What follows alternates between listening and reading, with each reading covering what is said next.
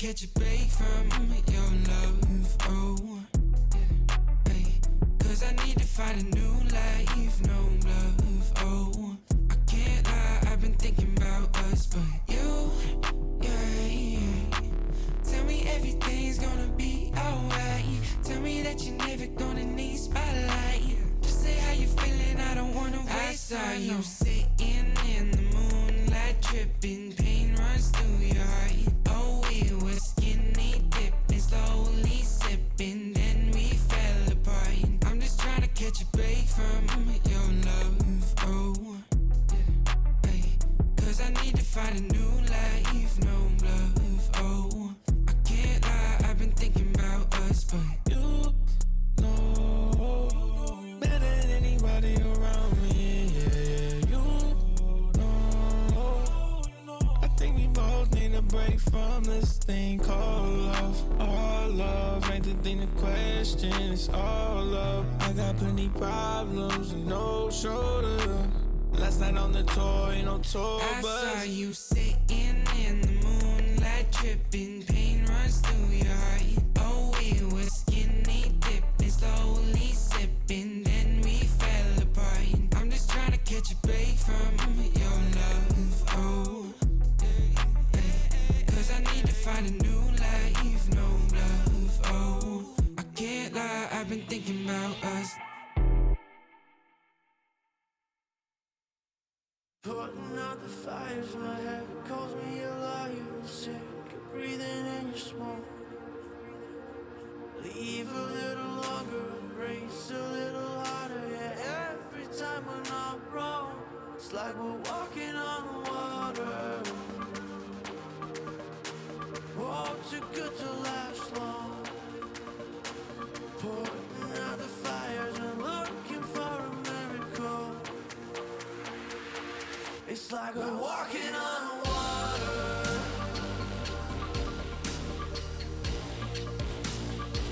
It's like we're walking on water.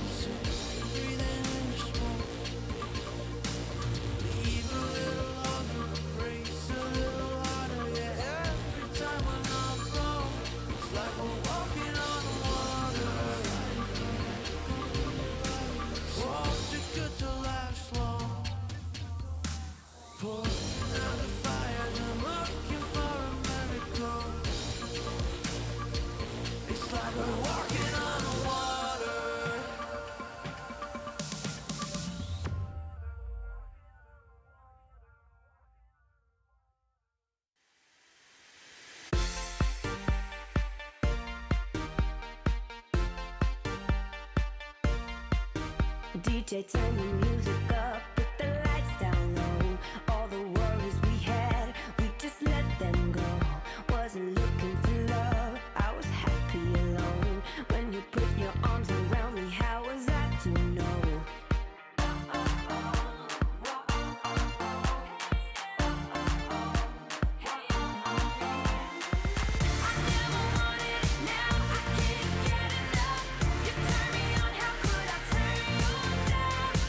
I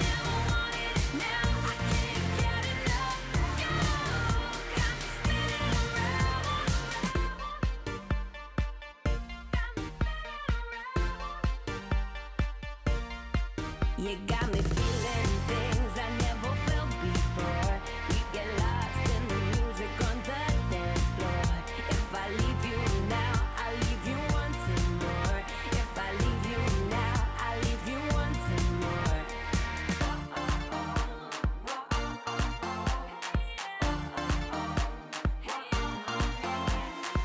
I never wanted it, now I can't get enough. You turn me on, how could I turn you down? I never wanted it, now I can't get enough. You got me spinning around, spinning,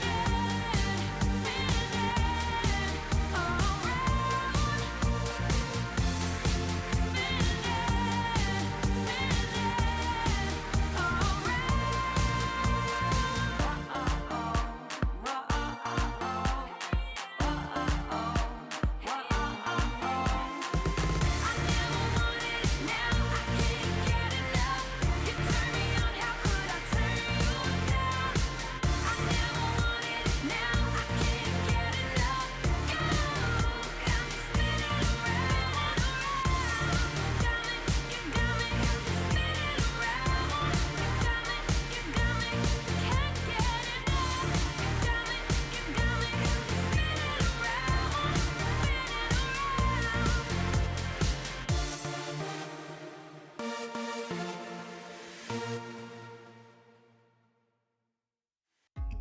I think I'll sleep till it's over. I think I'll sleep till it's over. I think I'll sleep till it's over. Broken letters, broken pen, breathing every now and then. Getting hurt but never learn. I'm falling short of hope again. I need a shock to bring me round, to pull my head from underground. I'm calling out but there's no sound. How many times can we make up? How many years will this take up? And never is as long as forever. When it's love but it's over. I've woken up in the headlights, sticking from the clouds in mid-flight. Never is as long as forever. I think I'll sleep till it's over. I think I'll sleep till it's over. I think I'll sleep till it's over. I think I'll sleep till it's over. Storm days never end. Words I knew you couldn't say. We pretend we're more than this. Make believe that it's okay. I need a shock to bring me round, to pull my head from underground. I'm calling out but there's no sound. How many times can we make up? How many years will this take up? And never is as long as forever. When it's love but it's over. I've woken up in the headlights, sticking from the clouds in mid-flight. Never is as long as forever. I think I'll sleep till it's over. I think I'll sleep till it's over. I think I'll sleep till it's over. I think I'll sleep till it's over. I think I'll sleep till it's over. I think I'll sleep till it's over. I think I'll sleep till it's over.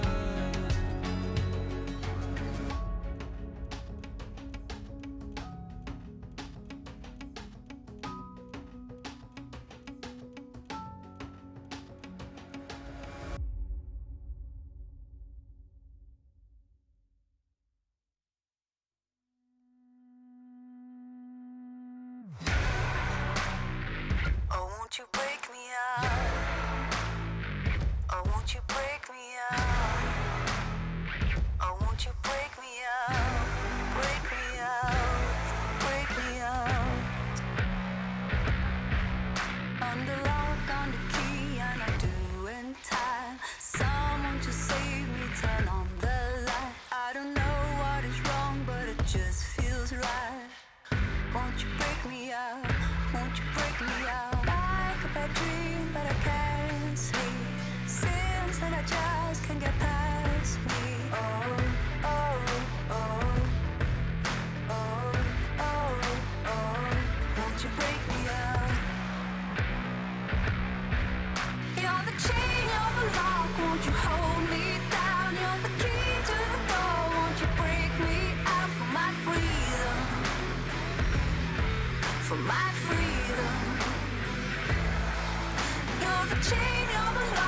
won't you hold me down? You're the key to the door. Won't you break me out for my freedom? For my freedom. Won't you break me out? Oh, won't you break me out? Oh, won't you break me out? Oh, won't you break me out?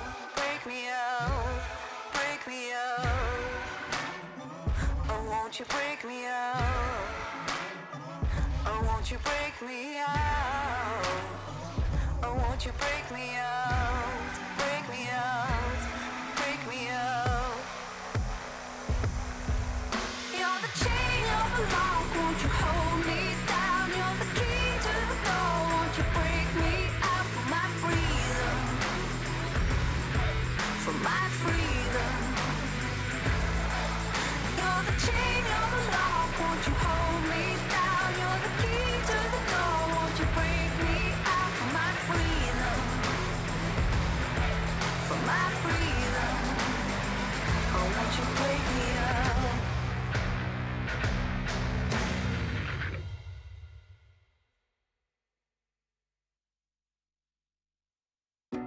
Wanna wake up in my bedroom with you right next to me, holding my hand. Something I could get used to, 'cause you're by my side. When city lights blur the evening, hollow skies grab my feelings, and shooting stars have no meaning. I know, I wanna be where you are, forever and ever.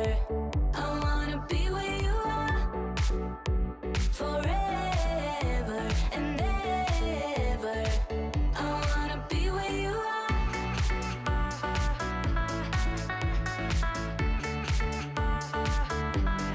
Be where you are.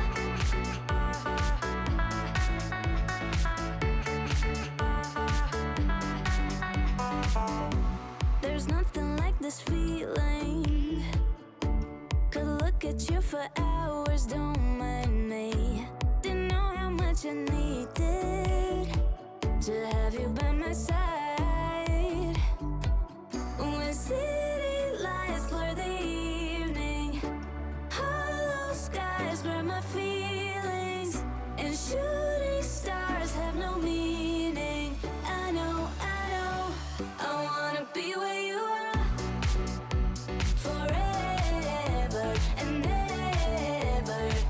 I wanna be where you are, forever and ever. I wanna be where you are.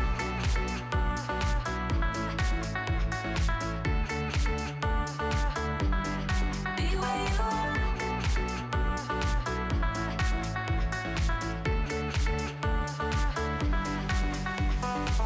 When city lights blur the evening, hollow skies grab my feelings, and shooting stars have no meaning. I know, I wanna be where you are, forever and ever.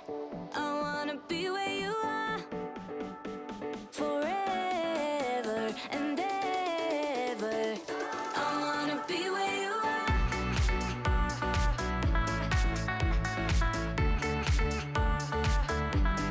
Be where you are.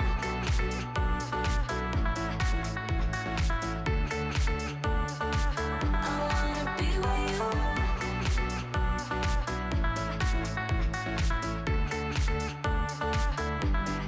Be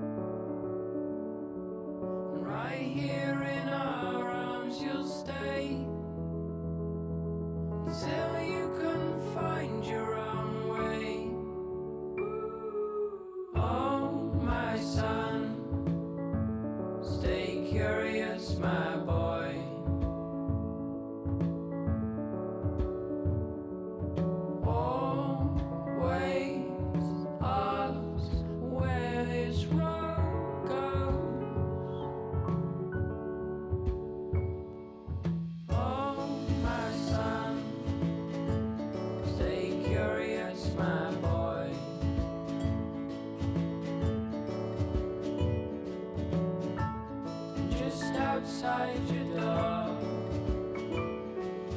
You'll find love where you don't know.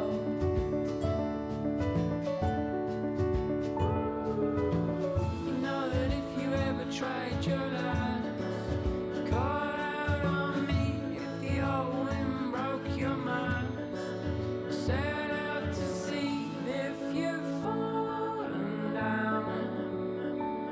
You know that I'm here, so you come on home to me.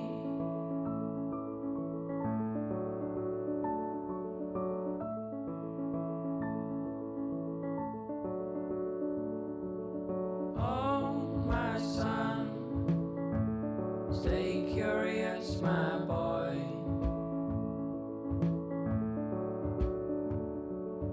Always ask where this road goes.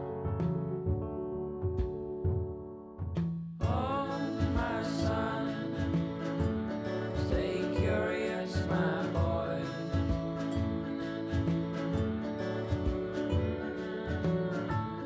Just outside your door,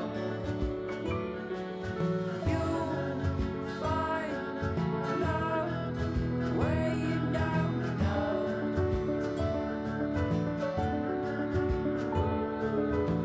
You know that if you ever tried your luck, call out on me if the old wind broke your mind. Set out to sea if you've fallen down.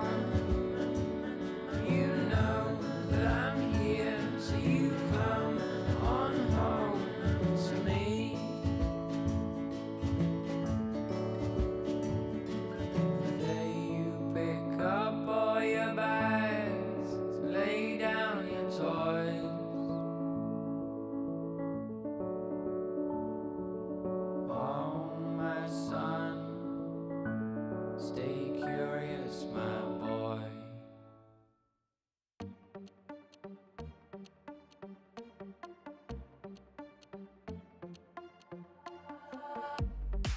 身も蓋もないわねマジで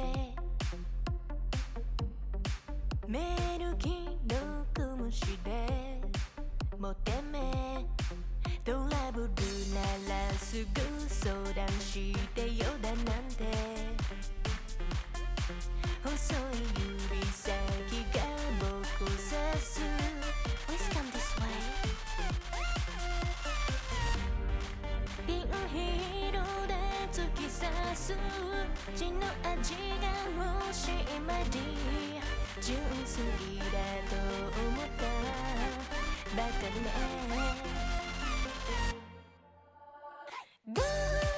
赤いリップで踊るネオンライトがきらめく騙されたなんてめめしいやつね通報するならすれば罪深いの私よこの世のクズどもよかも民がひれ伏す農場の世界へようこそ落とし穴に落ちたあなた Please come this way ピールで突き刺す血の味が欲しい前に純粋だと思ったバカね赤いリップで踊るネオンライトがきらめく騙されたなんてめめしいやつね通報するならすれば罪深いの私よこの世のクズどもよ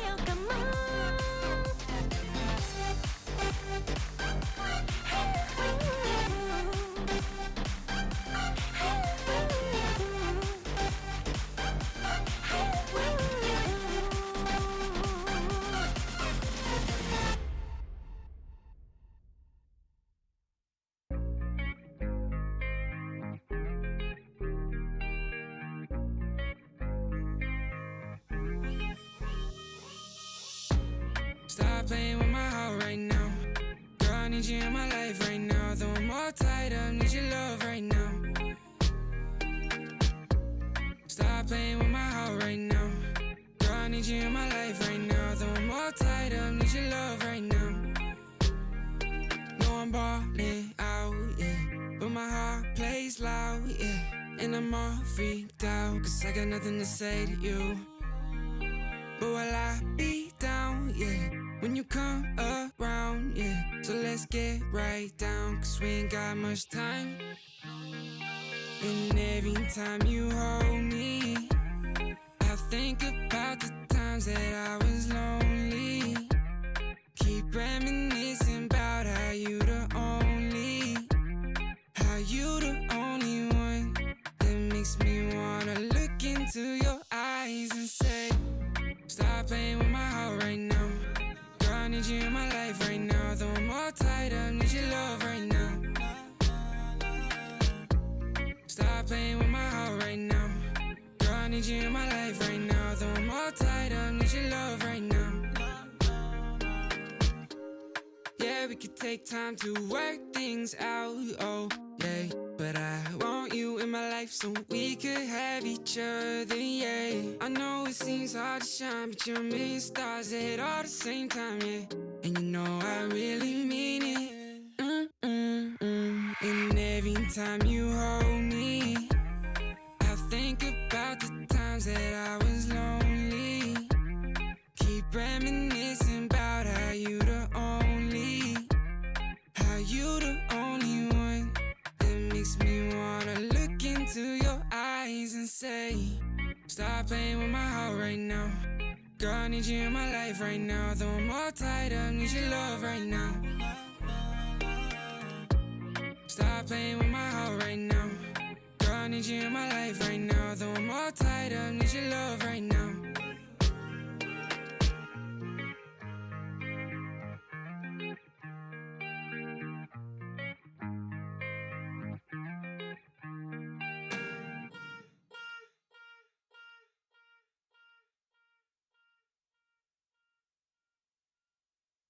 Different energies I bring, only sickness I fling. Bad like Gustavo Fring, can't try not a ting. Flyboy, I got the wings, and they can't keep up with me, dog. That's why all that I bring is wins. And they wanna hold me back, never doubt I'm a king. When they grab Mike and a chap on the ting, I don't wanna hear no talk from jokers. Say you got waves, I split that like Moses. The way that I catch it is flawless, it's awkward, cause they can't do it when they talk up. I don't wanna hear that ever. Stay on the ground like Cellar, they know man shell off. Feel man trying to get ahead of me. They should've known they ain't really got the energy. I got the energy. Run laps and laps round them, they ain't even got no energy. So that means no power, they don't wanna be my enemy. That might end up in a penalty. I got a different energy, no matter what I encounter. No, I got the energy. Run laps and laps round them, they ain't even got no energy. So that means no power, they don't wanna be my enemy. That might end up in a penalty. I got a different energy, no matter what I encounter. No, I got the energies.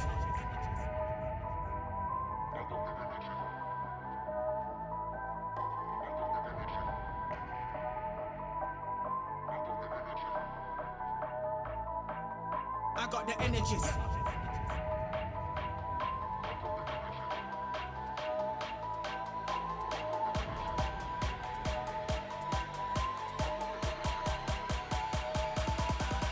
I got the energy.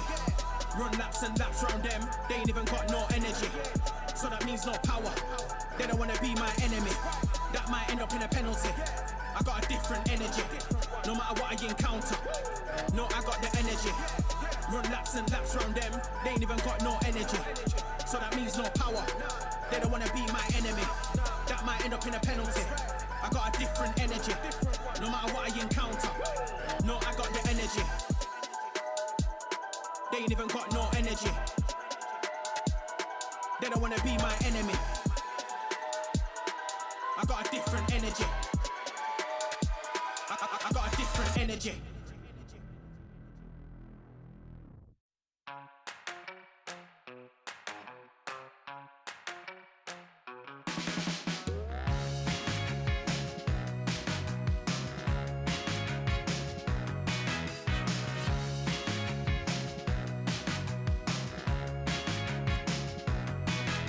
So I got my edgy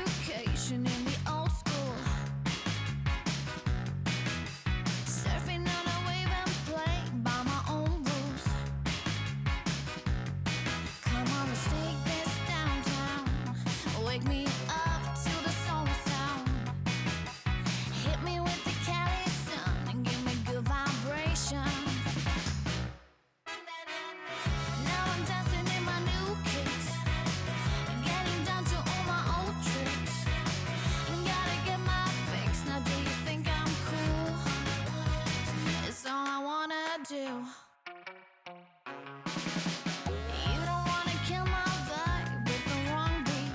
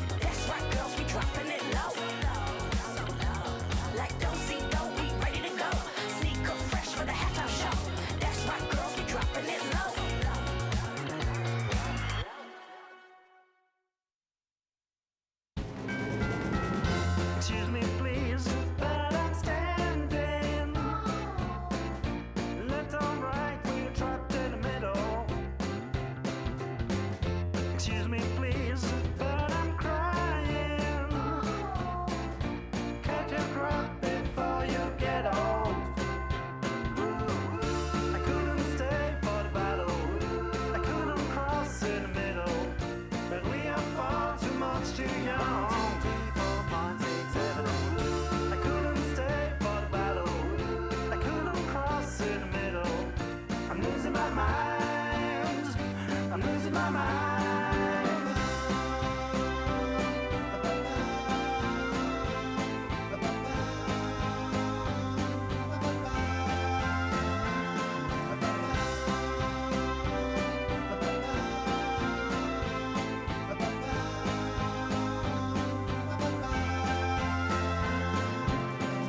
Excuse me, please, but I'm standing.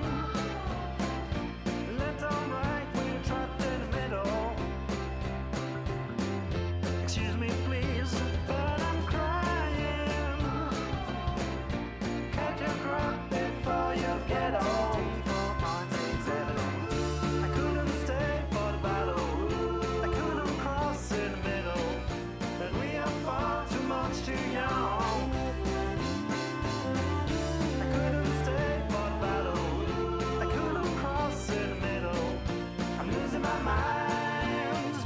I'm losing my mind.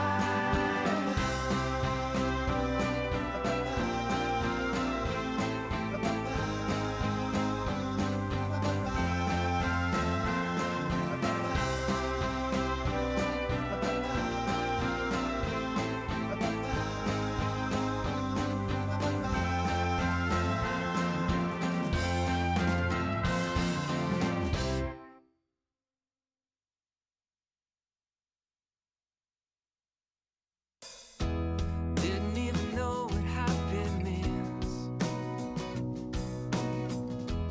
till you came along and walked into my dreams. It's funny how the times can change so fast.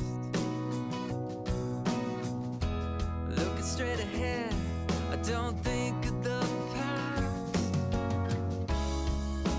You've changed everything. It's like bright lights and a starry sky. We're gonna feel that way most every night. Sunlight on a summer day. We're gonna laugh and dance all the rain away. Sing a new melody. It's full of love. It's beautiful and free. 'Cause you belong, you belong, you belong to me. Birds fly, fill the trees like it's always spring. White clouds high above, I know just what I mean. Your smile, this love are an endless road. And I'll walk, I'll run, anywhere it goes. You've changed everything. It's like bright lights and a starry sky. We're gonna feel that way most every night. Sunlight on a summer day. We're gonna laugh and dance all the rain away. Sing a new melody. It's full of love. It's beautiful and free. 'Cause you belong, you belong, you belong to me.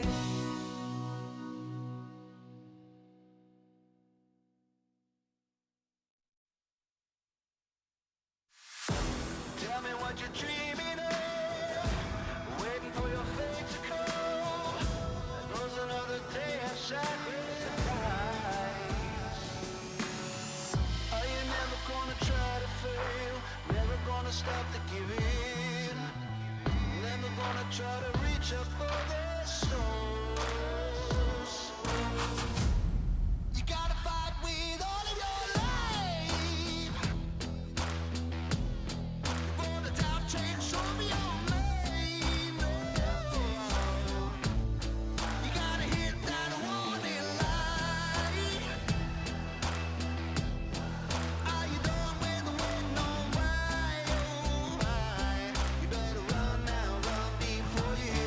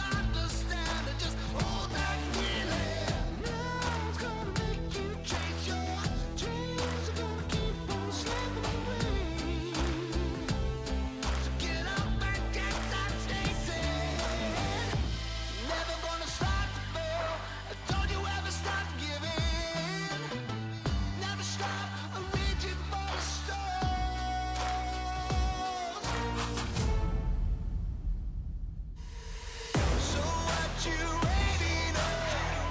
Get up, take back control. Ain't no point in wasting all the rest of your life. So what you hoping for? That the luck comes to your door. Ain't no point in wasting away the rest of your time. No, no, no.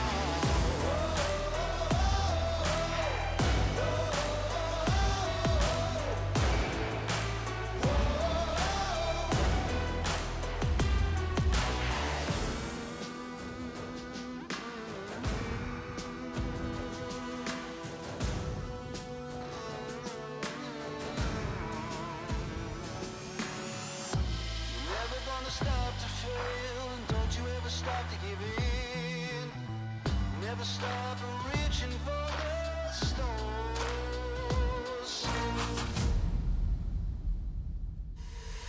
So what you waiting on? Get up, take back control.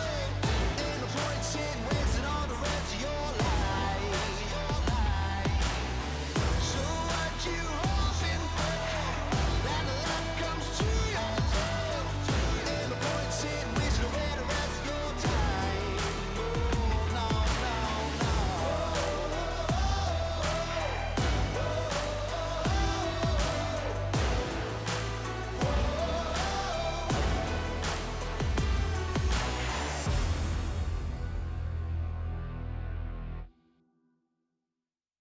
They're gonna know my name.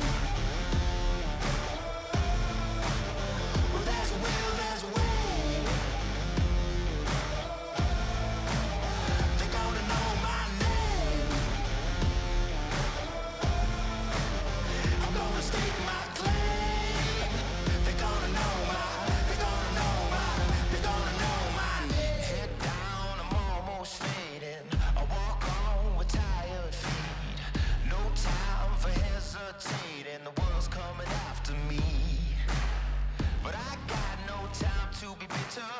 No doubt I will succeed. I ain't got no faith in you. There's only one thing I believe. They're gonna know my name. Well, there's a will, there's a way. They're gonna know my name. I'm gonna stake my claim. They're gonna know they're gonna know they're gonna know my name. They're gonna know my name.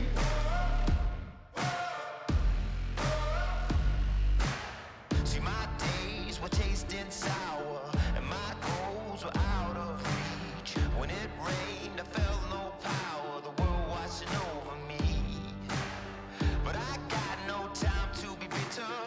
No doubt I will succeed. I ain't got no faith in you. There's only one thing I believe. They're gonna know my name. Well, there's a will, there's a way.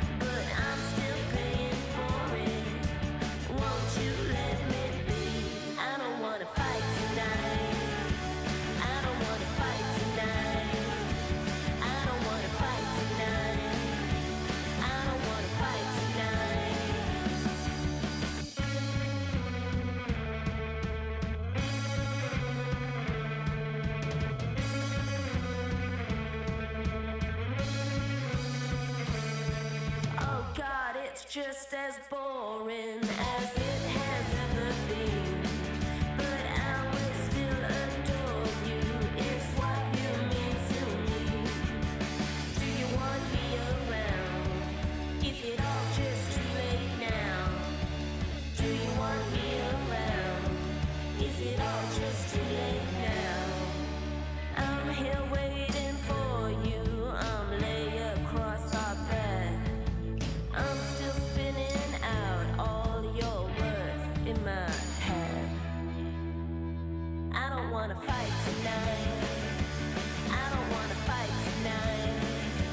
I don't wanna fight tonight. I don't wanna fight tonight. I don't wanna fight tonight. I don't wanna fight. It's in my blood to lift it up and hang my halo on a miracle. And you don't see the scars in me. I defeated the demons of recovery. Every inch I was resting in the rubble. Never gave up, I weathered every trouble. I'm a hero, I'm dying in my own life.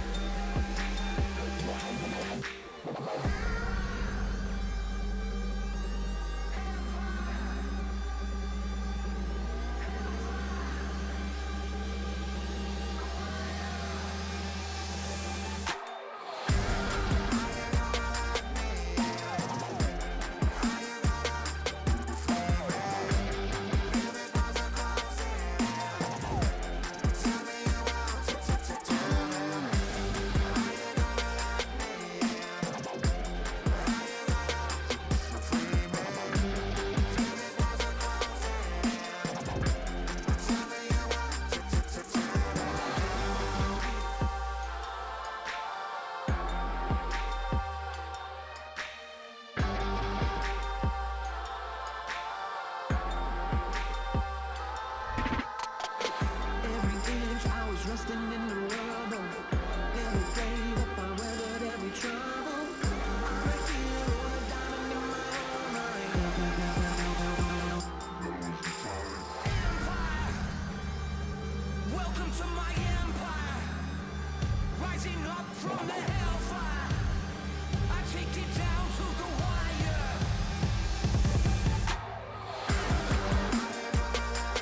Welcome to my empire. Rising up from the hellfire, I take it down to the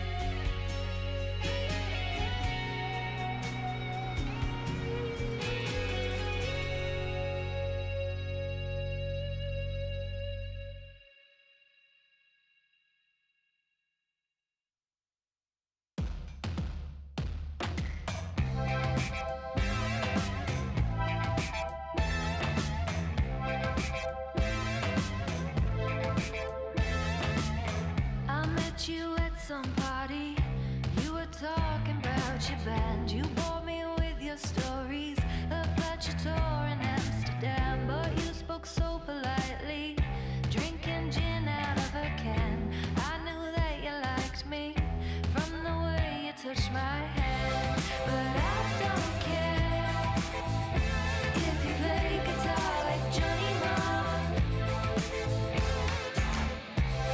and I'll refrain from laughing when you compare yourself to Kurt Cobain.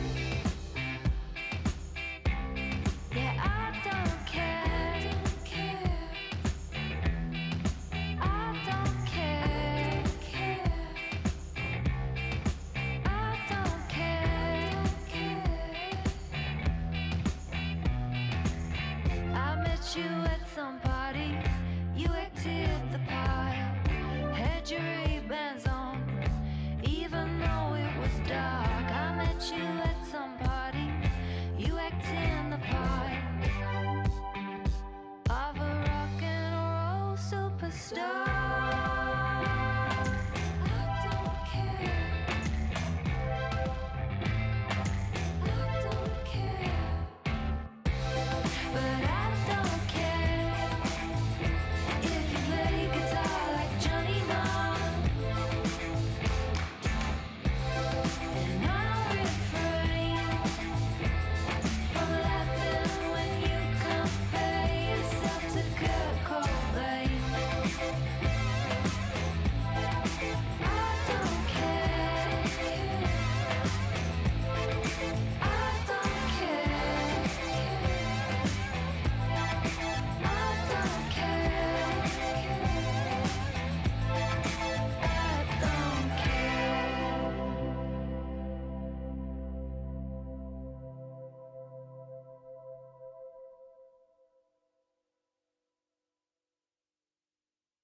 Always looking, always praying. Now heaven's waiting on us to believe. Spread our wings, meteorite. We can be stars for them to see. It's like we waited our whole lives, we waited our whole lives. It's only you and me tonight, yeah, you and me tonight. You're only you and me can decide, yeah, you and me can decide. It's time for us to open our eyes and look down at the sky. Now we're a place that so high there ain't no stopping this. That's like that. And now we got them saying, hey, yeah, yeah. Now we're a place that take all the subs that watch us fly. You know we fly, you know we fly, you know we fly, you know we fly, you know we fly. Take all the subs that watch us fly. You know we fly, you know we fly, you know we fly, you know we fly, you know we fly. Take all the subs that watch us. Now we're floating, forever winning. Now heaven's watching as we join into eternity. Feel the rhythm as it pulls us in, trust the beat. It's like we waited our whole lives, we waited our whole lives. It's only you and me tonight, yeah, you and me tonight. You're only you and me can decide, yeah, you and me can decide.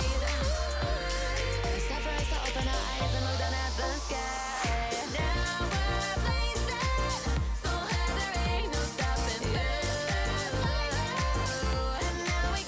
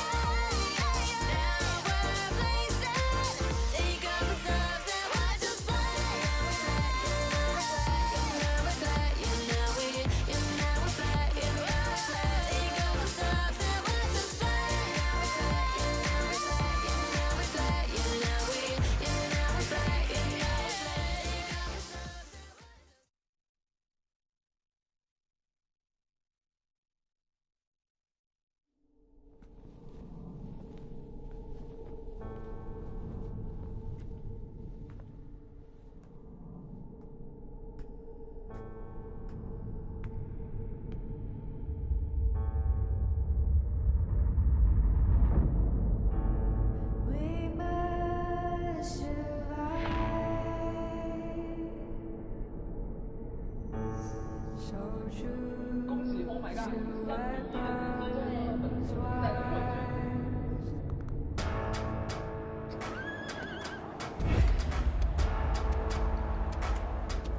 Stand and fight for your life.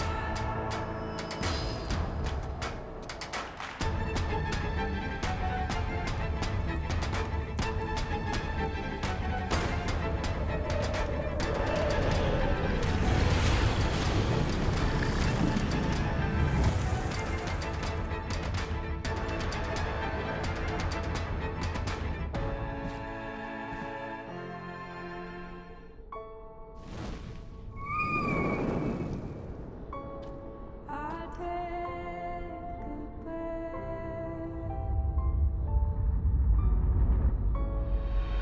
Heart is rising when there's nothing left.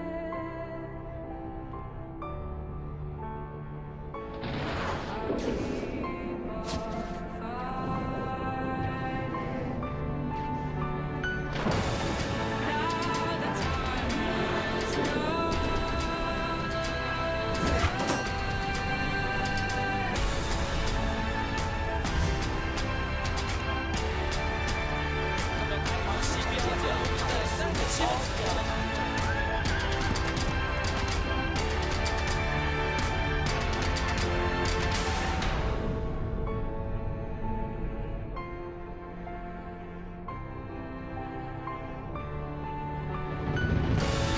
Now the time has come. Now the time has come.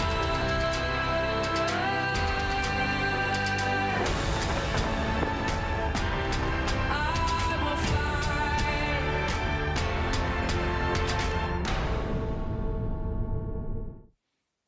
Hello, everybody, and welcome to the LPL. My name is Munchballs, and I'm joined for the first time by Nightmare. Welcome, mate. It's good to have you here on the LPL, and we've got some pretty good bangers to kick off our casting career together. We do, and it's great to somehow inaugurate Munchmare, Nine Munchables. We're working on that, but we don't have to work Yeah. on making these games any more entertaining. We have two sets of teams which have some things to prove, but a lot of different points of conflict, which will be very entertaining to see on the Rift. Yeah, we have a couple of the quote-unquote super teams, right, that are playing today that maybe haven't necessarily given us everything we were looking for so far. We could go into all of that later on. First, let's take a look at what happened yesterday in the LPL, because we're finally back from Chinese New Year, and we had some pretty good games to kick us off. It was a fairly fast one. IG 2-0ing EDG, which, over the last 4 years, I think you wouldn't really expect that kind of result, but IG looking really good this split, and then LNG as well taking that match over RNG. And, you have players like You Should Know Me continuing to put their name out there with their very select champion pool, but they blast away opponents with that. They sit at 3-0, a result which I don't think pretty much anyone would have expected given the level of competition they've been playing. Similar with kind of LNG coming up with some really good results. I think that, looking at that Yone game that they particularly had was really fun to see that they're kind of branching out in terms of their champion pools too. Absolutely. You Should Know Me bringing big Shanji energy, right, where had a wacky champion pool and was solo killing everyone. Today, though, NIP versus JDG and Top Esports up against Rare Atom as well. Two matches that I think there's a lot to be proven on either side, especially for NIP and RA. And let's start by talking a little bit about NIP, because this is a team that kind of have big shoes to fill. This new rebrand, this new organization coming on in, and shirking that old legacy of V5 of having the worst split in history, and now rebranding and hoping to forge a new identity. And they're kind of stepping out of a shadow in some ways too, because how the heck do you deal with being in the wake of a player leaving like Rookie, who has in many ways defined an era of the LPL? Dream by no means is any slouch of a mid laner, kind of learning to become more than just the apprentice of this old god of Rookie, and the rest of the team trying to find a new identity with it. And JDG gonna have Knight stepping into that mid lane today, so Dream certainly will have his work cut out. And, it's kind of funny to see Knight joining JDG. anyone who watched in 2020 knows about the top esports JDG rivalry. It was Knight versus Yagao, and it was always Knight on the top esports side. Now he's joined the dark side. He's followed his mate. 369 joined JDG last year. JDG currently are becoming 2020 top esports at a rate of 1 player per year.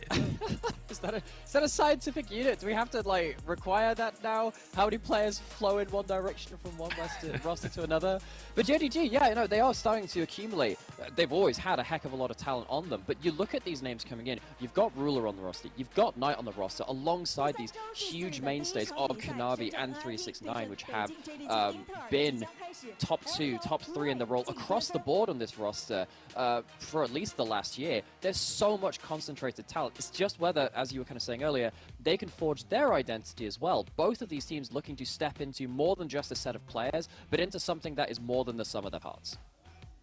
Yeah, absolutely. I think today, quite a lot of the gameplay might be down to individuals as opposed to team play, right? Because when you look at some of these names, like players like 369 and Knight, they are known for gapping lanes, right? Or when 369's case, maybe sometimes being gapped as well, but they're known for it's a gap, massive one, lane gap discrepancies. One way or the other.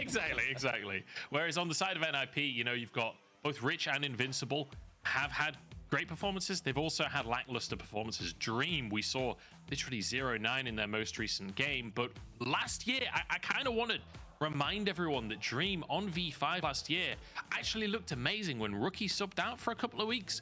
Dream genuinely looks better than Rookie had on the team at the time. So I do want people to give Dream the benefit of the doubt coming in here. Like that last game, let's just forget about it. Yeah, the thing is though, you might be seeing some more difficulties here though, because he is up against Knight, and we are talking about this lane advantage, which you can see coming in from JDG. Arguably, JDG have the best laners in the league, particularly when you have a player like Ruler in there, who the meta suits so perfectly. Arguably the best Lucian in the world, arguably the best Varus of all time, many accolades to his name. You have players on NIP who, at least in this case, there's a saying which really resonates with me: iron sharpens iron. You need to have good competition to really show how good that you can be. And these players on NIP, this is an unprecedented opportunity for them at this point in the year to show how high they can really step up to. Well, we're ready to jump into picks and bans, and my eyes immediately are going to look towards that bottom lane, because you're talking about the lane differences. We're talking about individual player prowess. It's Ruler versus Photic, one of the best AD carry matchups in the entire LPL right now. Two of the best AD carries maybe in the world. We'll find out over the course of the year. Jace, Silas banned off the board, Rise and Elise to follow. Okay, so we've got some of the blind picks being taken away. We've seen first pick Elise, first pick Rise have very high importance to some teams. We've also seen Maokai, Ashe, Lucian Nami, Yuumi, these kind of picks being able to determine how you want to play around your early game, and that's what you're blind picking on first pick. We've gotten rid of one of those premier bot lanes, that's going to be the Lucian Nami, so that means that NIP didn't want to pick that up themselves, and they haven't ended up playing that themselves before yet. They've played 2 games of the Sivir, 2 games of the Zeri, more towards the late game insurance of the carries rather than the early lane pressure into something like that one item spike. I wonder if we're going to get a Yuumi first pick just to solidify that identity for Photic Control. You can certainly imagine it, can't you? Because we saw Photic Control playing that versus Ultra Prime and absolutely gapping the bot lane, but actually it's an Ashe, which you would expect to be support, but it could be AD carry alongside Hyman. It's flexible, but that's why it's so good as a first pick. I think that Ashe is probably the best first pick outside of... It's either Ashe or Maokai, which is why I expected it to answer with that as well. Ashe is flexible between AD carry and support. You have multiple builds, even in the kind of the bot lane carry role when you're farming. You don't necessarily have to be a marksman. You can go for something a bit more kind of cooldown, poke, ult, and W focused. But on the other side, JDG, they say, okay, you've got the Ashe, you're already going to get that lane pressure. If you're going to be pushing in lane anyway, let's have something that can soak that pressure and eventually come online and start to eclipse your value. Yep, the Yuumi comes out. Kanavi locks in the tree once again. So very standard lock-ins here for JDG. 2 of the strongest champions on the patch. Obviously, Yuumi getting nerfed. We're not on that patch just yet. So still extremely strong. Missing will have that in his back pocket. Still got like 1 of the 9 lives left. Exactly, yeah. You can imagine Ruler probably to lean towards something like a Zeri as well. But over on the side of NIP, I'm curious whether they want to match a jungler here, but no. Looks like they're going for solo lanes. And that's very interesting. because, you know, we are looking at 369 as a player, which is, again, very strong in that lane, has played all sorts of different matchups before. Now what NIP have done is said, okay, we have the strong individual laning top laner and a bot lane that basically cannot ever be outshoved. Caitlyn, Ashe, you are fighting level 1, you're taking like Halo Blades on the Ashe, and you're looking to push back whatever duo you have on JDG. They're going to have to soak pressure down there. And now in terms of their answer, I'm really wondering what they now choose to do, because you're unlikely to upset this duo in the bot lane, especially with something like a Maokai. It's not quite like something like a Vi, which can gank quite as early. Same with something like a Sejuani too. But maybe you can draft something which can put this Jax behind, maybe invalidate that side of the map, so you have a point of pressure in the early game to play around. Well, the ban so far from the side of JDG looking to stop any of that early ganking pressure that you were just talking about with a Vi. The Sejuani was the other one that you suggested perhaps could be the second ban from the side of JDG, but NIP perhaps want to set this Jax up. Like you said, trying to get a good top lane matchup could be the way forward for Invincible, and they ban the Renekton from 369. Wondering how much value something like a Sylas would have for Dream on NIP now as well, because you're going to be fourth picking one of your solo lanes for JDG. I think on the other side, already having the Maokai ult to steal and the ability to play around topside skirmishes with something like a Sylas could be very valuable for Dream and NIP, which makes me think, okay, maybe JDG want to start planning to pick something like an Akali, something like an Azir, stuff like that can deal with that sort of Sylas threat on the other side. I'm just trying to think a couple of steps in advance. What are JDG's priorities heading into the solo lane that they are blind picking for? Well, I suppose they can hold them to the counter for the in the top lane as well, but what are they looking to see in terms of NIP's threat that they're holding over them? Yeah, we'll have to see. I mean, Knight Sylas itself is absolutely terrifying. I've seen him blind pick that before. His Syndra...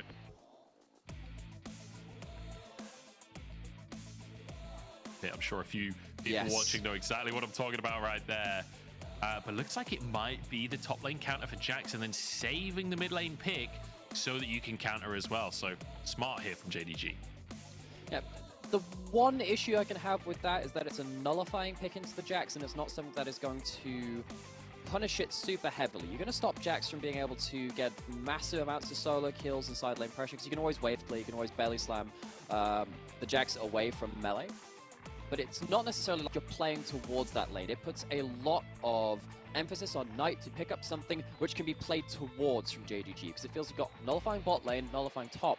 Where's your real point of pressure you're going towards? It has to be by process of elimination, something that like Knight locks in. Ooh, Dream feeling confident though in the mid lane. Brings out Akali up against Knight. Now the Sylas is available that we talked about. Oh no, sorry, Sylas is banned away. What am I talking about? Oh, so gosh, we'll see.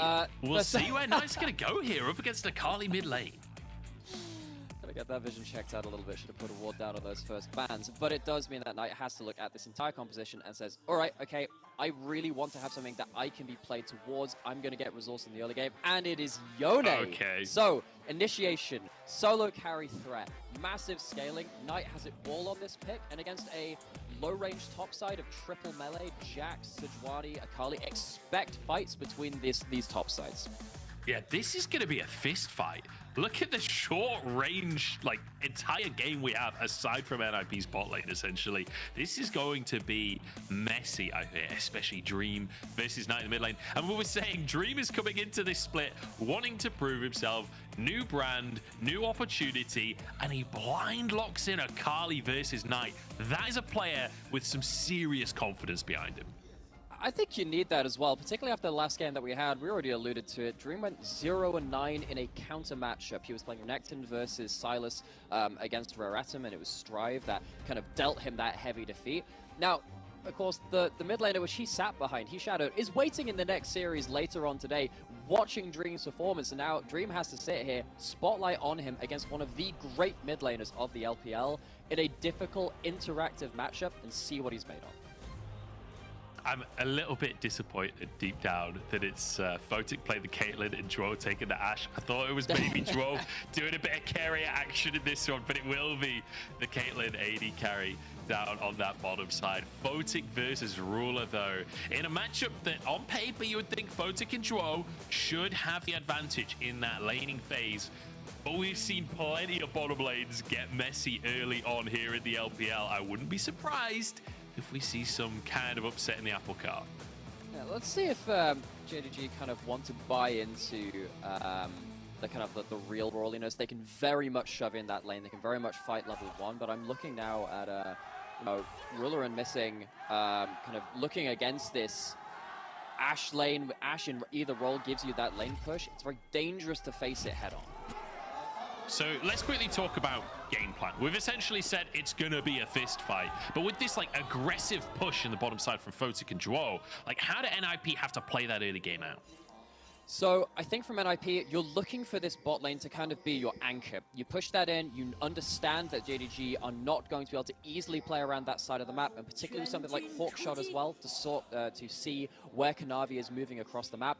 NIP should be the team with more information and more control to make plays. What that should lead into for me is leads on one of these solo laners. My first instinct is going towards Invincible on the Jax. Jax does very well into low-range compositions. It's also one of the reasons LPL Jax has done better than other regions, because there are so many more melee picks that you can jump into, leap strike, ult, to get so much value out of. Look at this bot lane to be an anchor and the Jax to get ahead. That is dangerous for JDG. Look for them to try and work against that. All right, well, 369 going to be hopefully mitigating that Jax pick that we saw. And Invincible, you know, boldly locking in that blind Jax when you have to consider the fact that he is not the top laner that many people were expecting coming into this split, right? With Rich on the roster. Rich did play a single game on Gnar, but it's been Invincible playing ever since for the side of NIP. So a player that, once again, something to prove here in the LPL, wants to maintain his starting position on the roster.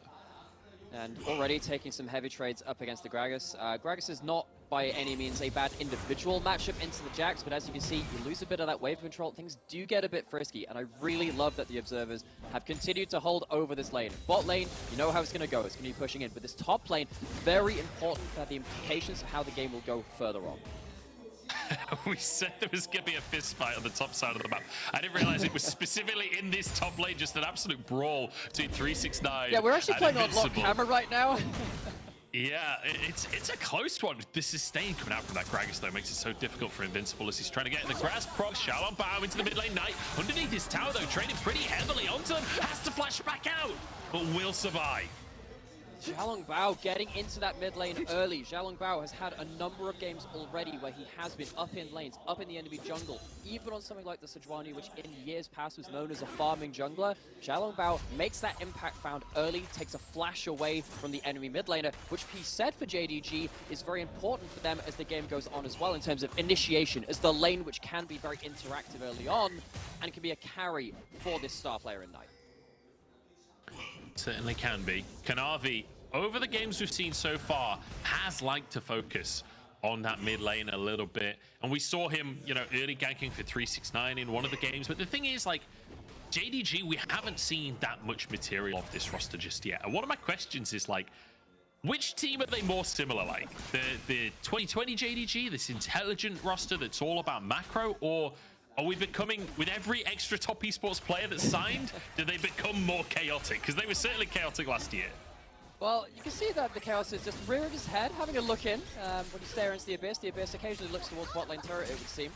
And they're going to pull away from this dive for now. But again, good on Kanavi for at least to start getting some of these saplings down to see what he can do for his lanes. I think Kanavi's job in this early game, and what I want to see keep happening, particularly up until that first Herald as well, is to try and stabilize these lanes and be around for any potential counter so Xiaolong Bao can't do what he did just again and kind of put one of these lanes into a difficult situation.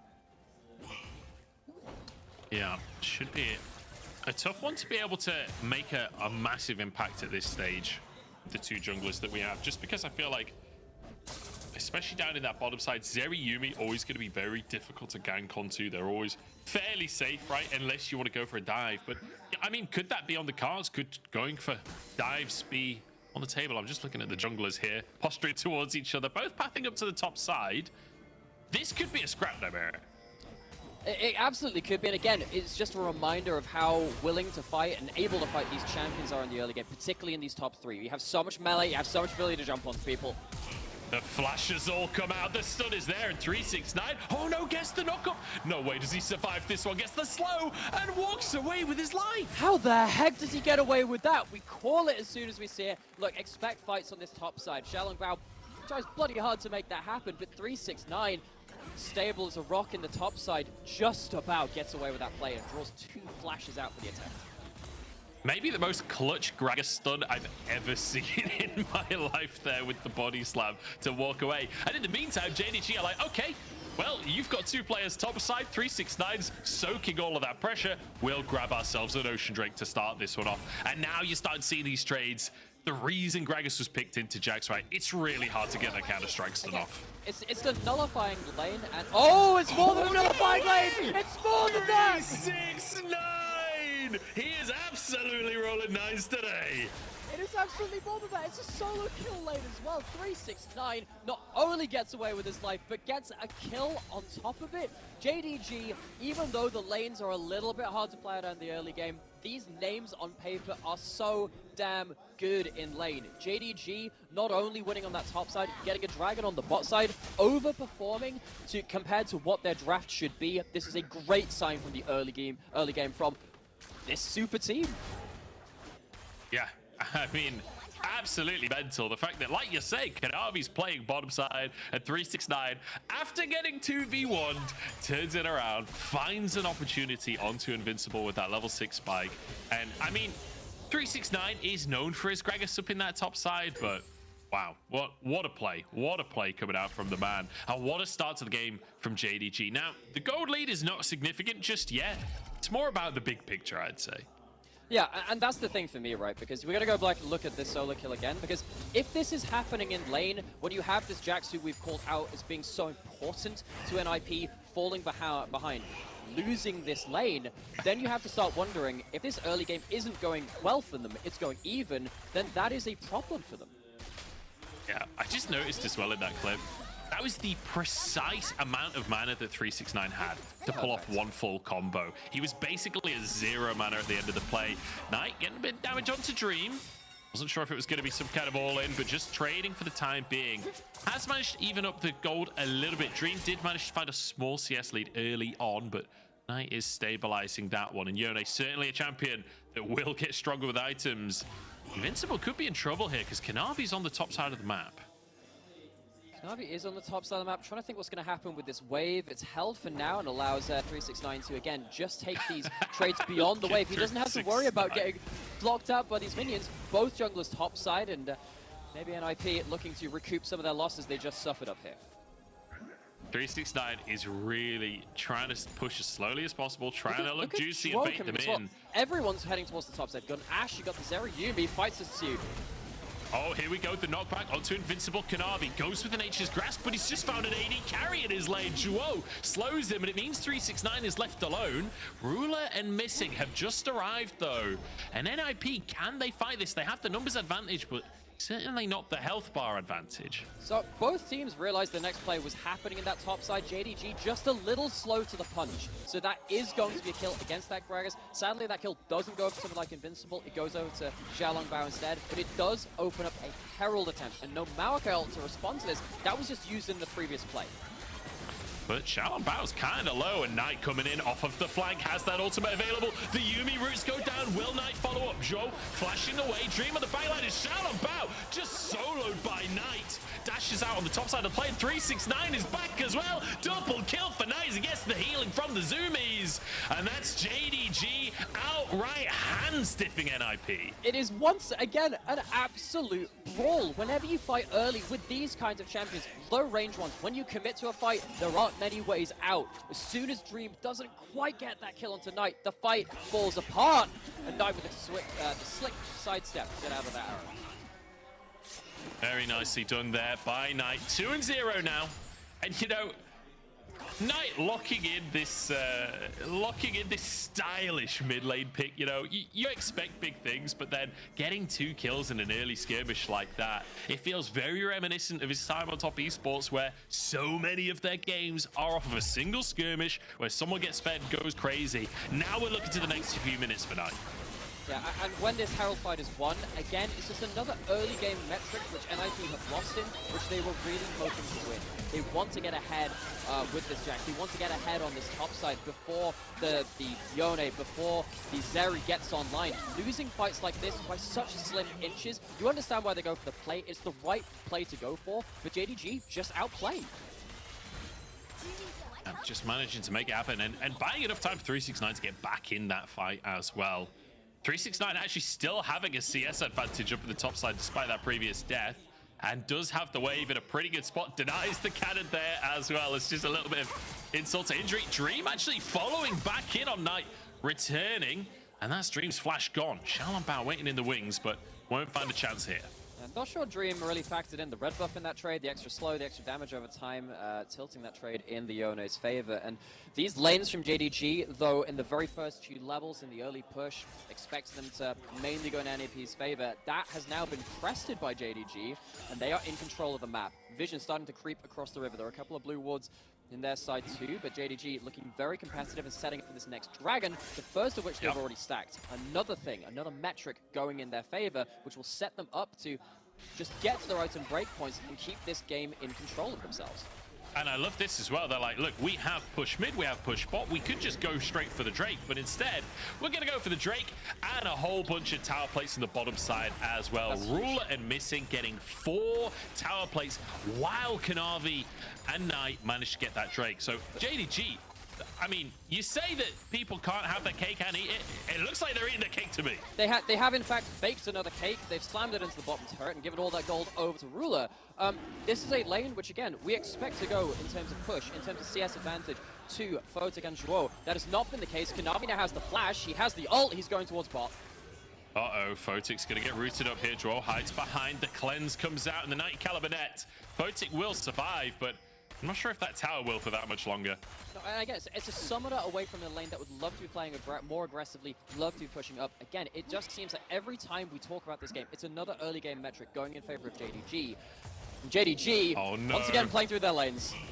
Oh, Invincible with the counter-strike dodges a lot of the damage there from 369. Doesn't find his solo kill opportunity. There's Kanavi now trying to take everything from Xiaolong Bao. He's like, okay, I'm getting the neutrals, but I want a little bit more than that. I want your camps as well. And Xiaolong Bao just in a 1v1 at this point between the junglers. Oh, the arrow! Damage, but that's a hell of an arrow coming out from Troll. The follow-up is there. Dream trying to get the kill, the healing. Not enough. And now Knight in a 2v1. Dream trying to follow him, but Knight over the wall. Okay, so that is something for NIP because they're losing through their lanes. They really needed the next Sejuani play to work out. Oh. He tried to knock him into the barrel. Oh, the Scorch. It's not enough. My God, that could have been closer. 369 trying to knock Invincible into the barrel he laid out earlier. Didn't quite find the play. Not quite, but again, it's just pushing Invincible out of lane. He's not getting that CS. He's not getting the advantages he wants. Neither is bot lane. This is not how the 2v2 is meant to go. This isn't meant to happen. Ruler just dominating. Ace in the hole comes out. Xiaolong Bao trying to punish, gets a bit of damage, but there's a Yumi on his shoulders. You just can't finish the job. Now Dream's here as well. A new contender approaches, but Ruler's gone.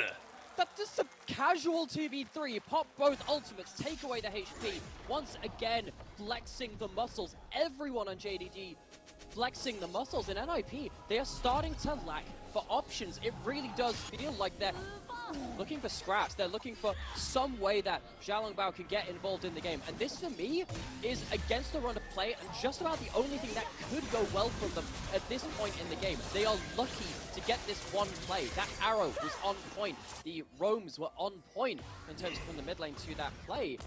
But NIP, that is best case scenario in a terrible early game for them. Yeah, finding a pick, but I mean, the easiest way to judge the lead right now is just look at the item inventories on both sides and count the mythics, because it is very one-sided right now with the shield burst finish, Missing having a mythic as well at this point. And you know, Kanavi doesn't have his, but that's because he's gone for a legendary item as his first. So, you know, very, very heavy advantage for JDG. Knight will finish this tower in the bottom side. The Herald's coming up. I mean, it's all smelling like roses. And oh so sweet it must be for the JD Gaming fans. And now you have Ruler Missing, setting up shop in that mid lane. They've already taken that bot lane turret. They had that Herald towards it. They are now free and able to roam to whatever side of the map they want to. And they have the vision to keep doing this as well. Knight just roaming in to make sure he's available. But that E might see him punished. Oh, Knight having to use his ultimate just to get out to safety there. Dream there to try and punish. Remember, Dream on this Akali, plenty of opportunity to mechanically show what you're made of. Ruler very quick on the cleanse there, keeps himself safe. Nature's Grasp coming out as well.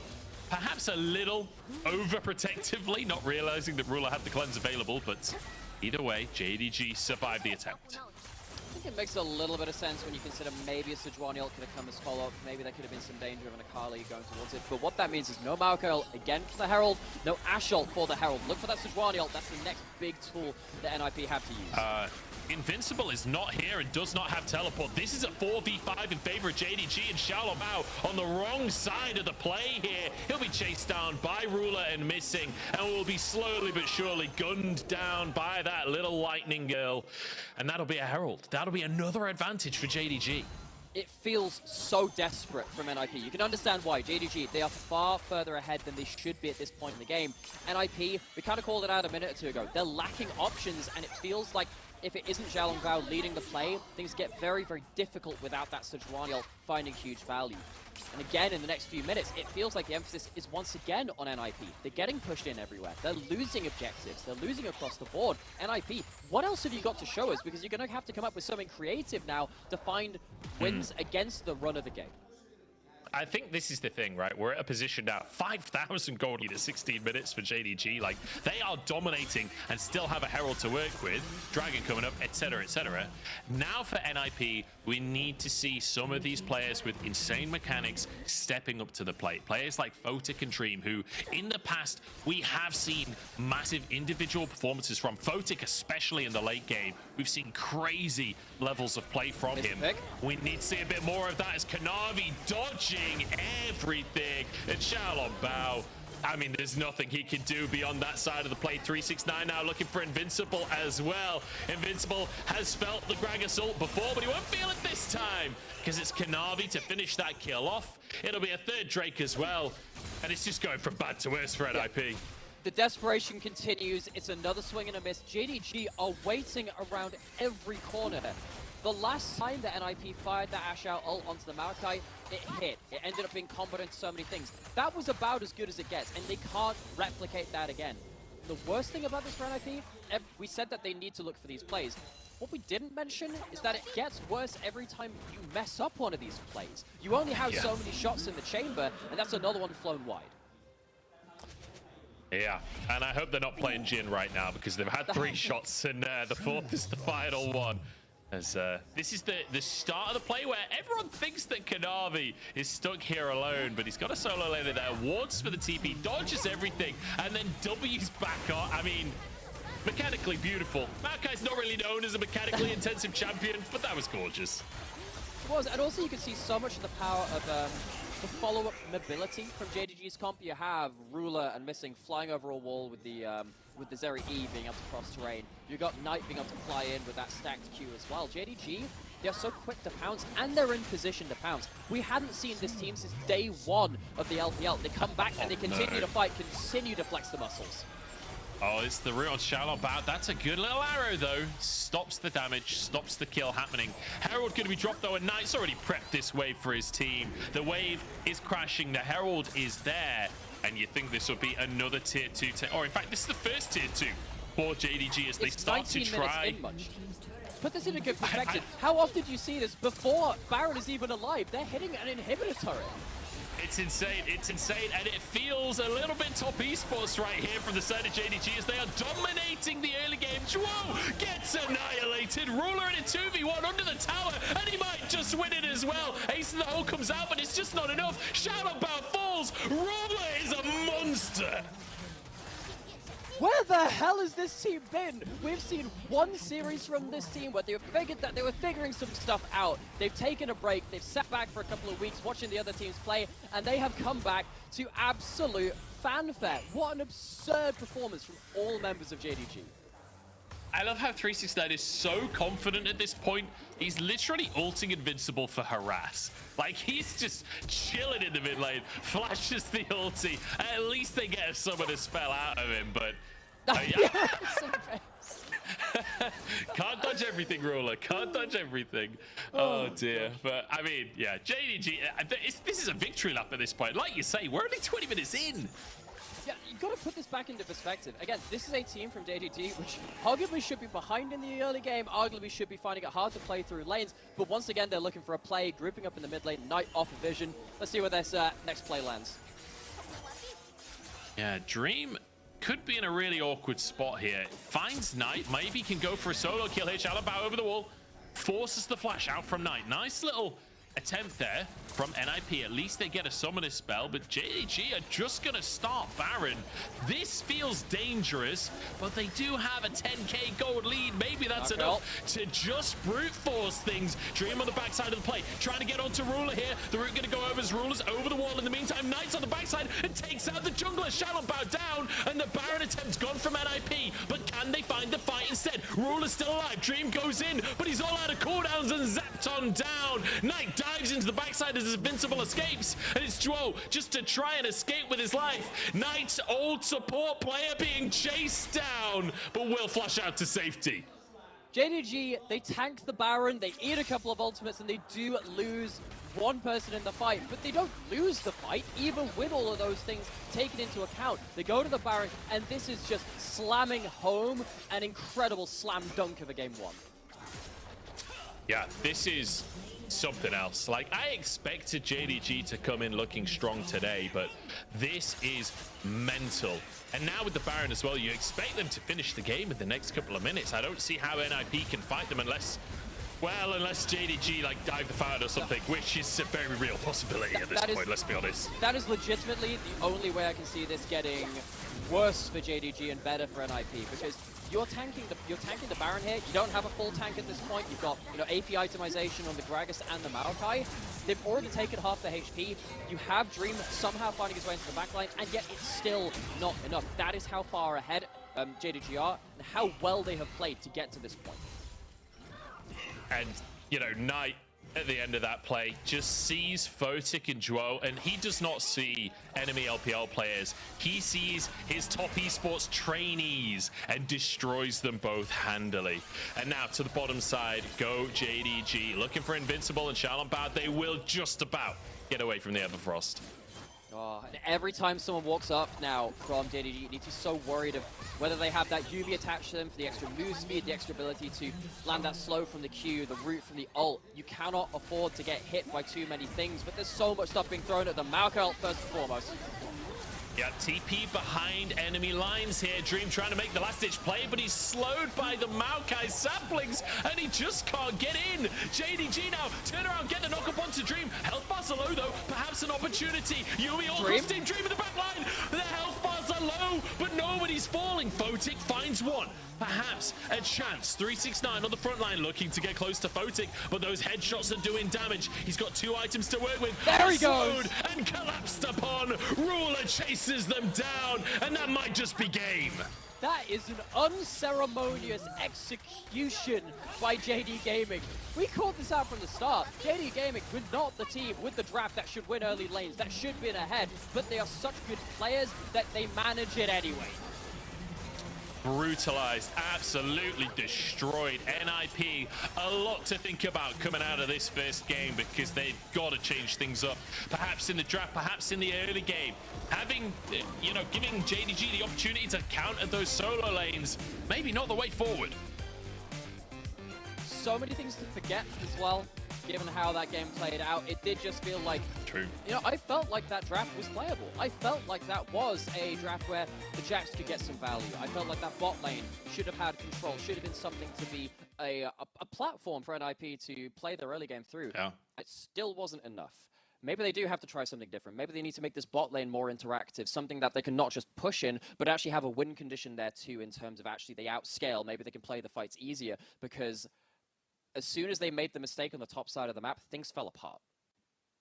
Yeah, it felt like once, like you say, they made that one mistake on the top side, JDG had the advantage. As soon as 369 gets that solo kill, and there's a Drake happening on the bottom side as well, it all just started snowballing from there. And then we saw a literal 5v5 for the first Herald up on that top side. And it felt like that should have been advantage to NIP, right? Because it was 369 in base. It started as a 4v5. But again, JDG just playing so well, dodging everything, playing extremely, and then waiting for 369 to join the fray. they managed to win that one. And I think at that point, it was kind of curtains. Yeah, I think like the way I would describe this game is don't try this at home, kids. These are professionals involved because I can't see many teams worldwide, if any, achieving what JDG did with that draft. Being able to go against the identity of these lanes, being able to win lanes that they potentially shouldn't, win fights where they shouldn't at that point in the game. That's a very special thing to see, and it shows what the potential of this JD Gaming team can do. Look at that. That is just across the board. Wait, hang on. Almost everyone on JDG outdamaged almost every other player on NIP. That is a shellacking. Yeah, I mean, the fact that Yumi is doing almost as much damage as Photic and Dream, and more damage than Invincible, that is not a good look. That is not a good look. That shows how dominant this was. Yeah, mind-blowing stuff from JDG, and a lot to work on for NIP. I'm curious what happens and what changes here in Game 2 from the side of NIP, because, you know, again, this is a team with a lot to prove. These are some players with a lot to prove. I think maybe getting something like the Zeri for Photic, where you're playing for the scaling AD carry, could be the way forward. I think I can agree with that. I think you can either maybe look to do the Yumi, Sivir, Zeri, Lulu trade, something like that. Have something which is, again, a bit more late game insurance, because while the Ashe and the Caitlyn, they do have ability when they snowball, when you're into a pressure soak lane like the Zeri Yumi against players like Ruler and Missing, it feels like you need to get ahead of them a certain amount before you kind of achieve your win condition. That wasn't achieved this game. I think you go back to a bit more of that consistent insurance towards the late game to make sure that if the early game doesn't go as well, like it happened in this game, you have something to play towards later. Yeah, we'll see if they do decide to draft more for the late game. I think the argument against that as well, because I agree that that's maybe the way I would approach this, but then you've got to consider the argument that, like, look, if you fall behind in the early game, you ain't getting to the late game against JDG after what we just saw here. So the other side of that argument is maybe you need to draft even more for the early game so that you can contest what JDG are doing. Do that. You have an Ashe Caitlyn lane and bot lane. You have a Sejuani, which is a good early ganking jungle. They took the flash away from Knight early.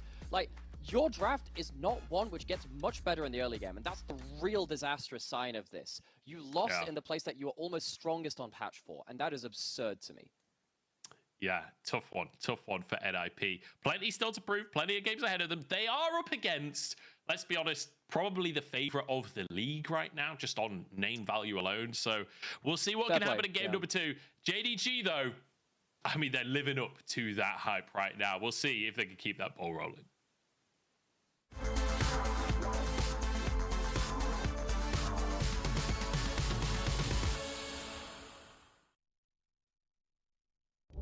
Topside as well, Bree trying so desperately to get something going. There is the grand challenge. All 3 procs. Oh, the flash! Oh, flash for flash. One Not quite able to get it. Oh! Kim!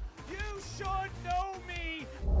For Sivir and for Jace, so you're going to see a little bit of movement there. Actually, as well as that, Ruler has his. Yagao taking a first chunk there. They're going to look to try and go for it. Oh, the bait and switch. Elf does get out of it, though, in time. They're going to try and take down Kanavi as he's taking a fair chunk. Good kiting so far. They need to kill minion waves, though. 10 seconds left, and they have to try and make sure this turret does not fall. Here we go, Bin. Oh! He gets scattered, and he's weak at the knees because he just can't kill him. He still got missing. He still got missing at the trade of 1-for-1. This is desperation, but Yagao is dead. Ruler with the triple. Ruler looking for the quadra, and Ruler is looking to stamp his authority on this league. Give him the penta. Quadra kill for Ruler, and On says welcome as the pentakill goes to Ruler. And now they're moving forward. Those saplings are doing so much. Bin goes in. He's feeling a little bit impatient. They're going to try and get the needlework, but Ruler gets untouched out top of it. There they go. JDG back at the top of it. Ruler gets caught out. Ruler is dead. The president is down. And now the rest of the fight can really ensue. Knight does get a kill on the backside of this one here. It's all on Zeri. It's all on Elk. These health bars are so low, but this cat is doing everything to keep them alive. One more dead. It's all on Elk. He gets another one. Elk is popping off. And Elk is keeping BLG alive! Shanji's found Gala, but that's a big rush over the wall. Gala does not survive though, and OMG, they're coming to town, and they're cleaning house. Wait, look at Breathe. Do they have any TPs to respond to this? Breathe can TP back, but they're gonna go ahead and initiate the 2 bags. Breathe is on. He does the a Nexus lot of powers. damage. He's doing so much work. TP I don't think that time's gonna stay there. TP is wasted. Are they gonna finish it? No. No, Breathe. He's not going to be able to be stopped. And that's not gonna get back game to 2. Michelle. That's the series. RNG. This is King Tian. Get a nice little engagement on Shy and going for the all-in here. He's gone all out. A lot of damage on the Shy. It's a 1v1. The execution. Is it there for the Shy? He misses the spear. And the Shy. Is he going to go to the solo bolo? He's got to get out of there. Get the execution. And the Shy is Giga Shy unlocked. Wanna wake up in my bedroom with you right next to me, holding my hand. Something I could get used to, 'cause you're by my side. When city lights blur the evening, hollow skies grab my feelings, and shooting stars have no meaning. I know, I wanna be where you are forever and ever. I wanna be where you are forever and ever. I wanna be where you are.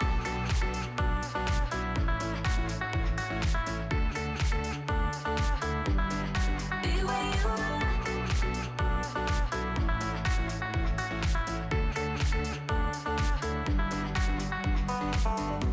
There's nothing like this feeling. Could look at you for hours, don't mind me. Didn't know how much I needed to have you by my side.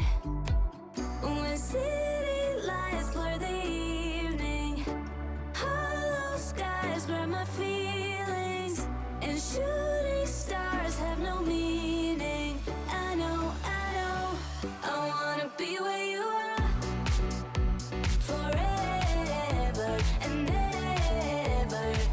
I wanna be where you are forever and ever. I wanna be where you are.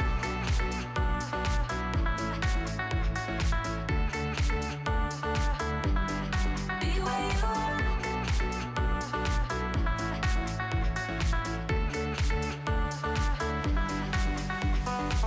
When city lights blur the evening, hollow skies grab my feelings, and shooting stars have no meaning. I know, I wanna be where you are forever and ever. I wanna be where you are forever and ever. I wanna be where you are.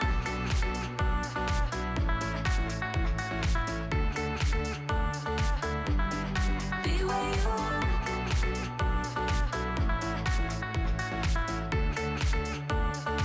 I wanna be where you are.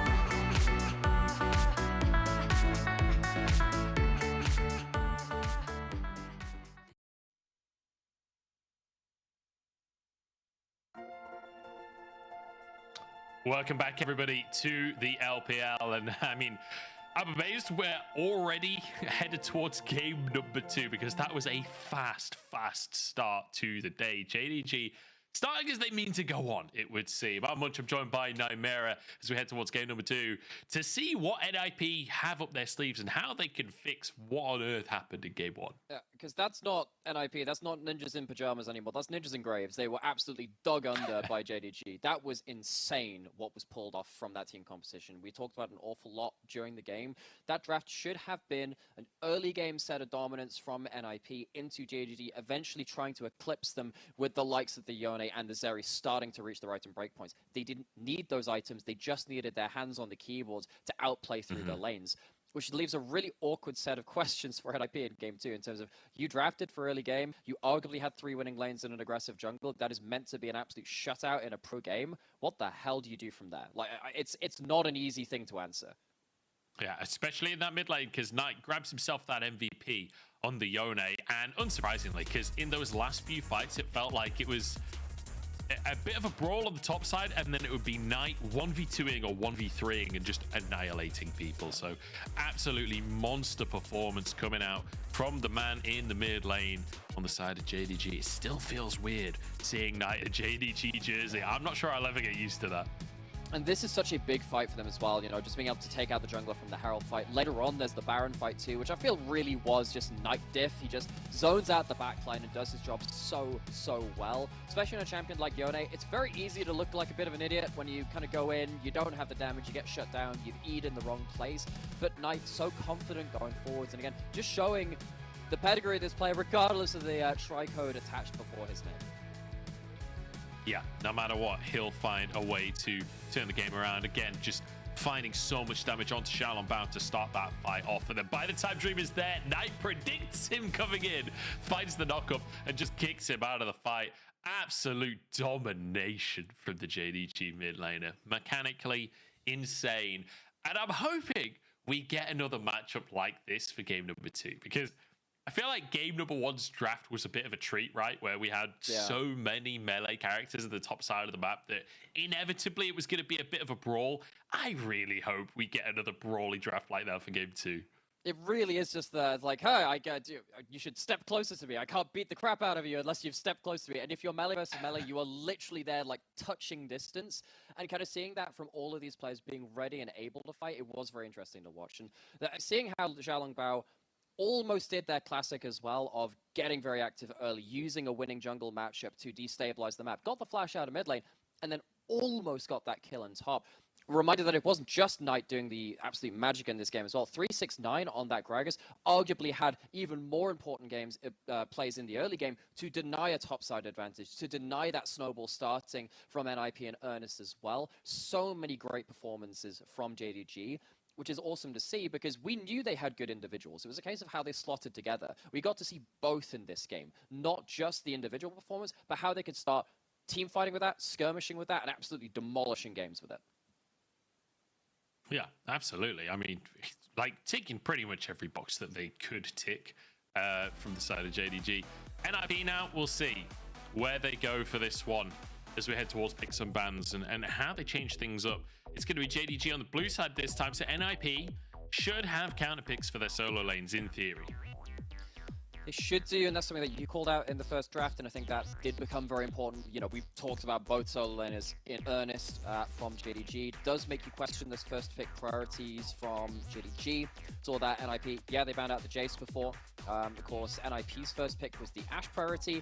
Ryze has been picked up as first pick by pretty much every team in the world. Not many teams will pass that one up. Maokai, another one. You're starting to wonder whether you are heading towards, again, a Yuumi first pick, a Nami first pick, something towards this bot lane that can allow JDG to just have Ruler and Missing being this ticking time bomb from the bot lane. Yeah, trying to, I mean, if you're on the side of JDG and you can grab that Yuumi, just denying that potential hyper carry late game status from Photic would certainly be an advantage. But could focus on the AD carry instead of the support. I think I prefer the Yuumi, to be honest, because you could still always go for the Sivir, but I suppose it's down to individual player preference as well, and the Zeri does feel incredibly strong right now. Most teams worldwide would pick the Yuumi over the Zeri. They think that the Yuumi is the person that breaks the matchup. What this opens up is a Yuumi pick from NIP, and then you can save. You can either go for the Sivir pairing on 2 here, or you can go for it on 3, knowing that it's coming later. This is a different look. This is saying, okay, we had the push and tower kind of threat from the Ashe Caitlyn before. They're looking towards that Lucian Nami. They're looking towards a Vi. They're looking to, once again, index into early game, but do it towards the bot side of the map in this game in terms of actually having burst and skirmish threat as compared to a Caitlyn lane, which is much more about control. Yeah, we're going to see the Yuumi coming out inevitably, pairing with that Zeri. And you could look towards a jungler. I mean, Maokai is banned out this time, but that Sejuani that we saw in game number 1 from Xiaolongbao could be taken by Kanavi this time around. I will just quickly say, there's an opportunity for a Galio pick here from Knight. Knight has been known to play the Galio. He does love a bit of Galio, so could always be an option if you think the NIP are going to be trying to dive that bot lane regularly. I think junglers are always a good pick in the first 3 just because you do want to have a competitive early game jungler against something like a Vi. We've seen players like Xiaolongbao, like Lian, who's playing later in the day as well, use that pick to skirmish early, initiate very well, and if you don't have something like Vi, Wukong, or of course the Maokai as well, to add similar value to your team in those skirmishes and those team fights, you fall behind the pace of the curve very, very quickly because the Vi goes unchecked. It is going to be that Sejuani, means you've got this very interesting jungle matchup, actually. You can see Sejuani sometimes going into the enemy jungle and killing the enemy Vi. Xiaolongbao, in fact, did that to Lian in the last series that NIP played. So Kanavi now on the Sejuani side of this matchup, playing that initiator for his team. Yeah, the Kassadin being banned away once again, just not going to be allowed on through. Especially against Knight, who will just dominate once he gets a couple of kills for himself. And one thing we see in the LPL as well is the Kassadin quite often ends up being an early mid-game skirmisher somehow, gets a couple of kills, and then you get to that late-game Kassadin way too early. The Azir taken off on the board on the other side. Yeah. This game though, so I kind of completely missed it in the first round bans in the first game. That was where a Sylas ban was. We don't have a Sylas ban in this game. Now, Kassadin, one of the strengths of that champion is that you can pick it into a lot of those kind of lower range AP brawlers as well, like Sylas, or something a bit more assassin-y, like a Akali as well. Sylas is on the table, and both of these players are players of the pick. Actually, with NIP, they banned away two of the most prioritize Sylas counters. I wonder if they go for that on 4 here, because that does look like it's pretty good with the stolen Sejuani ultimate, and then save counter pick for Invincible on that top side to maybe get a better matchup into 369 than that first game, which of course Invincible lost that Jax versus Gragas matchup in game 1. I feel like JDG are giggling a little bit too much on the cameras there. Like you say, this Sylas pick was a little bit telegraphed. The LeBlanc ban makes me think that Knight knew this Sylas was coming and is ready with something up his sleeves. JDG with 2 picks to go for both solo laners here. The Renekton likely to be for 369. It's possible that it goes mid lane. Dream knows what that matchup looks like. Exactly. It's a great matchup into the Sylas, and it is Renekton Sejuani. You have the luxury of being able to flex it anywhere. Renekton is a great blind pick into the top lane too, into a lot of matchups. But I'm looking at Dream and saying, oh gosh, boy, you're going to have to sit here and play the mirror matchup of the one that you lost against Knight, who absolutely demolished that first game. But it is going to be flexed up towards that top side. So Talia instead, so going to take that one back. Renekton staring him down for the top lane instead, playing up against Knight's roaming mid laner of the Talia. Yeah, so not quite the Galio that I tried to predict, but a similar idea in that you can always get down to that bottom lane to try and stop the dive as the Gwen comes out as well for Invincible up in that top side to go up against the Renekton. Big old grin on 369's face there. He's ready to take this game on, and I feel like, you know, the composition from JDG, some very strong combinations of champions there with the Zeri, with the Renekton Sejuani up at the top side. But once again, NIP bringing a lot of proactivity to the board, right? You can see the world where this composition finds a very big advantage early on. I think there are definitely options for them to skirmish, particularly with the Vi, the Sylas, Lucian, Nami. Lots of ability to move forwards aggressively, but it's not like they're going to have lane shove in each of these lanes as compared to that first game draft. You have a Talia that's shoving you in. You have a Renekton which can control that wave early as well. And the Sejuani can get involved in things early, of course. Xiaolongbao showed that themselves in that first game. So I actually think, looking at this game, it is less of an early game advantage for NIP. Which means that even if, well, we saw how much they got blown out in that last game, I actually think that JDG are upping the ante in the early game this time compared to game 1. Yeah, I mean, definitely with the Renekton up top. You know, I mean, the Talia, I feel like we see a few different types of Talia played in the LPL. Like some of them different flavors. very chill, just sitting in the mid lane. I don't necessarily expect Knight to be just chilling. I think he'll be very proactive around the map, especially linking up with Kanavi to try and influence the sides of the map. But Like, on paper, my thought would be the Sejuani plays towards this Renekton, right? But it wouldn't surprise me if they just try and get Ruler ahead on the Zeri. Last year, I was looking in on the LPL from the outside and seeing how they played the game, how they choose to play the game. And it is so hard to predict when you have players like Kanavi, players like Etienne as well around this league, lots of very famous, innovative pathers. You can expect them to play towards certain lanes, and they'll do something completely different. We see a level 1 of Skond abduct over the wall, getting into the tri-brush, but missing pings go down, and IP spotted out. We need a VAC ban on some of these players. How on earth did Ruler and Missing know that was happening? How on earth? Because, I mean, NIP played it well. They abscond abduct, as you say, over the Dragon Pit to try and collapse on the players, but they just know. They just have a sixth sense. They felt it in the Force. It's like, you know, when on the Death Star, when Vader knows that Obi-Wan is there, it's exactly that. Again, there's some spooky mystic stuff going on here as NIP. They end up leaving. They don't end up finding a play themselves. Reminds me a little bit of how Gragas and Rakan used to hop over walls, wait for the second cooldown of their CC ability, and then go towards that. But JDG not called out towards that, and NIP not getting any easy wins in the early game. Didn't get that in game 1, certainly not getting it in game 2 just yet. No, not just yet. Start the chickens here for Kanavi, whereas Shalabao starting on his red buff.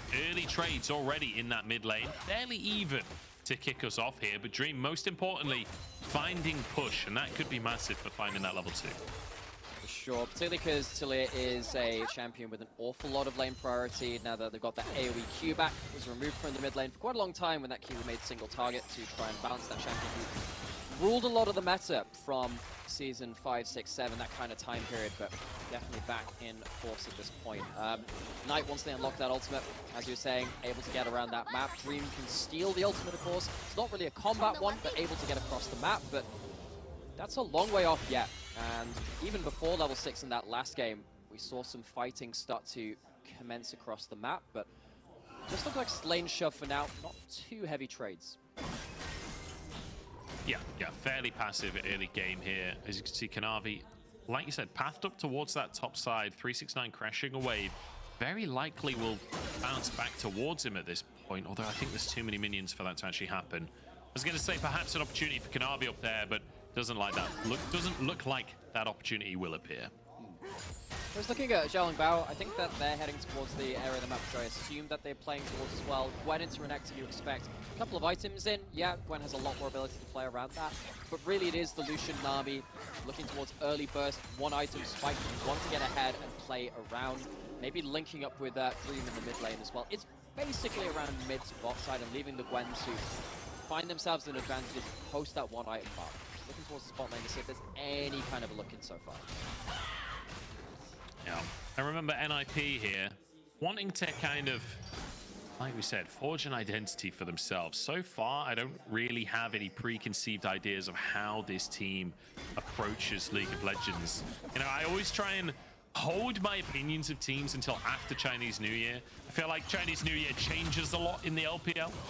So we'll see how NIP are going to approach things, not just today, but across the course of the next couple of weeks to really judge what this team is, because I feel like it's a kind of ragtag crew of a lot of different moving parts, some coming from top esports. You know, Photic previously on V5 that now became NIP. He's one of the franchise players, I guess, alongside Invincible, who was on the V5 Academy team and played a little bit with V5 as well. Xiaolong Bao, famously RNG player. Like, I feel like there's a lot of different pieces coming together, and how they end up meshing is a different question.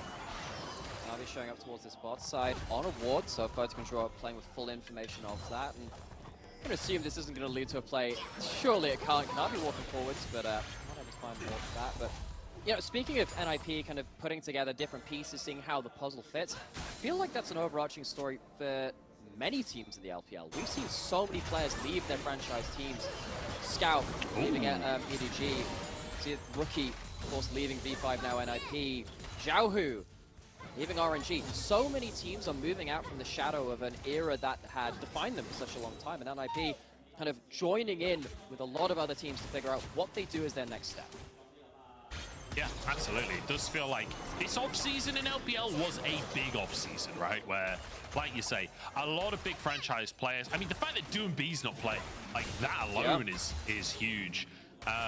Yeah, big off-season and a lot to be decided over these next few weeks.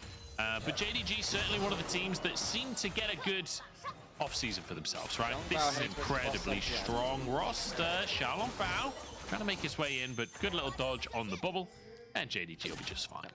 Again, it really feels fairly telegraphed that the Vi wants to be going to the bot side. That does leave open for a 1v1 top. Uh-oh, that's a level 6 Crocodile. Is it a big enough Crocodile? Invincible nearly wins the all-in there. Well, a level down.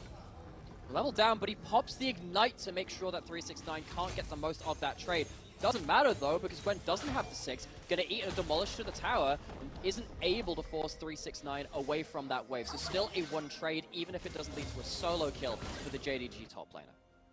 369 is just so great. He's so proactive on using his ultimate, right? A lot of players will hold on to their ultimates and, you know, play it very, very safe in the long term. 369 is the kind of guy that sees an opportunity and he absolutely goes for it. Invincible really struggling, and you have to remember Rich is waiting in the sidelines for NIP, wanting to be the starting top laner. Invincible playing the majority of games so far for NIP, but today 369 is really giving him a run for his money. Yeah, the mentality of having a player behind you in League of Legends, it's a strange one. Some players find a lot of motivation from that, understanding that they can't rest on their laurels. Others have their confidence upset, and a lot of these players have a confidence factor to them, an ego factor. Invincible and Rich have both struggled in individual lanes, struggled in this 2023 season so far. Not going to be at this play for now, but Photic checking out Dragon. Kanavi and Knight trying to two-man this one, but Missing and Ruler are on the way as well. Right now, this is a 2v4 if Photic and Joel commit to the fact. Knight going to use that wall just to deny entry from NIP. It's a good bubble. Is it enough for a Smite? No, Dream into the pit, but can't quite find the play. Knight, though, now alone, has the flash and will dodge the Sejuani ultimate, or should I say the Silas ultimate. But they get away, they get the Dragon, and honestly, they get away with murder.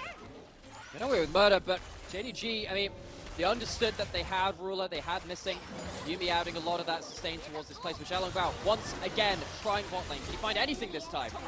Oh! The flash from Xiaolong Bao! But it doesn't actually matter. They can't get the kill anyway. It was a really nice predict, though, it has to be said. I was so ready to see that go down to a kill, start the snowball off, but the flash predict, the flash doesn't lead to anything. And once again, Xiaolong Bao trying to force something out of bot lane and struggling to make something land. Yeah, really nice mechanics from Xiaolong Bao. He is now stood on a ward, unfortunately, so no more will come of this one. Kanavi down in this bottom side, cleared away the ward himself. They're going to try and find a pick on Xiaolong Bao. He has no flash, remember, because he just used it in the previous play. They dodge the bubbles. In goes the flail. There goes one kill. Looking for more as well, as down goes Zhuo. And everything goes from bad to worse. NIP fall behind once more. What the hell can you do against this JD Gaming team? First game, mistake in the top side, snowballs the game. This second game, mistake in the bottom lane, an overplay maybe too hard of an investment from Xiaolong Bao leads to a lot of gold going into Ruler's Zeri. We know how good this player is on that champion, one of the very best in the world on this AD carry, which has terrorized professional League of Legends for the last year. And now NIP, they're watching themselves once again fall into a point where the early game options are starting to get rather slim for them. They're waiting for the next Vi ultimate, and they're going to have to get desperate again. It's going to be another difficult game. And look at Missing as well. Hitched a ride on the recall from Kanavi there and has moved up to make sure that this Herald can go his team's way. You can just send your support up when you're playing that Yuumi. You don't need the support down in the bottom side necessarily. Zhuo not going to rotate. They're not going to try and contest this Herald. This will just be taken by JDG. And once again, just absolute objective dominance from JDG. Last time around, Kanavi slammed that Herald bot lane and got 4 plates for Ruler. We'll see what he does with it this time. And it does feel like, you just have to scream, they can't keep getting away with this, but of course they can. Flash for Flash, awesome mechanics on the play, but there's so many defensive summoners coming out of Ruler and Missing that they can't lead it into anything. Even though the ultimate comes just a little bit later from Xiaolongbao, wasn't available for that play, that damage wasn't available, and you can't go into this play now with a Sejuani, very high HP, starts running at you.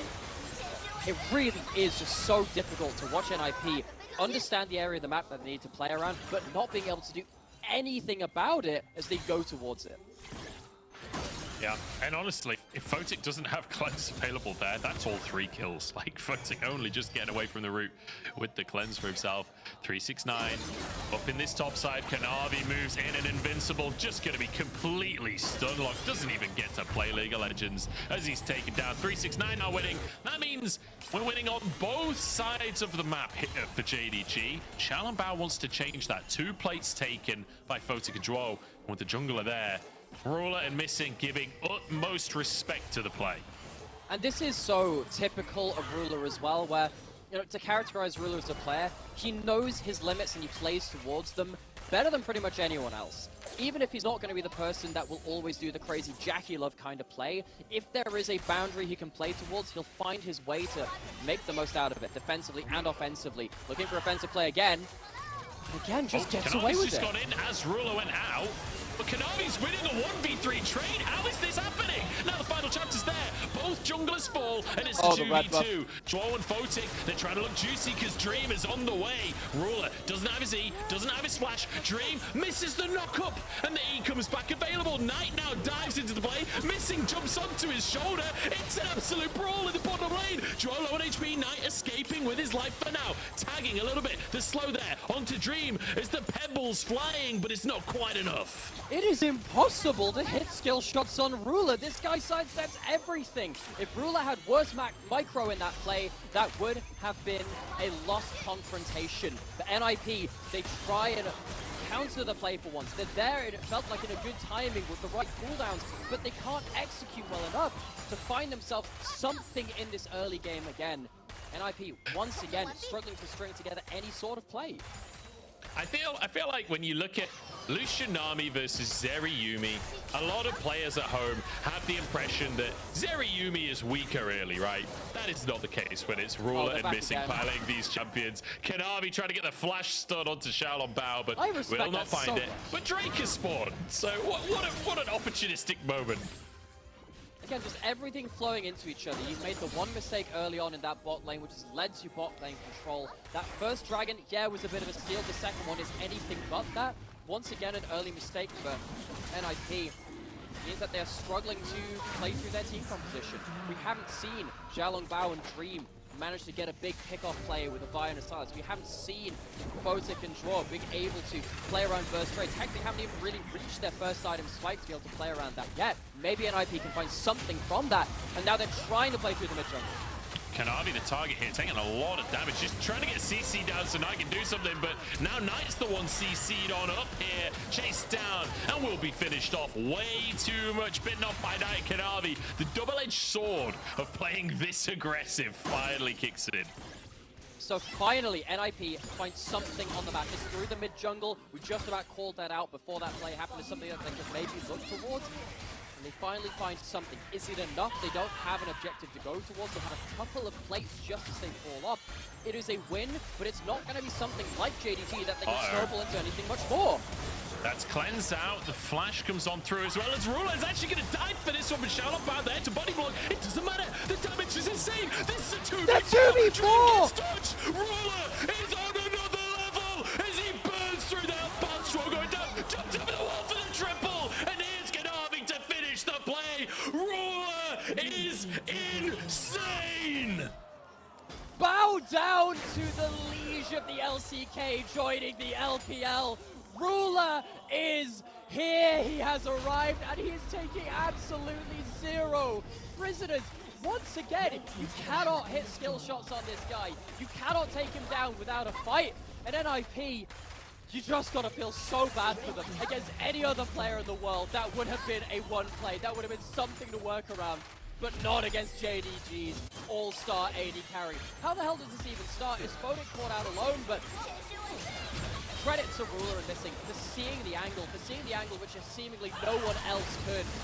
even with Vi getting the CC, they don't have the follow-up. They've been outspaced, they've been outdistanced, and Ruler finds the space to thread the needle. What an insane 2v4 play. I love the timing of that. The Q into E, he knows he's got that final Q just enough to finish the job. Zips out. During the replay, Invincible has been killed again, by the way, in the 2v1 from Kanavi 369. What? Oh, yeah. Ruler just plays so perfectly. Like, every single input is immaculate. Now they're trying to get onto him once again. Can they do it this time? Look at the CC chain. They take down the raid boss. It takes 4 players and a million ultimates, but they managed to get the kill. That one felt personal. I'm going to throw it out there. I think that one had a couple of more bits of emotional weight to it than the others. And now, Knight missing, comboing up. But this is how much you have to invest from an IP to get a 50-50 play onto Ruler. The last time they went onto Ruler, they got absolutely shredded. They finally find something. But even with that, they lose a Herald. They're getting pushed in across the map. It's a silver lining. It's a feel-good moment. But even with that, you can argue that it's an even trade for JDG. Yeah, I mean, this is kind of brutal. At the end of the day, it's almost a 6,000 gold lead at 16 minutes. It feels very similar to game number 1 in that regard, but it's a totally different way in which they've achieved it. I mean, I'm still just kind of reeling from the fact that Ruler are missing just 2v4 NIP without that dramatic of an advantage to start with. Like, these players are just insane. I knew Missing was going to be good. I remember watching Missing on WE back in 2020, and he was playing alongside Jomung. And Jomung is one of these players. He's now Elk, right? And he still does this where he just likes to over push a little bit. He's that guy that always wants one more wave. And Missing got him out of so many situations, got him so many kills playing those hook supports, and it feels like Missing has gone from strength to strength. And obviously he's playing Yuumi today, but we've seen over the last year or two that Missing is a world-class support.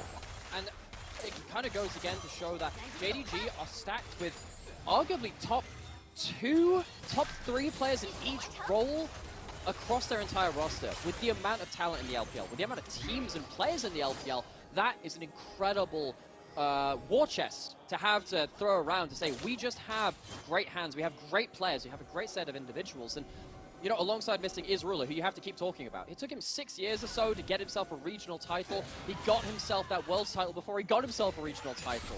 Coming off of his first LCK trophy, changing regions, going to the LPL and looking to add a second to his list, at least put his name in the hat for it. Long way to go, a long season in the LPL, of course. Very hard to call things out early in this league, but what an awesome start this has been. What an awesome second series this has been from the entirety of JDG. Absolutely mind-bending what they're able to achieve here. The Herald going to charge on in as well. Should be a tier 2, maybe even kills as they look for Photic instead. As Ruler trying to get onto the tower, but they've run out of minions here, and Ruler low on HP. The TP out, though, from 369. And he still wants to go for the play. The rest of the team back it off, but 369 sure won't. Invincible pushed away. And Shaolin Bao stood in the sidelines, like, wants to get involved, but he's afraid to, and I don't blame him. Oh, but he's trying to now onto 369, but he has Flashy as ultimate, and they're committing 5 people onto the Renekton. There was a TP there to get the players off. They bring down 369. But in the meantime, JDG, they're happy to sacrifice their top laner because they're getting Drake. And then Knight just chunks out Tree with the jungle as well. I mean, this is 3 Drakes at 18.5 minutes for JDG. The gold lead's still at 6,000. Just the sheer tempo of these 2 games that we're witnessing. Yeah. Like, they play so fast. It's breakneck speed. And this is a time where that word tempo, it's been so weirdly used in League of Legends, but it is completely apt here. It's like check in chess, because every time JDG make a move, it forces an IP into a lose-lose situation. Either you lose the game, or you make a play where you trade even or down, and it's still going to lose out in the long run. Every time NIP use these combos, like the Lucian Nami ult, like the Vaya and the Silas moving forward, it feels like they're losing an objective. They're losing a kill somewhere else in the map. Sure, they get 369 down, but just like when they killed Ruler beforehand, it feels like an even trade at best. Yeah, using that Vi ultimate, another knock up there from the Vi. The Gwen ultimate comes up through as well, just to make sure that they do finish the job on that kill. And the TP came out from Knight just before that replay as well to deny a tower from Invincible, which means the tier 1 towers are still up all the way across the map for JDG. They are not even going to let a single objective bounty go the way of NIP. Yeah, that'd be very generous of them to allow that. And again, it's just a full court press. JDG having some point of pressure at all points in time and a response somewhere else. Again, you see that Dream, Xiaolong Bao trying to combo up. This is the way that they should be trying to play. They have to find something rather than passively bleed it out, being held at, you know, with a sword pointed at them. They're trying to make a play, but again, how much can they really commit to this without threat of a turnaround? Oh my.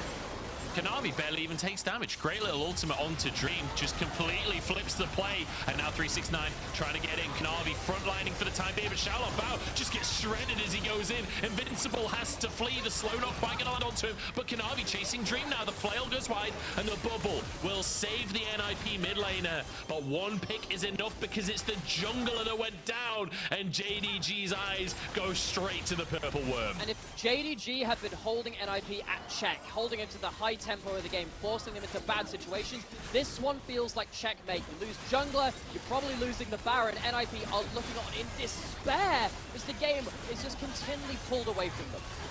Yeah, not a single ultimate available on either team there, and NIP just no way to start the fight without their buy. The buy is the centerpiece. That's the linchpin of the composition that kicks everything off.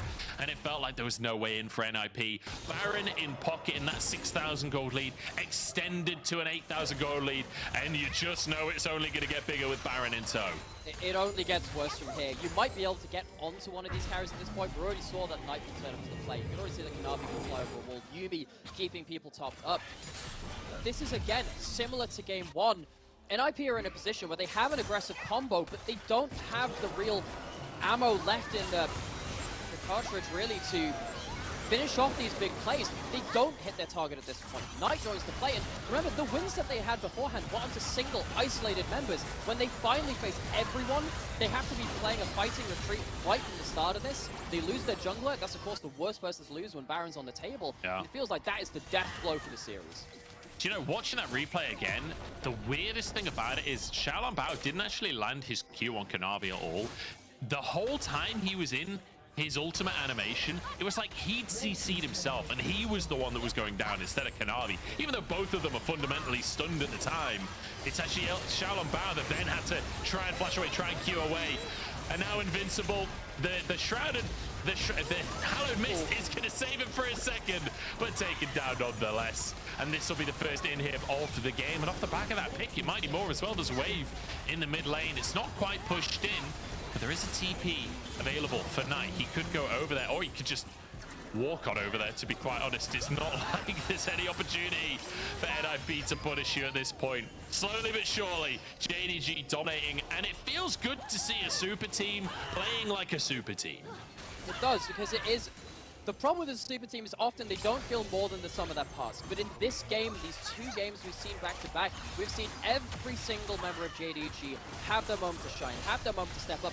And you know what? I feel so terrible for NIP staring this down, because it feels like there is nothing they can do against these 5 players. And it feels incredible to see, like, you know, this mix of players, a different approach in where the Korean players are on an LPL roster. Like, historically, it's typically the solo laners that are your Korean imports. On this roster, it's the AD carry and it's the jungler, both of which in their time have been named like the best player in role by the community. Like Kanavi back when he was on Griffin, and at times when he was on JDG, like in 2020, insane performances. Ruler as well, literal world champion, and many times has been in that conversation. Like, if you could have 2 Korean imports on your roster, these are the 2 players to have, that is for sure. Here we go. Pulled in, taken down. There goes Xiaolong Bao. Kanavi will be answered, though. Perhaps an opportunity for NIP to turn a fight around, but Ruler's still going. So is Knight. Dream wants to get in there. Photic, a bit more damage onto 369. Dream on a flank, but spotted by a control ward. And I think that might be the end of his big old flank play. Top inhib surely to go down here as NIP with no Xiaolong Bao. Again, no way to engage the fight here. Photic wants to get more damage, but he just can't get in. And the Talia as well, denying the dashes from Photic and Dream. It is so hard for NIP to land any sort of significant team fight victory. They finally take down the Sejuani, but that's not diminishing the damage that comes out of JDG. You're using a lot of tools to do so as well. It feels like in this fight, it's actually more about a battle against the minions and the battle against JDG at the tower. They take an awful lot of tower damage in this fight, which keeps things kind of awkward. The CC chain, particularly from Zhuo, keeps Kanavi pinned in place and shows that JDG, they can't afford to be over-aggressive onto these towers, but there's only 2 towers left now. Those are the Nexus towers. If JDG feel bold enough to fight under them, game's probably already gone. They're going to get themselves the soul, going to have to regroup themselves one last time, and NIP, you are grasping at straws as you have done the entire series to find some miracle pick onto the damage, and I don't think they have it in them. I'm going to be honest. You said if JDG feel bold enough to fire into the Nexus Towers. There is no if. They definitely feel bold enough to fire into the Nexus Towers. You say they got Mojo, and they got Mojo. Oh, they've got Mojo oozing out of every orifice. Dream trying to make a play here. Shalabao behind enemy lines. He's onto Ruler. It's roots across the team. They get him. Ruler is down. And NIP, perhaps an opportunity. Kanavi, though, back onto Dream is invincible. Stunned up on the front line. Knight is still here for the damage. It's 369. Dives into enemy lines here. And it's just shredding them. They can't bring down the Croc. Knight has to finish these kills, but he just can't find the skill shots for the time being. Invincible forced back. Supers are pushing in. A pick onto Ruler, and yet still it feels like JDG forced NIP out of the fight. Yeah, they managed to catch Ruler in a CC chain while he had stopwatch, while he had flash. Doesn't get to use either of them. So public enemy number 1, the Monarch in distant lands, is taken down 5-2 and 5, but it's still 1 kill. It's not enough for NIP to barely even leave their base. You can talk about how 369 was impacting that last fight. He sat in the enemy jungle waiting like that crocodile under the water's surface. You are still so afraid to walk anywhere outside your base, and you should be invincible. It feels like he's safe on this wave. He's not. G'day, Invincible. You're in alligator territory. Here comes 369, stuns him up, and the rest of the gang pile on in. Invincible, not really living up to his name in this one. 0-4 now. Yeah, And, Invincible series, it's like, you know the actual Invincible TV series, every time you mention the name, there's blood splattered on the screen. That has been NIP top laner's life in this series. Every time JDG have looked towards it, whether it's 369 isolated, whether it's been the Gwen being dumped on in side lane, it's just gone from bad to worse. And NIP's top lane troubles, they're not finding a solution to them today. Certainly not. As 369 pushes on forward, a TP out from Knight with Baron in pockets, their second of the game. A bit of a slower game here from JDG. As it'll be looking like a 28-minute win. Still a pretty quick game by most team standards, but not for this squad right here. As they'll push all 3 lanes. They don't actually have any minions to work with just yet. Knight actually forced the flash by Photic there. NIP, they're doing their damnedest to hold on in this game, but the final chapter comes through, and the health bars are just eradicated. What can you do here? The knockups come through. Floating, almost one shot there as he's forced away. And Xiaolong Bao, not long for this world. The supers pile on in, and that will be game. That will be series. That will be match for JDG. And Joel left alone on the fountain as the Nexus will fall. And JDG show us how they mean to go on in the LPL. And they show how they mean to go on to every other team looking at them. They have played 2 series. Ruler has had a pentakill. Ruler has had a 2v4 player with missing to absolutely blast NIP. And I don't even think NIP drafted poorly. I don't even think they played that poorly themselves. JDG are just another level. They are playing out the early game far more concerted, far more explosive than they have any right to. And I'm not going to lie, Munch, I feel scared for other teams going up against this crazy roster. Yeah, I mean, this is outright, like, we're at the very beginning of spring, but if you're preemptively looking at teams that are going to be top of the table at the World Championship, JDG is very much in the conversation if they can keep this performance up. And that's the big question, because once again, the conversation of super teams has to come on out. And every single year, I feel like this is a conversation that's very big on social media. And I feel like you've got 2 camps on it, where there's the one camp that believe that super teams are all doomed to fail. There are no good super teams. And then there's the other camp that sees a team like JDG, sees this roster, sees the potential there, and wants to believe. We'll see if they can maintain this level of performance over the year. I think where that argument starts to hinge is, so it's actually a conversation that the LEC had when the Vitality super team just imploded. It just did not work. The secret to a super team working is a jungle support that is working to provide the fundamentals for a team. You have kept one of the best jungle supports in the entire damn league to build the rest of these crazy players around. When you have Kanavi, you have Missing, that is what has really become the backbone of this team. And the reason why, for me, I was more convinced that it could work on paper. Still yet to be shown it in that first series, but today, absolutely putting a lot of those worries at ease.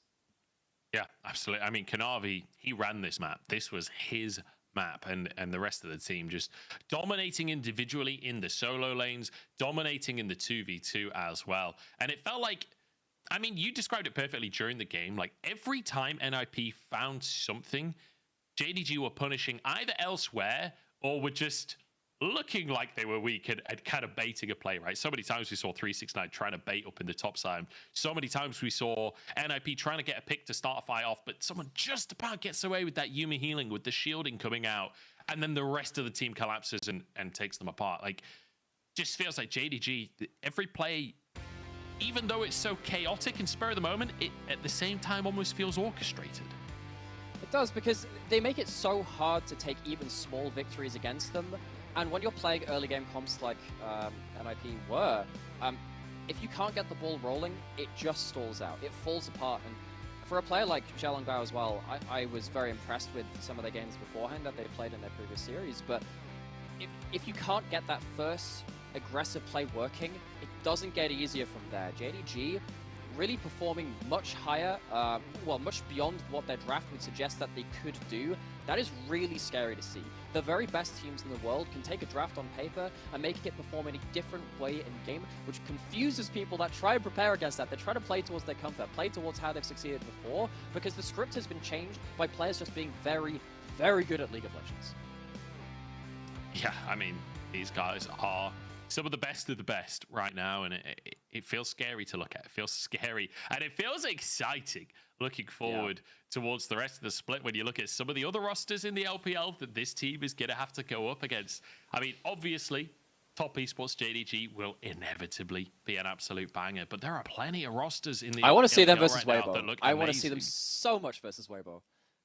Yeah, honestly, it's going to be absolutely insane. I didn't quite hear my producer in my ear there, but I believe he said that there is an interview ready. Or he said Mike? I'm not sure. Well, we kept guessing, I guess. The interview is ready. We're going to go to an interview. Hello there, welcome to Post-Game Interview. I'm Christina. We're joined by Knight, the millionaire for JDG. Congratulations on your victory. First question for you, why did you pick Yona in mid lane in Game 1? 然后我们欢迎 Knight 选手来到赛后采访。今天第一个问题，我们先聊一下第一局吧。为什么会在第一局选出永恩走中路呢？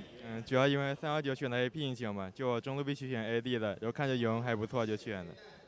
That is because my opponent picks an AP champion. He picks an enchanter, so I just need to pick an AD champion on mid lane, so I picked Yona.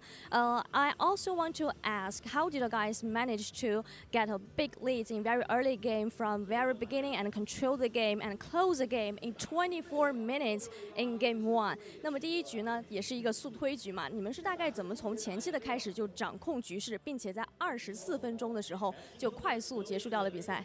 主要是319对线打得比较好吧，就上路优势比较大，然后一波先锋团就滚起雪球就结束游戏了。That is because our top laner, 369, really did a great job on top lane after he gets leads on top lane, and we get some leads in first Rift Herald team fight. After that team fight, we can control the whole game. I also want to ask something about yourself. This is a good start for you, new start for you. After coming to a new team, how did you integrate your own play style with the whole team? 那么也想问一下 Knight 选手，今年呢也是加入到新队伍一个新开始嘛？来到京东以后，你觉得是如何把自己的游戏风格和整个团队的风格融入到一起的呢？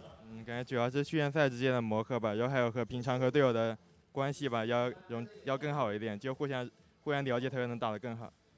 Firstly, we take a lot of scrims to practice our team synergy, and secondly, I really think that we get along very well with each other. Final question for you: how far do you think JDG can go? Maybe a Spring Championship, go to MSI, or anything else? 最后一个问题，京东现在这么强劲，你觉得今年京东能走多远呢？是拿下我们的春冠，去 MSI， 还是更远的一些目标？每个冠军都想拿吧，当然肯定最终目标是世界赛那个吧。就 MSI 我没打过，我也挺想去 MSI 去打一下的。Actually, we really want to take all of championship for our team, and I really want to go to MSI because I never been here, and our final goal is making the world this year. Thank you so much for joining me. 让我们再次感谢 Knight 选手来到赛后采访。Back to you guys. Bye bye. Knight already thinking about the World Championship. And I don't blame him. Like, when you look at Knight's history, when you look at his career so far, when it comes to international play, it's always been just a little bit tragic. It's never lived up to the expectation. In the LPL, domestically, he's won the title. He's been dominant. When it comes to internationals, he's never had that success. So I'm not surprised that his singular goal right now is looking toward the World Championship already. Yeah, particularly with how the last one ended as well, in regards to the real tragedy of that last upset game versus GAM from the VCS as well. What a crazy one that was. I mean, those are the moments where, of course, it's not down to one game, but if it is such a crazy moment like that, it just sticks in your head. And when you are a player like Knight with so much expectations on them, with such a regional identity, you can't help but be affected by those expectations. But it does make it all the more sweet when you do have this kind of project with this amount of talent, with this much of ability, that you can see it happening in advance. Yeah, it does feel like this team is something special, but only time will tell if they can make it to that World Championship and whether Knight can live out his dreams. That's still a long way away. Let's look at our MVP for today here on the side of JDG. It is, of course, going to be Ruler. Absolutely mind-blowing game number 2 here. The 2v4, honestly, that was just... I don't really know what to say about it, aside from just the movement. It reminds me of a quote that I think Skara said on stream sometime in like 2016, 2017. Sometimes there are plays which every so often make you think, I didn't know you could do that in League of Legends. When you play and watch a lot of League of Legends, that happens less and less often. Maybe you have it once a month, maybe once every couple of months. This is a play I haven't seen the likes of for a very long time. Just the ability to see the incoming absconded duck, the ability to understand this is the range I'm playing at, the damage limits, knowing how to get across that terrain. That's the kind of play I look at and go, I didn't even know you could do that in pro play. How the hell did you manage that? Yeah, and it's like just being so... When Ruler plays Zeri, it doesn't look like the Q is a skill shot, right? It looks like it's the auto attack. Like that final Q going out, he's already queued the E because he knows he's going to hit his target and go for the triple kill instead. And like every single NIP player that steps up for an attempt, granted they weren't exactly coordinated with one another on this play, it has to be said, but each one goes in, throws their abilities, realizes it hasn't worked, and goes... oh no, just tries to leg it out. And then a new challenger steps up and they miss everything and they're like, oh no. And Ruler then just destroys everybody. They knew they messed up. Yeah, precisely. It's a bit of a whip from NIP, a bit of domination from Ruler. That's our first series done and dusted already. A very quick start to the day. But we've got another one coming up that I'm cautiously optimistic about here. Top Esports, another one of our super teams in the league, up against RA, who so far are 2-0, and we'll see if they can keep that streak running. The LPL are kings again. Things are heating up once again. In fact, I'd say they're absolutely red hot. I don't think that actually went over to light. Oh, he actually connected it. That was a nice little wait there, but now Xiao's about to just kill Tien.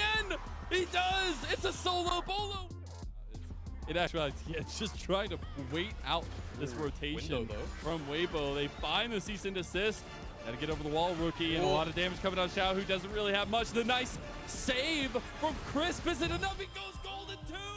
Top Esports catastrophe at hand. It'll be a flash used by Rookie. This week, it's all about the new team powerhouses in the mid lane.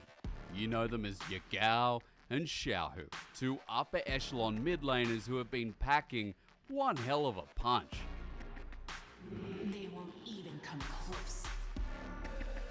Why do you think you were better than me?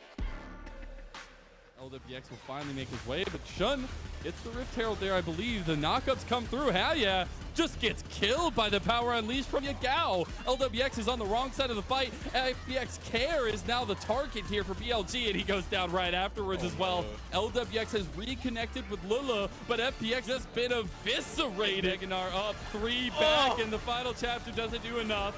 Care also just bursted down by the culling. The cease and desist was left to the last moment, and more kills raining. A quadra kill. We've got star-studded rosters, carry performances, and not to mention a top lane matchup that just speaks for itself. And so now, we just have to let them cook with our match of the week. Save some space for his teammates as King Tian get a nice little engage on the Shy, and he's going for the all-in here. He's gone all out, a lot of damage on the Shy. It's a 1v1. The execution, is it there for the Shy? He misses the spear, and the Shy, is he gonna go to the solo bolo? He's gotta get out of there. He gets the execution, and the Shy is Giga Shy unlocked. Excuse me, please, but I'm standing. Left on right, we're trapped in the middle.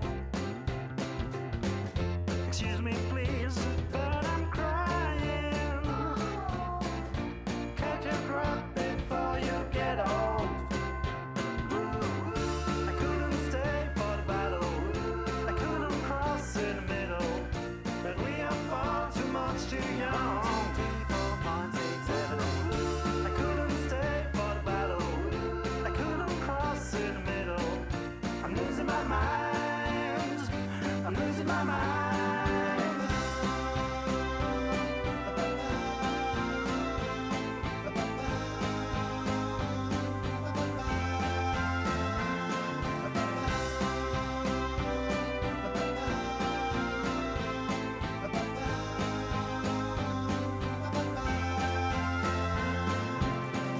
Excuse me, please, but I'm standing. Left on right, we're trapped in the middle. Excuse me, please, but I'm crying. Catch your breath before you get old. I couldn't stay for the battle. I couldn't cross in the middle. But we are far too much too young.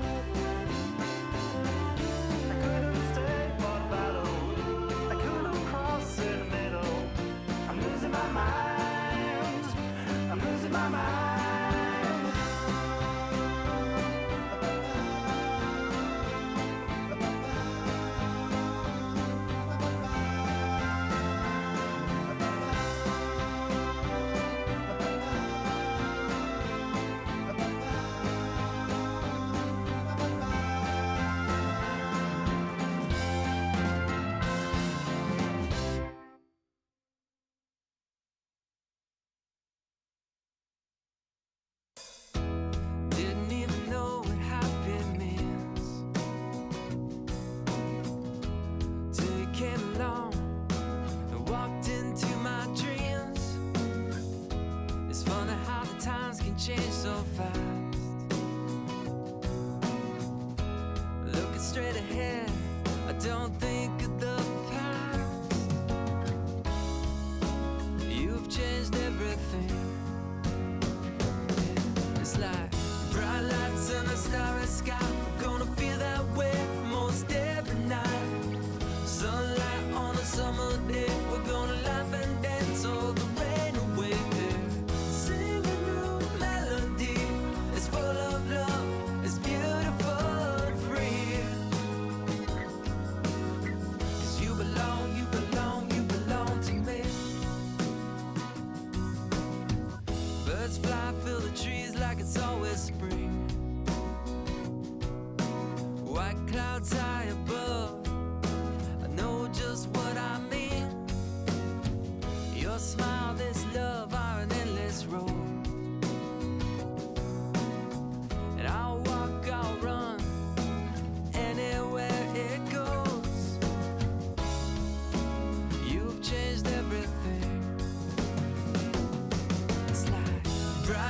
and a starry sky. We're gonna feel that way most every night.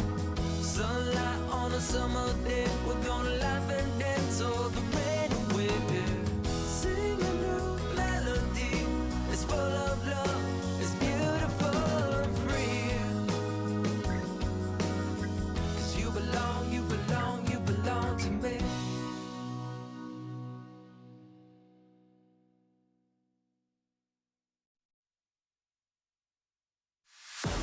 Tell me what you're dreaming of, waiting for your fate to come. There goes another day of sacrifice. Are you never gonna try to fail? Never gonna stop to give in? Never gonna try to reach up for the stars? You gotta fight with all of your life. For the doubt takes over your mind. You gotta hit that warning light. Are you done with the waiting on why? Oh my. You better run now, run before you hit the end of your line. No, no, no, no. Your line,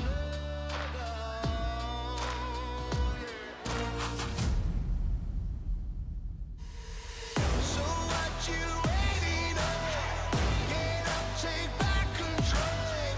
Ain't no point sitting wasting all the rest of your life. So what you hoping for? That the luck comes to your door.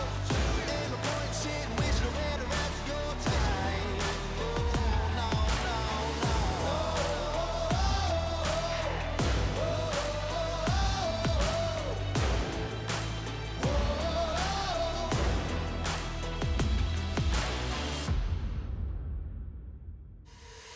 You know you're ready for something, but that something doesn't come easy. Getting ready to take that jump, but just understand and just hold that feeling. Now it's gonna make you chase your dreams. Are gonna keep on slipping away. So get up and get that station. Never gonna start to fail. Don't you ever stop giving. Never stop reaching for the stars.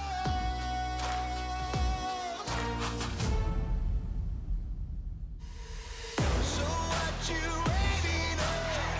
Get up, take back control. Ain't no point sitting wasting all the rest of your life. So what you hoping for? That the luck comes to your door. Ain't no point sitting wasting away the rest of your time. No, no, no.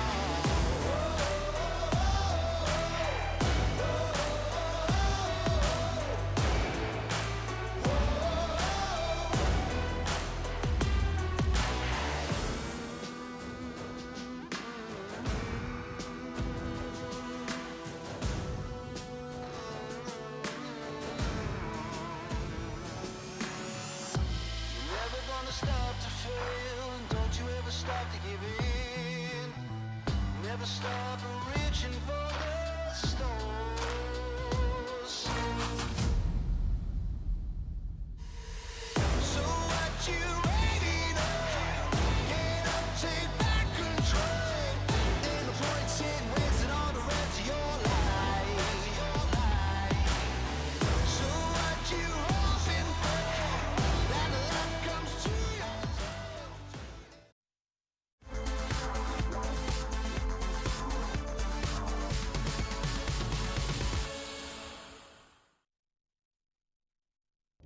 Top side as well. Free trying so desperately to get something going. There is the grand challenge. All three procs. Oh, the flash! Oh, flash for flash. One Not more quite able to get it. Oh! Kim! You should know me. For Sivir and for Jace. So you're going to see a little bit of movement there. Actually, as well as that, Ruler has his. Yagao taking a first chunk there. They're going to look to try and go for it. Oh, the bait and switch. Elf does get out of it, though, in time. They're going to try and take down Kanavi as he's taking a fair chunk. Good kiting so far. They need to 10 kill the seconds. minion waves though. 10 seconds left, and they have to try and make sure this turret does not fall. Here we go, Bin. Oh! He gets scattered, and he's weak at the knees because he just can't kill He him still off. got Never mind. missing. He still got missing at the trade of 1-for-1. This is desperation, but Yagao is dead. Ruler with the triple. Ruler looking for the quadra, and Ruler is looking to stamp his authority on this league. Give A him the penta. quadra kill for Ruler, and On says welcome as the pentakill goes to Ruler. And now they're moving forward. Those saplings are doing so much. Bin goes in. He's feeling a little bit impatient. They're going to try and get the needlework, but Ruler gets untouched down top of it. There they go. Ruler's JDG going. back at the top of it. Ruler gets caught out. Ruler is dead. The president is down. And now the rest of the fight can really ensue. Knight does get a kill on the backside of this one here. It's all on Seri. It's all on Elk. These health bars are so low, but this cat is doing everything to keep them alive. One more dead. It's all on Elk. He gets another one. Elk is popping off, and Elk is keeping BLG alive. Shanji's found Gala, but that's a big rush over the wall. Gala does not survive though. And OMG, they're coming to town and they're cleaning house. Wait, look at Breathe. Do they have any TPs to respond to this? Breathe gets TP back, but they're gonna go ahead and initiate the 2 bags. Breathe is on. He does the a Nexus lot of powers. damage. He's doing so much work. TP I don't think that turret's gonna stay there. TP is wasted. gone. Are they gonna finish it? No. No, Breathe. He's not going to be able to be stopped. And They're that's not gonna just get back game from 2. the cell. That's the series. RNG. This is King Tian. Get a nice little engagement in Shy. And he's going for the all-in here. He's gone all out. A lot of damage on the Shy. It's a 1v1. The execution. Is it there for the Shy? He misses the spear. And the Shy. Is he going to go to the solo bolo? He's got to get out of there. Get the execution. And the Shy is Giga Shy unlocked.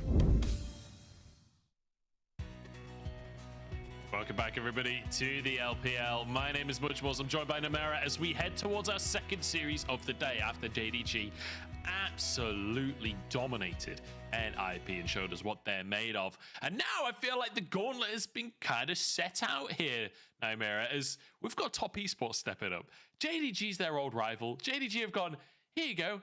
Here's how you dominate League of Legends. And Top Esports, they kind of have to live up to that now. They do, because this is a team which is another one of those rosters on paper you're expecting great things of.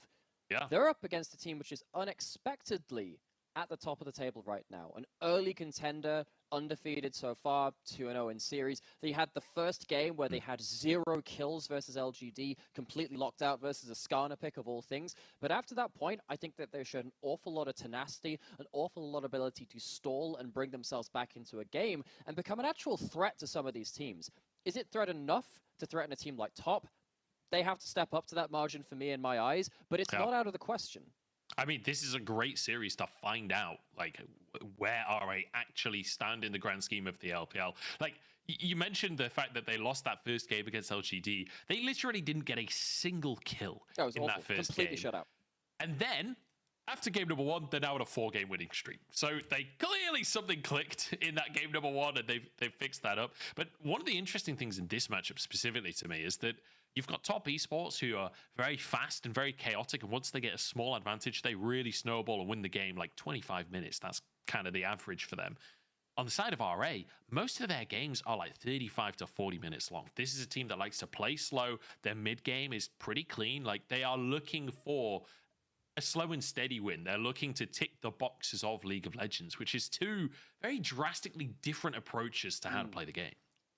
Which means that we have some really good things to look out for in game. So watching in the early games, guys, if you're going to be sat there, watch how Top Esports are going to play through that early game. See, though, on the other side, if particularly Lian and Cube can start making things work for themselves and just keeping themselves relevant in the game. The way that I view Rare Atom is that they're a very stable team. And I think particularly Cube, when he has something like a Jax or a Gwen in a good matchup, you're going to get to a point in the game where he will have big plays and he will start impacting the game. The question is the game going to be over that by that point, or whether Rare Atom can start stabilizing and get themselves in a position to fight back? Yeah, that'll be the question. And, you know, you mentioned Cube as well. Him up against Qingtian. It will be Qingtian starting again up in that top side as opposed to Wayward, at least for game number 1.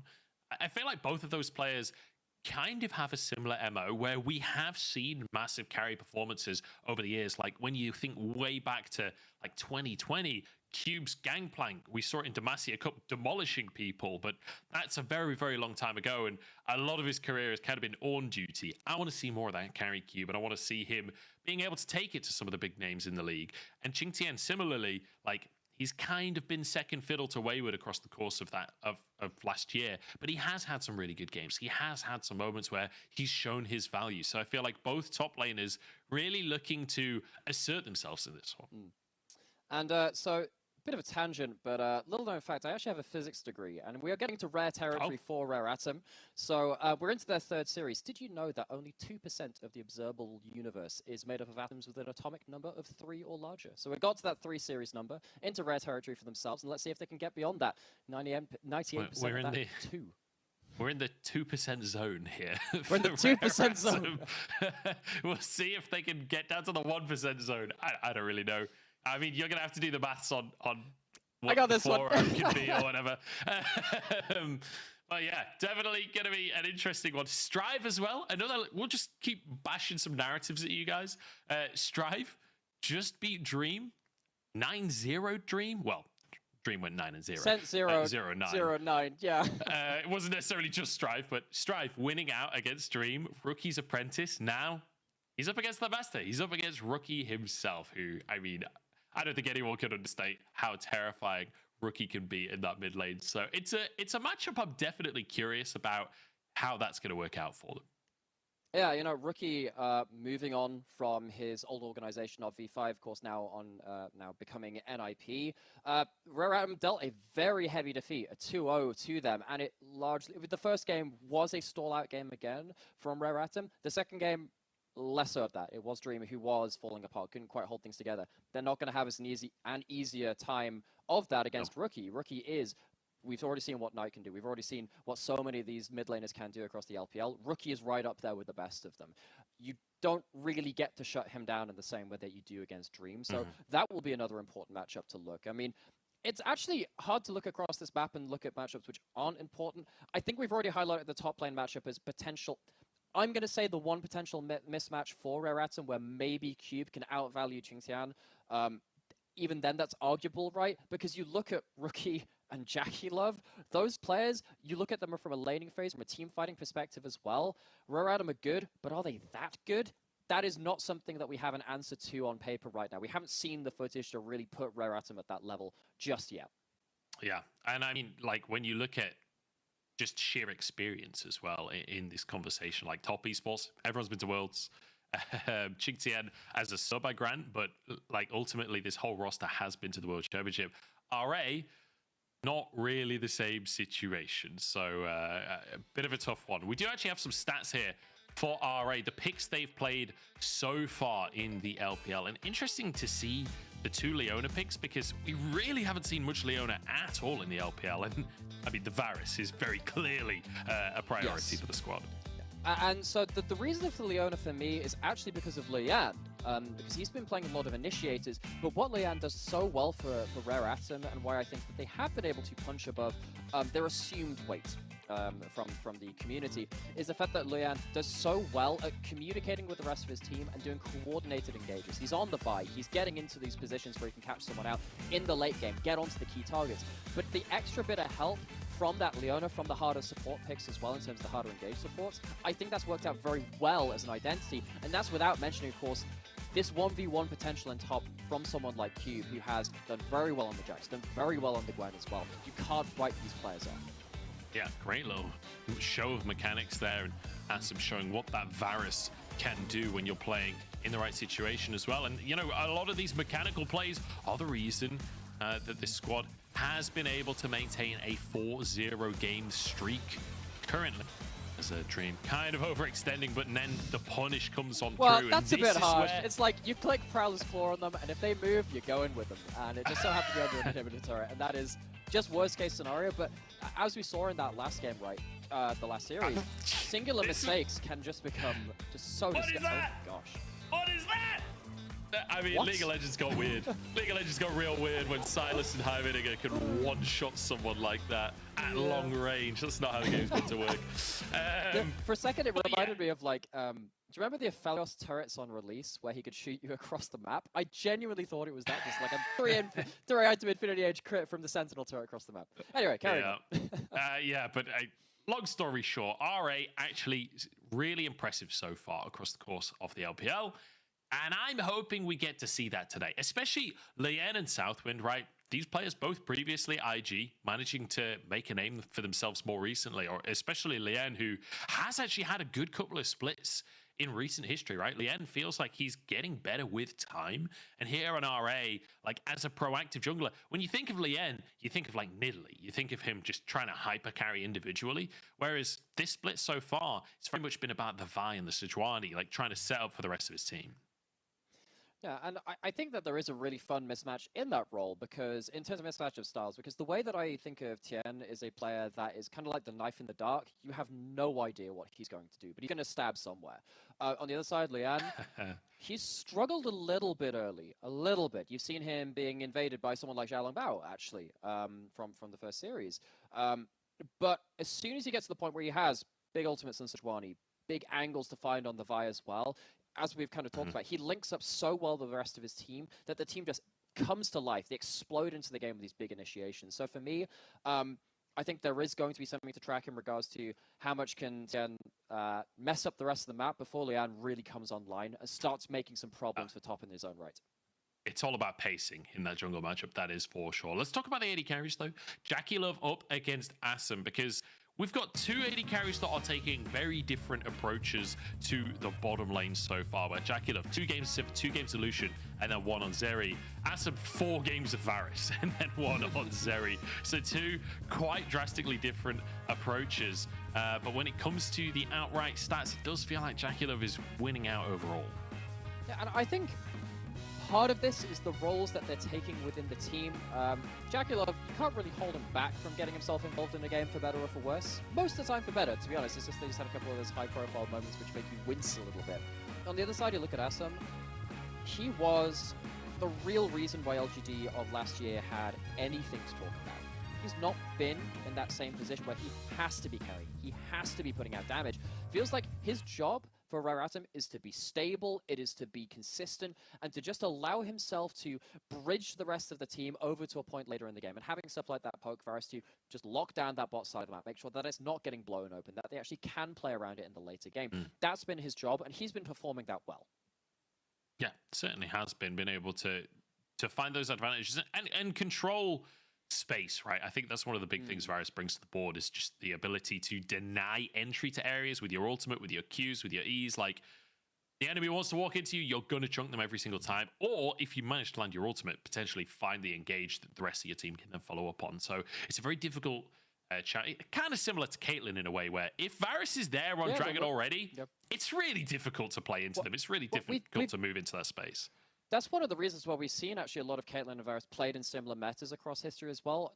Actually, Varus was an answer to Caitlyn for some of that reason, because Varus could also control those objectives and then also have the poke of the long-range arrow, whereas Caitlyn could sometimes struggle on that front as well. You kind of like have to stand still to cast your Q. It got a little bit awkward, so Varus was considered a Caitlyn counter for a long time, but they both, when they're on the objective first, can play very similarly around just being a threat at that point, controlling a certain area, funneling you into certain points, and becoming a real threat if you don't get on top of them, which of course is the job of the rest of your team to make sure that doesn't happen.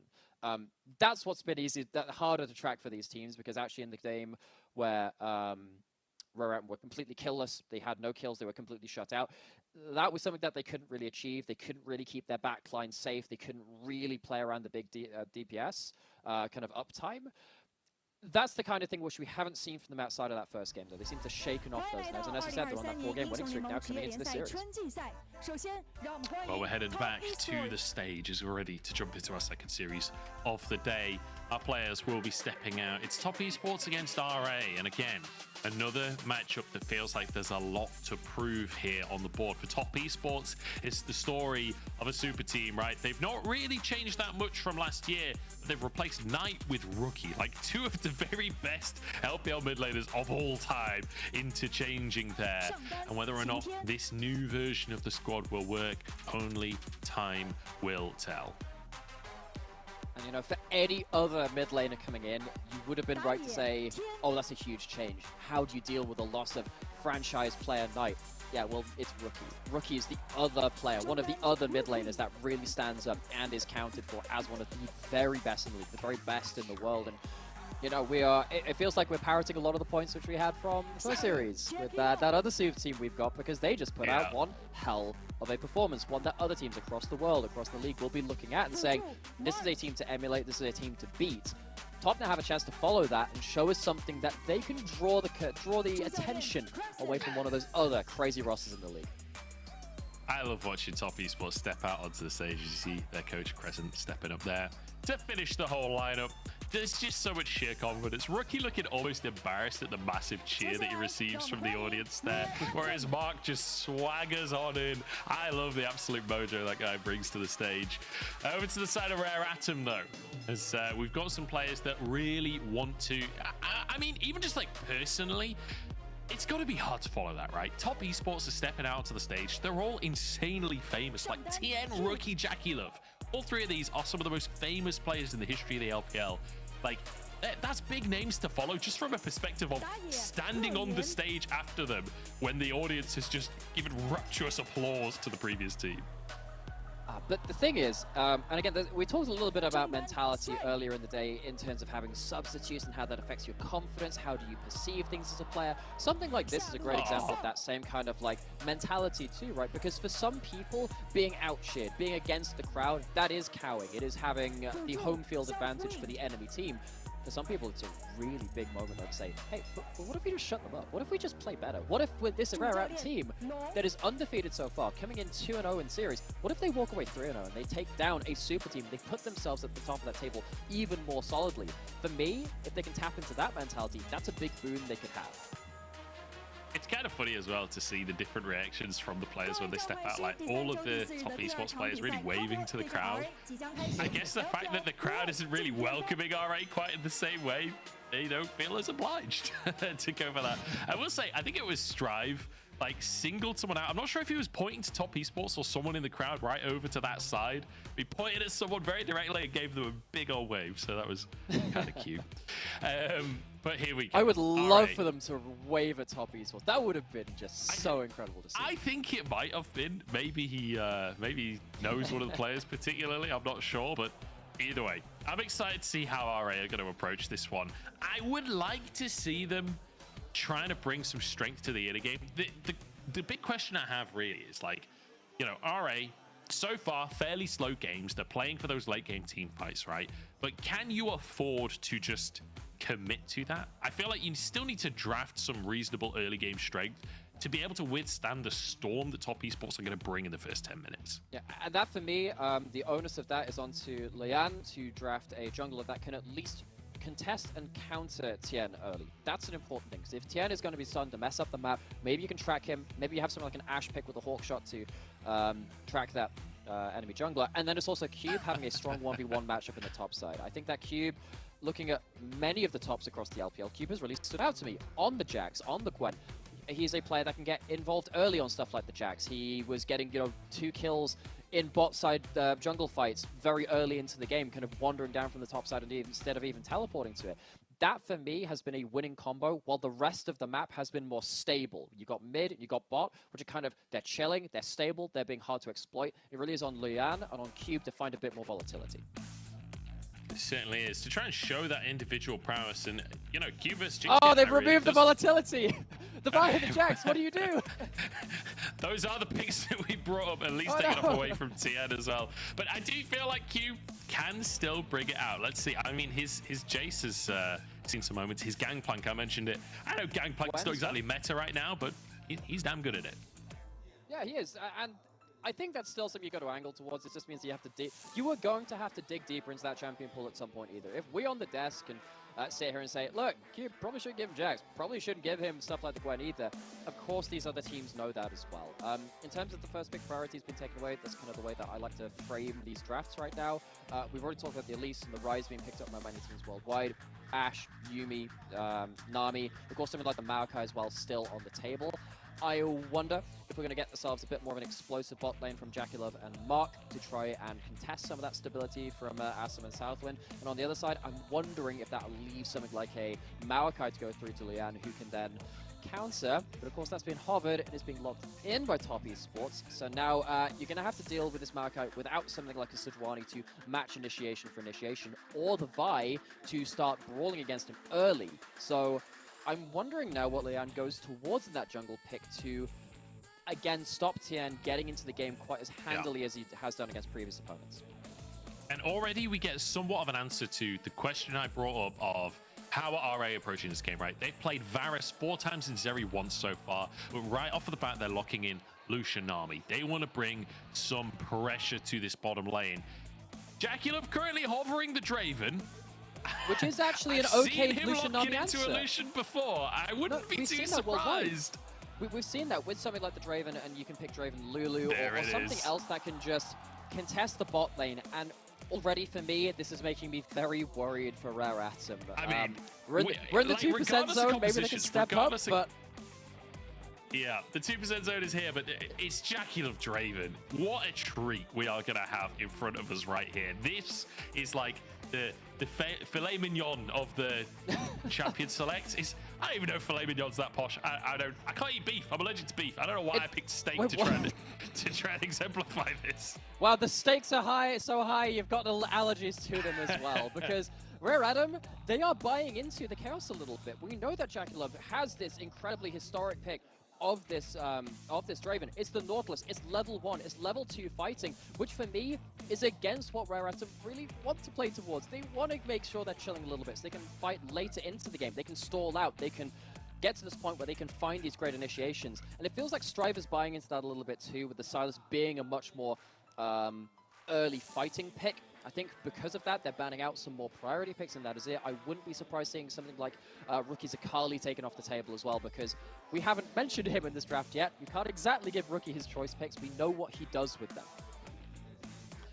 Yeah, so the problem is, you're correct. You can't give Rookie a pick that he's comfortable on.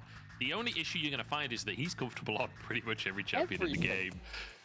So yes, the Azir, he is exceptional on. The Orianna is another one, like kind of a similar boat house to Azir that he's exceptional on. But the Syndra, another one. And you can literally just name every champion and he's still really comfortable. Yeah, if Rare Atom are in the, if they're in the 2% zone, Rookie is the 98%, which is the rest of the champions on the roster.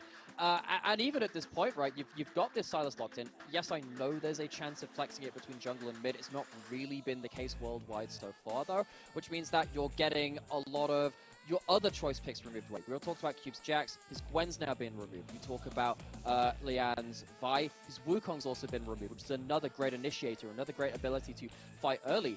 I feel like your two most important members in previous series have been deprived of a lot of their tools. I think this is now putting the onus on Strive, Asum, and Southwind to be much more important in these compositions. Renekton going to be locked in here for Cube, so a reasonably strong blind, right? We see it all the time here in the LPL, but K'Sante, he's made it through the bans for the first time today. And, I mean, is there a matchup that you don't want to pick K'Sante in? I'm not sure if there is. He just feels insanely strong currently, and we've seen him doing a number on many Renektons so far, but now Rookie has to lock in. He's up against this Sylas. Current hover being the Akali, but there's plenty of options available. We called this one in particular just because if you're looking to fight early, feels like Akali can both win trades against the Sylas early and then just out-skirmish him as well. Yes, you give that Akali all over, but just don't believe that every player playing the Sylas is going to be Zeka that wins this matchup.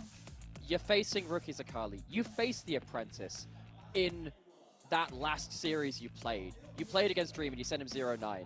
Now you are up against the master himself, Rookie, on the Akali. One of the greatest of the Akali players ever since that rework in Season 8. Rookie took that to heights no one had seen before. He is up against Strive on the Sylas. It is an interactive matchup. The matchup itself on paper is one which can go either way, but you've got to be afraid for Rare Atom coming out of this draft.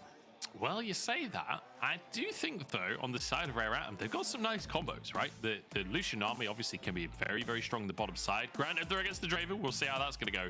But also, Renekton Nidalee, they're going old school. Leyen is, I literally mentioned it earlier, he's a Nidalee aficionado. This guy is an absolute demon on the Nidalee, and Cube is right there to set him up. You've also got the CC from Strive in the mid lane if he can land his knock-up to guarantee that spear. I can see a world where Leyen takes control of this game. But it has to be a real, like, knuckles white kind of hold on this game. You've got to be holding on for your dear life, because if it gets to the point where Tien has a really good ult angle, where Rookie gets onto the backline, there are 4 incredibly squishy champions on Rare Atom which are going to be eviscerated by Draven ults, by the Akali, by the Maokai ult. No one wants to tag that Maokai ult. Maybe Renekton can block one of those routes and have everyone huddle behind him, but that's my real worry here for Rare Atom. Even around something like as early as the Herald fights, as much as you have Renekton, Nidalee, and Silas who are very good around that point, at any point, if you give the option for top esports to approach these team fights and have one of these key carries in the right position to do damage, Rare Atom don't have much to say about that. It is play through lane, it is play through snowball. You can't let top esports get that early game advantage, which they are so famous for. Yeah, worth mentioning the fairly scary combo as well of the Nautilus Maokai, where you've got Nautilus depth charge that everyone wants to separate. You do not want to be grouped when that's flying towards you. The clump and of the separation. Roots, what do you do? Which makes you all want to group up together. So if they're both coming at the same time, that's a lot of CC. That's a lot to panic about. That's the instructions on a clear 5-man ult landed. That's what it leads into. Yeah, exactly. We'll see as the crowd all out in force. We've seen a lot of signs for the top esports players. Not so many on the side of RA. In fact, I think that RA signs that sign saying that they're going to 2-0 RA. We'll see if that's going to be the case though, because RA have been surprising everyone so far, and Leyen has that signature pick in his Nidalee. We'll see if he can take over the game. But Draven coming out as another signature pick, this one for Jackie and Mark on kind of a signature pick in that literally every support only played Nautilus that year. So arguably, I guess. Well, he was one of the biggest supports during that year, so you can definitely call it out as, even though it was a flavor of the season, flavor of the player as well. What that means is that you have a lot of comfort on the side of top esports' bot lane. Rare Atom, we've talked about them being stable through the TV2. They're going to have to deal with quelling this animosity which might come towards them, this volatility. You can see the Observer, they're hanging around here, the level 1, it looks for the hook. The hook lands, Asum getting chunked out Southwind as well, taking some damage to the Ignite onto Asum. They haven't damaged the Draven. Stomping right now, he's just annihilating them. And I mean, your Lucian army with no HP, at least they'll have some sustain, but I mean, Southwind's only got so much mana. Only got so much mana, and Jackie Love gets up to the full lethal tempo in a level 1 trade. That is disastrous for this 2v2. This is not how this is meant to be going. You're meant to be taking a bit of a step back, because each hook that lands now, you're assuming leads to a death. The pots have been blown through, you got cookies on both sides, you got a little bit of regen ticking, but it does mean the top esports controlling that bot side. Tien kind of going towards that side too, and Leyan being called down there on command as well. You can't necessarily go towards this Renekton combo, go towards this Silas, because everyone now has eyes on bot lane. Yeah, I mean, this is going to be tough. Leyen, theoretically, could have a good opportunity to gank this bottom side, right? He is on the bottom side. Jackie Love and Mark are fairly extended, but the problem is, can his bottom lane actually join in on that play, or will he just get CC'd and taken out himself as Mark finds the engage? They're sacrificing a cannon to try and make this play. No, Jackie Love gets the cannon.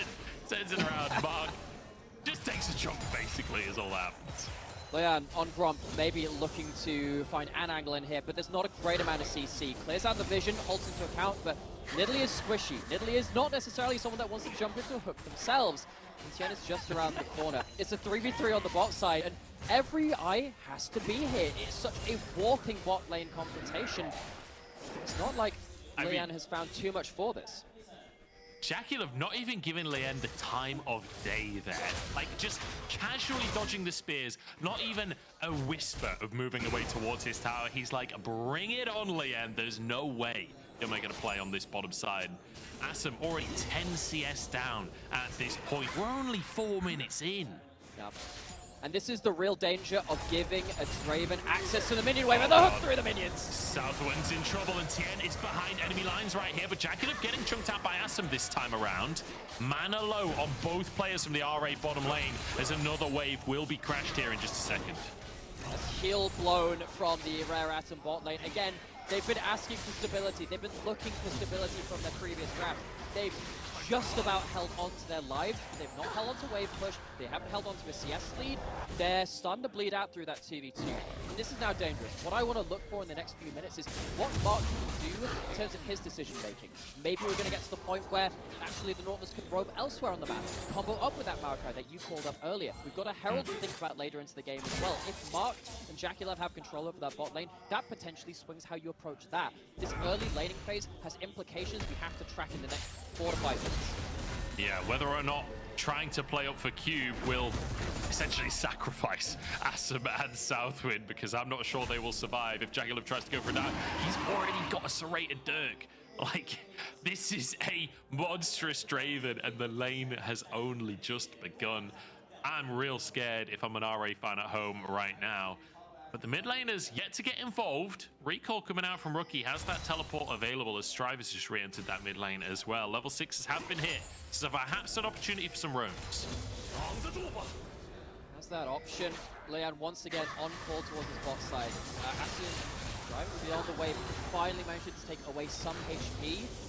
Force Jackalope away from the minions. If you can get Draven to drop axes, not continually keep life stealing off the wave. Of course, hasn't built the early Vamp Scepter, but he'll have a little bit in runes as that ticks up over time. Just keeping Draven off the wave is very, very important. That's exactly why both junglers are here again. Mark had the option to go elsewhere, but decides, actually, you know, the most important thing we can do is keep this chokehold in bot lane up until a bigger opportunity on the map presents itself. Yeah, I mean, Drake has just spawned as well, so if you do find a pick on the bottom side, that could lead to the first neutral objective. But Asum actually doing a really good job of weaving some damage in. Now that the Lucian army have their abilities, it becomes a much stronger duo to be able to contest. It really does just feel that after that level 1, all of these resources have to continue going down here. What this has meant, though, is that Asum and Southwind, they haven't died. They managed to even out some of the CS. They're going to be behind, but they're not dead. They're not giving early stacks over to the Draven as much as it gets more valuable as the game goes on. It's not like this has blown out into anything. But drawing this back, all it takes is that one moment, and then things start falling apart. Ferrarium in the past, in the previous series, have done very well at recovering from some mistakes, from holding on to the point where they can find great initiations, great engages. But against top esports, you have to feel it's another step up in waiting for that hammer blow to fall, and how you respond to that, how you can soften the blow and survive to a point where you can fight back. And so far, I think RA have done a very good job of reacting, right? Where the CS lead in that bottom side has pretty much evened up. Lien managing to get the first Drake of the game, basically saying, look, I'm going to babysit this bottom lane until Lucian Nami starts to exist as a duo, basically, so that Jackalope and Mark can't just take over. The top side, Cube is just winning in CS in the 1v1. Like, across the board, actually, everything's going pretty well, despite appearances in the first couple of minutes. Yeah, I think the eye candy very much went towards Jackalope and Mark in that bot side, camera hanging over there an awful lot, but as we said, it hasn't led to that game-breaking advantage. So top esports, actually a little more to be done for them in terms of their composition. We are expecting them to maybe have a Herald angle, play around their first ultimates, play around that first Maokai ultimate of the game, see if we get Rookie into the thick of things, but where Adam as it stands, they're fairly happy with how they played around things. I just noticed a really cute combo, Lien, when he throws a spear at the Krugs. The little frog jumps first, and then he jumps over. Yeah. It's very adorable. Lien getting invaded on by Rookie and Tien. Not as adorable for him, but looks like Tien just going to start this Herald off, clearing the vision first. Rookie happily able to dodge that spear. Does have his shroud and everything, so shouldn't be under too much threat. But it will be a contest here from R8. They're not willing to give the Herald up for free. Jing Tien could be in trouble here. It's going to be the ultimate used by Cube fairly early. Jackalope looking for an all-in on Southwind, but they're focusing the spot. Jackalope forced to flash away, and Asum full HP. Mark trying to 2v1 them to save his AD carry. Asum with the flash W finds the first blood. Mark and Jackalope sent packing. And in the meantime, over the top side, it's Top Esports finding the advantage as they find a double kill for Rookie. It's a 2-for-2 across the map, but the Herald fight goes over the top esports. It's a feel-good moment. It is an important moment in the 2v2. You remove some stacks, you get that Draven down, you get a kill onto your Lucian. Asum and Salwin surviving the early pressure, we praise them for that. But as the game goes forward, you now need to be aware that the Herald could be just flying into your lane to undo the work which you've done around that bot side. Top esports, as much as Dracula falls behind, they still have the ability to make the next power play on the map. Certainly possible for them. Both junglers. Okay, Herald's not up. Back to the bottom lane we go. Everybody piling on in. Here's the tidal wave. Jackie bubbled up. Oh, spear taken down. RA with a masterclass. We're in the 2% zone, baby. In the 2%, and that lack of CC in the bot lane, you expect it to be point and click from your Renekton, diving forwards from the silence. Actually, it's the tidal wave which is the difference maker in that last 2v2. You have to look what happens before this point. For me, the big difference is one of the great sins of 2v2s in bot lane. Focusing the support over focusing the AD carry. You get damage onto the Nami, all well and good, but it's not onto the Lucian who gets to dive forward. And then on the top side, TN does an awesome job of using the most of their ultimate, getting out of that CC chain and getting huge value from that Maokai. We called it out before that even started. Watch out for that Maokai ult. That is the real difference maker for top esports on the top side of the map where they do find their advantage. Yeah, and then RA making a pretty significant mistake of believing that 2 champions is better than 1 when the 1 is Cassante. As they just get absolutely demolished in the pit there by Qingtian. Great little skirmish from him, but overall it's RA finding the advantage. 1,000 up right now, and the thing that we've complimented RA for in the previous games is their macro. Their mid game has been pretty clean. They've been able to hold on to leads and slowly but surely eke out a win. They found that lead, and now it's a question of, you know, holding on to that and building it more.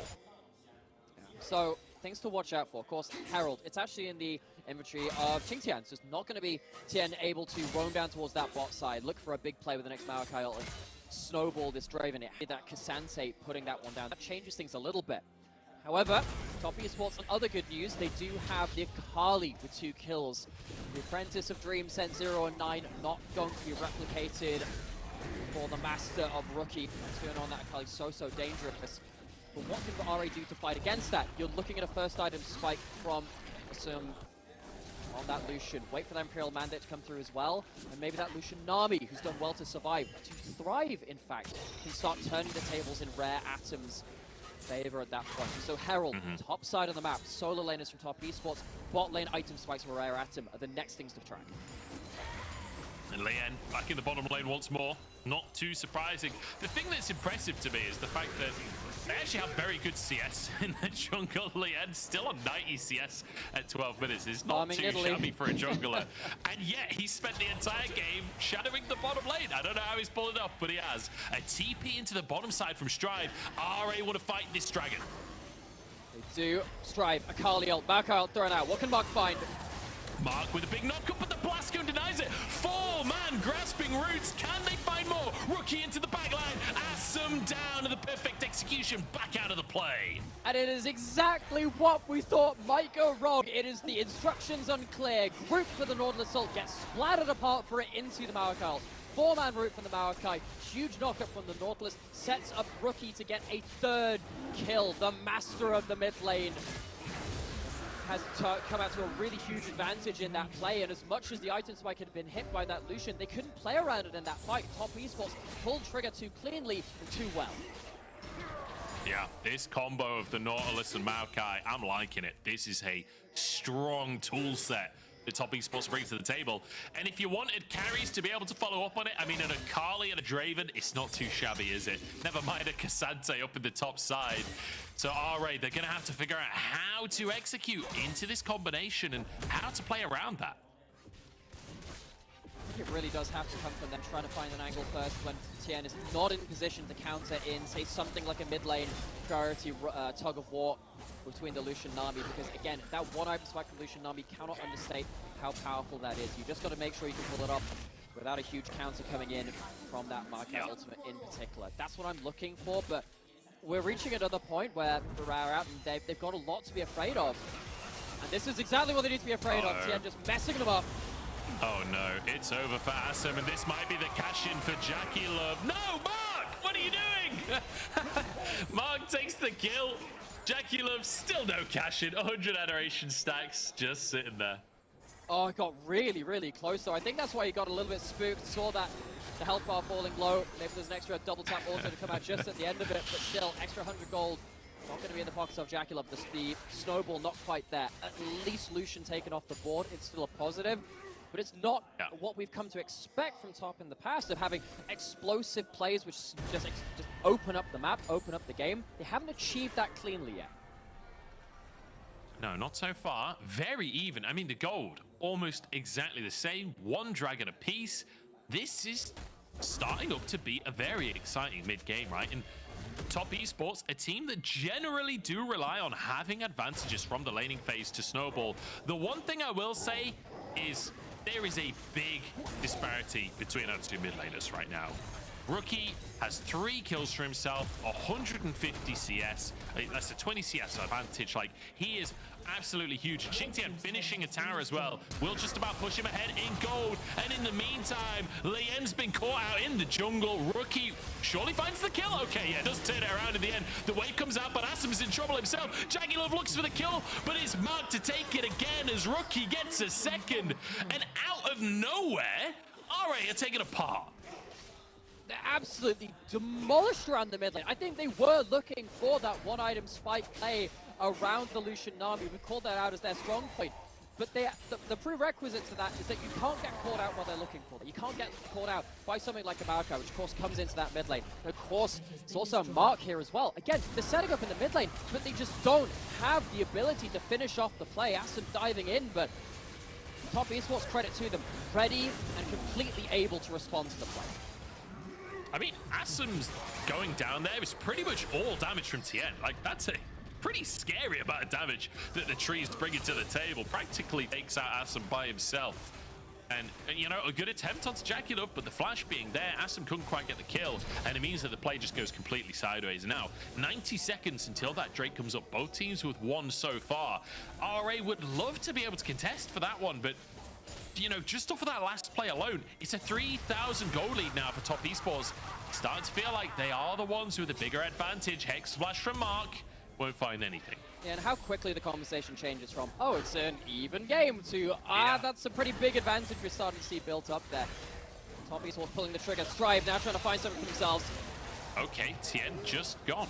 I mean, the play is over before it even begins. Tien, obviously no idea that Strive was there. Did not realize that the threat was there. Trying to protect his chickens from Lien, I believe, but should have been worried about his own health bar. Yeah, I think that that's a really good window of time to find a pick onto the enemy jungler. Of course, it's during the objective setup. Maokai can't throw saplings down now at this point. This maybe puts Rarasim into a position where maybe they can look to contest. I'm still not sure they will. Still going to be the Maokai able to throw his ultimate out in time for that objective, even if the sapling setup won't be there. But Rarasim actually know they're heading into that bot side river, feeling bold. It's enough to go towards that point, maybe set up something. Yeah. Shove out from Rookie in the bottom side, but Strive is there just to clear the wave, so shouldn't be too significant. And the Unleash teleport available now for both Cube and Strive, so they can go for those resets if they need to teleport into the play. Just gonna hold it for the time being though. Strive walking all the way over, his Cube still in this top side, and if he has an opportunity to stay on the tower, might be able to do so, but looks like actually RA not going to contest whatsoever. Leanne up on this top side as well. Yeah. As far as I was aware, in terms of like, you know, like the Maokai not being there for the setup, okay, big factors in there. They managed to get mid priority. I think the big difference maker was Southwind had Imperial Mandate item spike, and as soon as you get that on Nami, you need it. It is such a huge part of the Lucian Nami culling Gale Force burst combo, because that adds so much damage from the item onto it. I think that was the final decision maker for Rarasim. Choose not to take that dragon. Now going towards an even bigger point of power. Cube takes that tower. They bide their time, show a little bit of restraint. They're going to have another crack at the next play to come in. Yeah, the only issue is the tower ultimately gets traded on the other side of the map. So Top Esports, they get the Drake and kind of evenly trade in terms of those towers. So it's not the greatest situation for RA. Rookie terrifying right now, but Lien and Strive want to make a play He's out of onto energy. this mid laner. He's 5-0, out of energy, like you say, but has the Shroud to work with. Perfect execution in place. Strive and low, and there's a TP coming on through. He hides behind the cannon. Perfect execution to escape as Qingtian now arrives on the play. Lien on the wrong side of this one. The blast cone, can it save him? Now Qingtian's the one alone because Cube has joined the action as well. But that is Cassante in the back of the alcove, and he's happily just sitting there among everyone. The tidal wave comes on through. Lien gets the kill on Qingtian. Rookie with a second shroud of the fight, buying so much time. Here comes Mark and Jagulov. The cavalry arrives. It's the roots across the whole team. There's one for Rookie as Jagulov starts to chase Tien on the front line, looking for Assam here if he can close the gap. The flash in, the knockback, and Jagulov can't find the X's, but there's one. Assam gets Tien to trade it though. Still no shutdown. There's no cash in for Jagulov. He's tried so hard to get involved in these plays, but even though he doesn't get the big money-making kills, Rookie does. He outlasts the attempt onto him in that side lane, even though it was watching the resource tick down. Strive looking at those Qs being put across the Adam, just before this, they've shown restraint, they've shown that ability to understand when there was a losing play for them.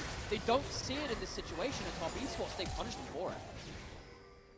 Yeah, I mean, Rookie, once again, just the absolute hero of the moment, gets 2 kills for himself. Just, like you say, outlasting the play.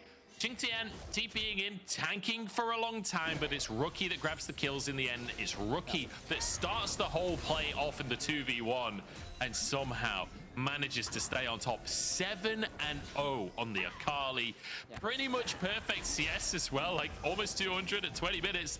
The man is just a menace in the mid lane, almost on 3 items. And this is such bad news for Raraton because we talked about it coming out of Champion Select. They want early advantages. They don't want to be in a position where they have to be pinned back in their own jungle, waiting for a Maokai ult to stun up the rest of their team, root them down, because there's no one that really wants to take that on Raraton. Even when you have a Renekton who's a little bit tankier, it's not enough. In top esports, they know they're in that advantage. They know they have the ability to have a Rookie run amok in the backline. Raraton are forced to, they're forced to answer them at the Baron. Top Esports saw the clock. They know it's past 20 minutes, so Baron is started immediately. Nature's Grass comes out, rooting a couple of players, and Baron's gone. It's over. Top Esports just waltz on in and take it. We've seen it 1,000 times before, and RA just not ready for it. And what the hell do you do now as Raraton? That is such a killer blow to this squad. One that has managed to hold on in their series before, hold on in the long games, but Top Esports, they're not letting the game go long. They're accelerating. They found, you know, it was fairly hard to find them at first, but they managed to find those plays to break open this game through Rookie, through Tien, finding these great ultimates across the team, and Raraton, much like our first series of the day, are in a position where they're going to have to get desperate. They're going to have to look for some mismatched number play between a Nidalee Renekton, between Silas stealing an ultimate, but it is a uphill battle at best for Raraton. I really want to see how many stacks Jagulov is on at this point as well, because it's been a while since he died, and he's not been grabbing any kills, so he's going to have been stacking up for a long time. And not just in terms of the gold, but remember, his ultimate has an execute. That pop-up might say that he has 300 stacks, but I can't read Mandarin. Here we go. Knockups cross team. Rookie's on the backline, and Asam's already low on HP. Rookie turns golden to buy himself some time. Perfect execution. First proc is taken down. Lien and Cube shred him to pieces. And now Strive on the top side of the play, and it's 4v4. This could be a chance for RA. They've taken down the strongest member of Top Esports. Drake is spawning, but Top Esports don't want to back away just yet. To dot back away. They don't have themselves the Maokai ultimate, and they don't have themselves 7 of their 10 kills on the board. Raraton, I think this is your time. I think now's the time to fight. Jagulov on the Drake, but now moving over. This will be Drake taken by Top Esports. And that will be soul point for them. Qingtian dodges the spear, looking for a little bit more, but won't make his way in just for the time being. Remember, Jagulov, 300 stacks, has that execute. So RA have to play so carefully. If you get junked, you might just get sniped. Absolutely worth paying attention to that, but Assam didn't commit to that play. It felt like it was more of a screening motion for Assam around that dragon, but I don't know when it gets better than this. You've already taken down the Akali as they've dove too deep. I mean, see Cube, we kind of called this out as well before. If he gets an individual advantage, he will be a threat. He does start getting into a position where he can get that empowered W onto Rookie. Look at the damage that comes through between him and Lian. It is the Renekton Nidalee finally getting something for this, and the return ultimate of Strive managing to disengage the play after that point too, but I feel like they had to look for more after this point. They're still in a very dangerous position against this Baron. They're still at a point where they're staring down Infernal Soul points. I just wonder if the window's starting to pass for them. That's the question. And I've been so impressed by what RA are bringing here. Like, they really are going toe-to-toe with top esports. The gold's so even, but those dragons, like you say, it's looming, right? If top esports get one more Drake with a Carly and Draven on the team, like, you gotta believe Infernal Soul would be a win condition in of itself right there. Top esports pressuring in the bottom side, looking for a tier 2 to try and bring that gold lead even bigger for themselves. Qingtian needs to be a little cautious. I think maybe trying to bait someone, see if someone would step just past him so he can push him through that wall, but doesn't find his opportunity, and the tower will survive. Yeah, but this is kind of the nature of Raraton that we've come to know. Probably one of our best well-known teams in terms of our team identity from this split, from what they've shown us so far. They're tenacious, they do hold on, they find ways into games which they probably should have been shut out from before. They learned that from their first loss, and they're getting to a point where at least they can look for these angles. The gold is even. It doesn't sadly change the way that these teams interact. You still got to be so scared of that Miracle. You still got to be so scared of the shutdown, the execute potential from Jackulov, and then of course Rookie running rampant in that backline. But at least they're still looking. One thing I do want to call out quickly as well, just before we head back to more gameplay stuff. Tien has gone for the Night Harvester on the Maokai for a little bit more burst to potentially shut out someone like Asum or Strive from these fights. Have to track how he can be a bit of an unexpected burst threat as well in some of these. Yeah. I mean, he nearly one-shot Asum earlier on, and he did not have a Night Harvester at that point. Saw the point of RA as well, talking about identity. A lot of people aren't sure whether they should get hyped about this roster. If they can win a game like this, it's time to start believing in RA, I think it's fair to say. Rookie up on the top side, pushing these waves out, and I do feel like top esports stalling out a little bit here, but not super surprising, because the way that they're going to win this game is that Dragon, is that Baron, both coming up within the next 2 minutes. So even though we've had a little bit of a lull, you can anticipate the pace is going to pick up. So, Nightmare, what is it that RA have to do here over the next 2 minutes to miraculously fight for these objectives? You have to somehow buy space for someone like Cube to get on top of the Akali, burst them out. They're one of the few champions that really can do that. Also buy space for Asum. Just hit 3 items on that Lucian, actually ahead in itemization compared to his often opposing number. It's also a more consistent damage build from that Lucian. It's Navori Quick Blades. That means more dashes, more ability damage from that Navori Quick Blades passive. That means that actually, if top esports don't cleanly land the play, which in fairness they have done most of the time in this game, but if they let that slip once, maybe Asum can find that slim angle of attack to burn through some of top esports. That's what I'm looking for. Just maybe. 1,000 gold is the difference as Jackulov just head back to base, so I imagine he has hit that 3-item mark as well. He was headed towards a rapid-fire cannon, I believe.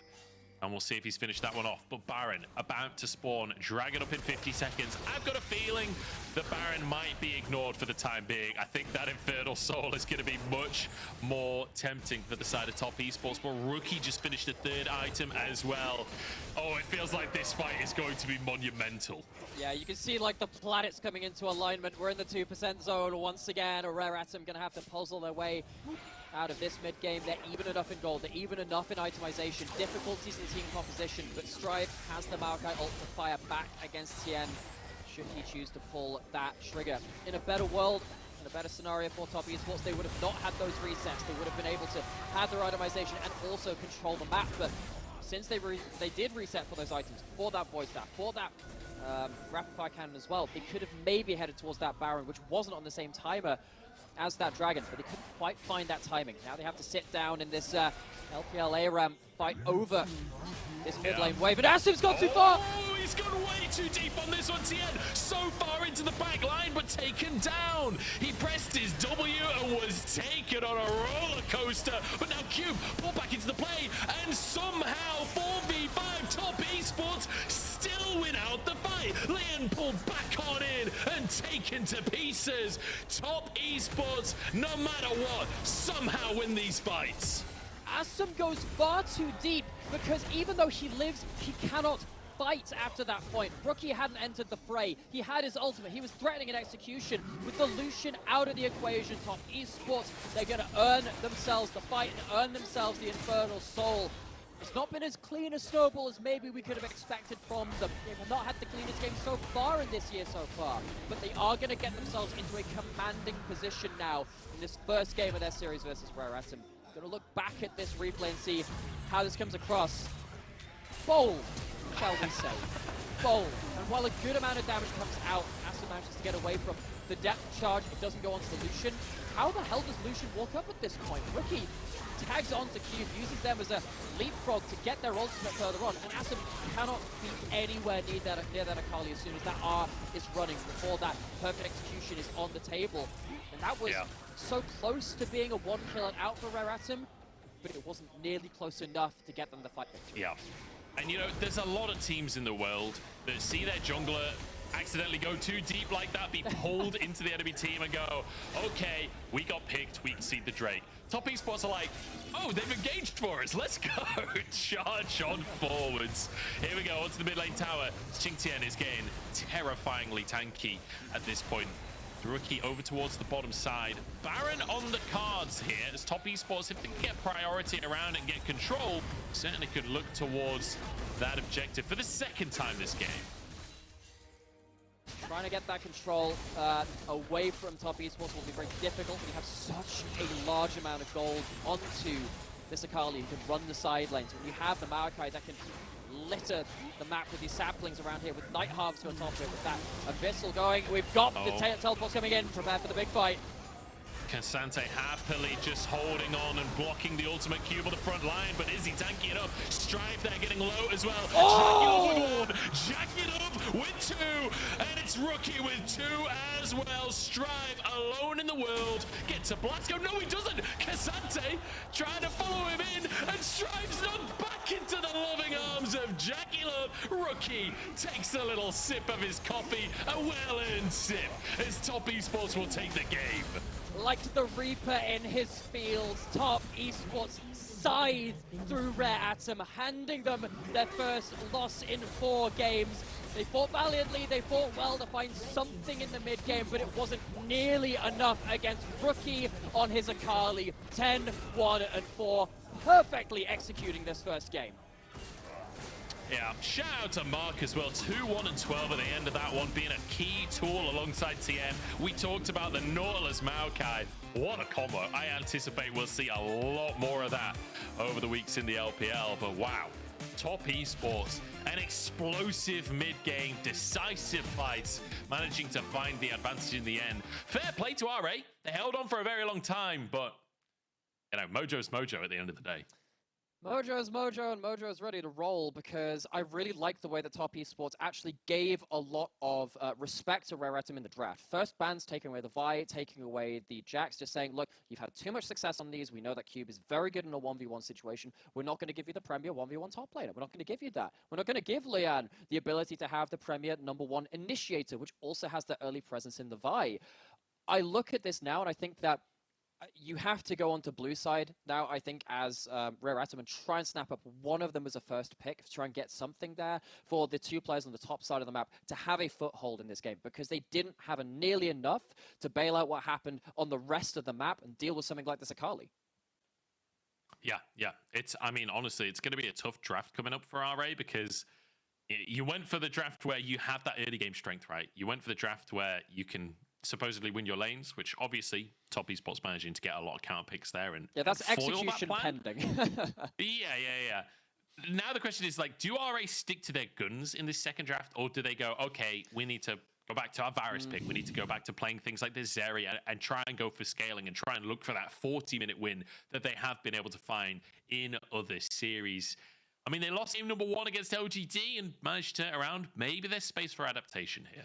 No, this wasn't the worst game ever. I think that Rare Atom, they did, considering the nature of this draft, where we're like, look, realistically, you're not going to have ways to deal with Tien's ultimate on that Maokai. You can have problems if Akali gets ahead, and Akali did get ahead. Some of those fights which they won, I still feel like that was against the run of play, so there is credit to them for that, and I think we can understand how Rare Atom did reach that 2-0 scoreline. They have managed to come into the year with a pretty fast start. but it's just another level up again against a team like Top Esports, who are so ruthless when you show them that inch of weakness, much actually in common with the games that we saw earlier today. One mistake against a team like NIP just got eviscerated by. You sat there, it's like, you might have the same happen to you, right, Adam? Yeah, I mean, Top Esports, JDG, it's all the same to me. Like, the sheer quality of the players of these two rosters is monstrous. And like you say, very similar in that split-second execution and turning it into a win. The speed at which those two teams snowball, I think, is the most defining characteristic of, like, you give them an inch and they will take a mile. It's a very commonly used phrase in League of Legends, but I think those two teams really epitomize that term. Yeah, and I think particularly when you have rosters which are changing around, okay, you know, you look at Top and they've got less changes than others in the league, but it's still a change nonetheless. And coming back from a break is different nonetheless as well. One of the hardest things to do as a new roster is understand what the heck you're doing in the early game, because you think, we want to achieve this. Okay, but what are all of the micro steps which get to that point? Maybe someone needs to be covering this brush. Maybe someone needs to be covering this jungler as they go for this play. It takes a while for some of these teams to really come online, become coordinated enough to pull off snowballs like this, to have these huge advantages. The fact that you have JDG on top doing that at this point in the season, that is concerning enough already for other teams in the league. Yeah, I mean, it's terrifying. It's absolutely terrifying, especially when we're looking towards MSI. It's going to be a tough competition in the LPL to see who makes it to there. But RA aren't out of the series just yet, and we'll see if they can get back on the horse right after the break. The LPL are kings again. Things are heating up once again. In fact, I'd say they're absolutely red hot. I don't think that actually went over to live. Oh, he actually connected it. That was a nice little wait there, but now Xiaohu's about to just kill Tien. He does. It's a solo bolo. It actually, it's just trying to wait out this rotation from Weibo. They find the cease and desist. Got to get over the wall, Rookie, and a lot of damage coming on Xiao, who doesn't really have much. The nice save from Crisp. Is it enough? It goes golden too. Top Esports catastrophe at hand. It'll be a flash used by Rookie. This week, it's all about the new team powerhouses in the mid lane. You know them as Yagao and Xiaohu, two upper echelon mid laners who have been packing one hell of a punch. They won't even come close. Why do you think you were better than me? LWX will finally make his way, but Shun gets the Rift Herald there, I believe. The knockups come through. Hell yeah. Just gets killed by the power unleashed from Yagao. LWX is on the wrong side of the fight. FPX Care is now the target here for BLG, and he goes down right afterwards as well. LWX has reconnected with Lula, but FPX has been eviscerated. Eganar up 3 back, and the final chapter doesn't do enough. Care also just bursted down by the culling. The cease and desist was left to the last moment, and more kills raining. A quadra kill. We've got star-studded rosters, carry performances, and not to mention a top lane matchup that just speaks for itself. And so now, we just have to let them cook with our match of the week. Save some space for his teammates as King Tien get a nice little engage on the side, and he's going for the all-in here. He's gone all out, a lot of damage on the side. It's a 1v1. The execution, is it there for the Shy? He misses the spear, and the Shy, is he gonna go to the solo bolo? He's gotta get out of there. Oh! The execution, and the Shy is Giga Shy unlocked. Putting out the fires, my head calls me a liar. Sick of breathing in your smoke. Leave a little longer, embrace a little harder. Yeah, every time we're not wrong, it's like we're walking on water. Oh, too good to last long. Putting out the fires and looking for a miracle. It's like we're walking on water.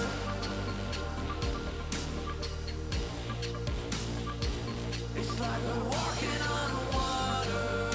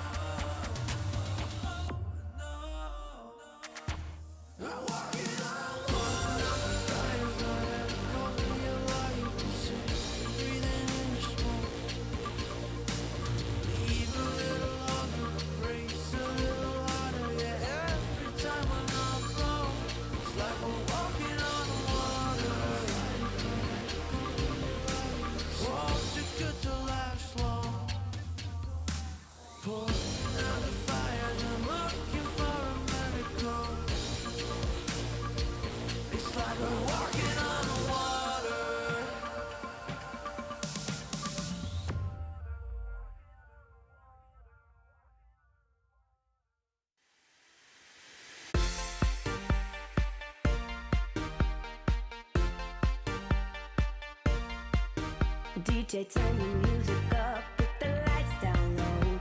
All the worries we had, we just let them go. Wasn't looking for love, I was happy alone. When you put your arms around me, how was I to know?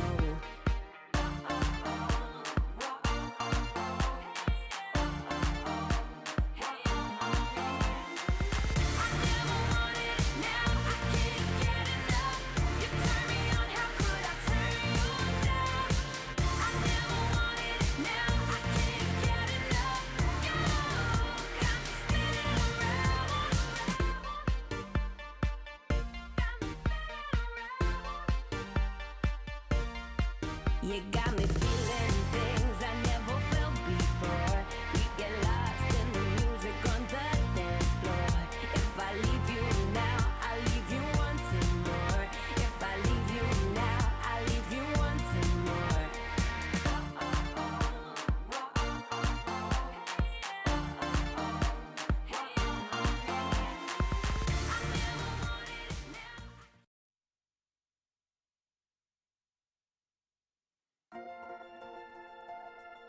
Welcome back, everybody, to the LPL as we head towards our fourth game of the day, second of our second series, and maybe the last if Top Esports can play like that, because they brought out an absolute brainstormer right there, just destroying RA in the late game in some of these team fights. And I feel like it's really, really important to mention that it was in the late game that the domination came on through, because early on, RA did a really, really good job of holding them off. I'm joined by Nymera. Like, where do we go from here for RA? Because I feel like there's a lot of ways that you could change your approach here, but RA have got to do something. Well, fun fact for you, I have another rare atom fact which relates to this. This will now be their 7th game of the season. They've played, of course, 6 just before this. The 7th element is nitrogen. It is very stable. It is very inert. It doesn't like reacting with anything. Do that for your bot lane. Do not pick that Lucian Nami into something like a Draven again. You have to understand that if you have volatility in that bot side, that is something which Top Esports play towards much more than you do. I think the volatility for it has to, again, come from that top side. Have a better 1v1. Well, I mean, the 1v1 matchup wasn't awful for their top lane, but at least have a draft which allows you to actually play towards it, apart from having to save bot lane with your jungler. It just didn't work for them stylistically. Yeah, maybe playing more towards Q, but a bit more top lane presence. We'll see if that's going to happen, though, because I've seen crazier things before. Let's look at our MVP. It's going to be Rookie, obviously. I think that one kind of went without saying. On the Akali, 10, 1, and 4 by the end of the game. That one death being specifically Cube and Lien actually working together when they managed to take him out during that fight. But aside from that, just sheer domination on the Akali. Isn't it so poetic? Last game that Rare Atom played against the Apprentice of Dreams, send him 0-9. Game after that, Akali goes 10-1, returning the favor, avenging the Apprentice just a little bit. And as soon as this Herald fight happened and you had the 2 kills going after the Akali, I was like, that's the problem. Because you don't have anyone that can realistically deal with the Akali consistently, because the Renekton needs to be in too many different places. He needs to be blocking the Maokai, he needs to be stopping the front line, he needs to be on top of the Akali getting that W, and it did prove too difficult in the end for Rare Atom to deal with. As much as they had some bright moments, they couldn't string together multiple victories, or even like really heavy victories in a row. No, really, really tough one. And like, it felt like each of these fights, something small went wrong for RA that then turned into a massive advantage on the side of Top Esports. Like, again, we see them group up and then all get knocked up by the depth charge. Then Rookie dives into the backside. Jackie Love left totally free to just annihilate. And like, the start of that play looks kind of fine for RA. But then once that Nautilus Maokai combo kicks in, Rookie's into the backline, Jackie Love's firing on all cylinders. Like, at that point, it's just completely over. Just on a personal level as well, you know, this is, you know, my first couple of casts in the LPL. Last year, I was watching these players pull off these incredible stunts. To see these players, like, on my screen right now, Rookie on his Akali, Ruler doing stuff on the Zeri, today has had some awesome montage moments. It just reminds you the level of play that you see day in, day out by so many players spread across so many rosters in this league. Saw in the first series of the day how much JDG could put on the table. Top Esports in the second game, particularly Rookie, is saying, I am not being left behind. Yeah, absolutely they are. Dominant game number 1 coming out from Top Esports. Now towards game number 2, I anticipate Top Esports' draft will be very likely on the red side this time. you expect it to be somewhat reactive, but again, kind of lane-centric, right? Focused on trying to shut down whatever RA wants to do, find that moment, punish it, and snowball. RA, I'm really curious. I hope they bring that Varus back. I really hope we get to see Asum playing through that Varus, like you say, playing towards that top side instead. And then Lien and Cube perhaps could take over. That's the thing for me, because I think top esports will thrive when there is volatility. They're a team which is known to get a little bit crazy at times.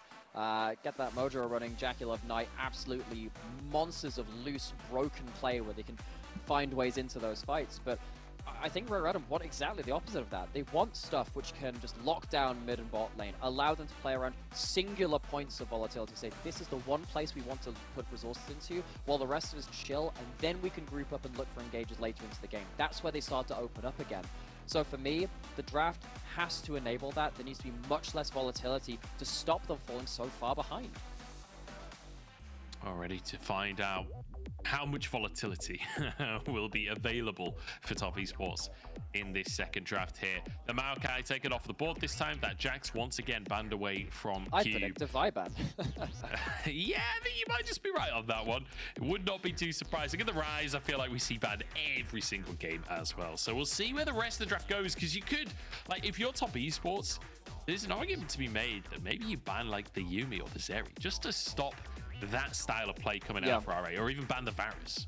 Maybe the Varus. I'm trying to think what would be the most stable lane they can have. It probably is that Varus, because I think if you oh gosh, but then you have the argument of saying, well, if you lock in the Yuumi, then we can go scaling for scaling. I think that still favors Rare Atom. I think at this point you ban away the I think you ban away something like that Yuumi, and you just say, okay, go towards something. We'll pick in the Lucian Nami ourselves if you don't ban it themselves, and of course Rare Atom haven't done that. And now you're left with, once again, top esports angling towards trying to take away some of that top side comfort from Rare Atom. This is something that's been banned an awful lot on red side though. I was wondering if this might get taken off as well. Lian gets Elise on the table. Now I'm wondering if actually you play towards Strive having a pushing lane, having something like a Nazir to help shove in that wave early, and allowing Lian to battle ward, get into the enemy jungle early and start pinning back Tien. This is something that we've seen the world over. We've seen in the SDK, we've seen in the LEC, we've seen this at times in the LPL as well. Elise is really coming up to prominence to hit level 3 very quickly, very healthily, and just pin the enemy team back while you start to make your own plans.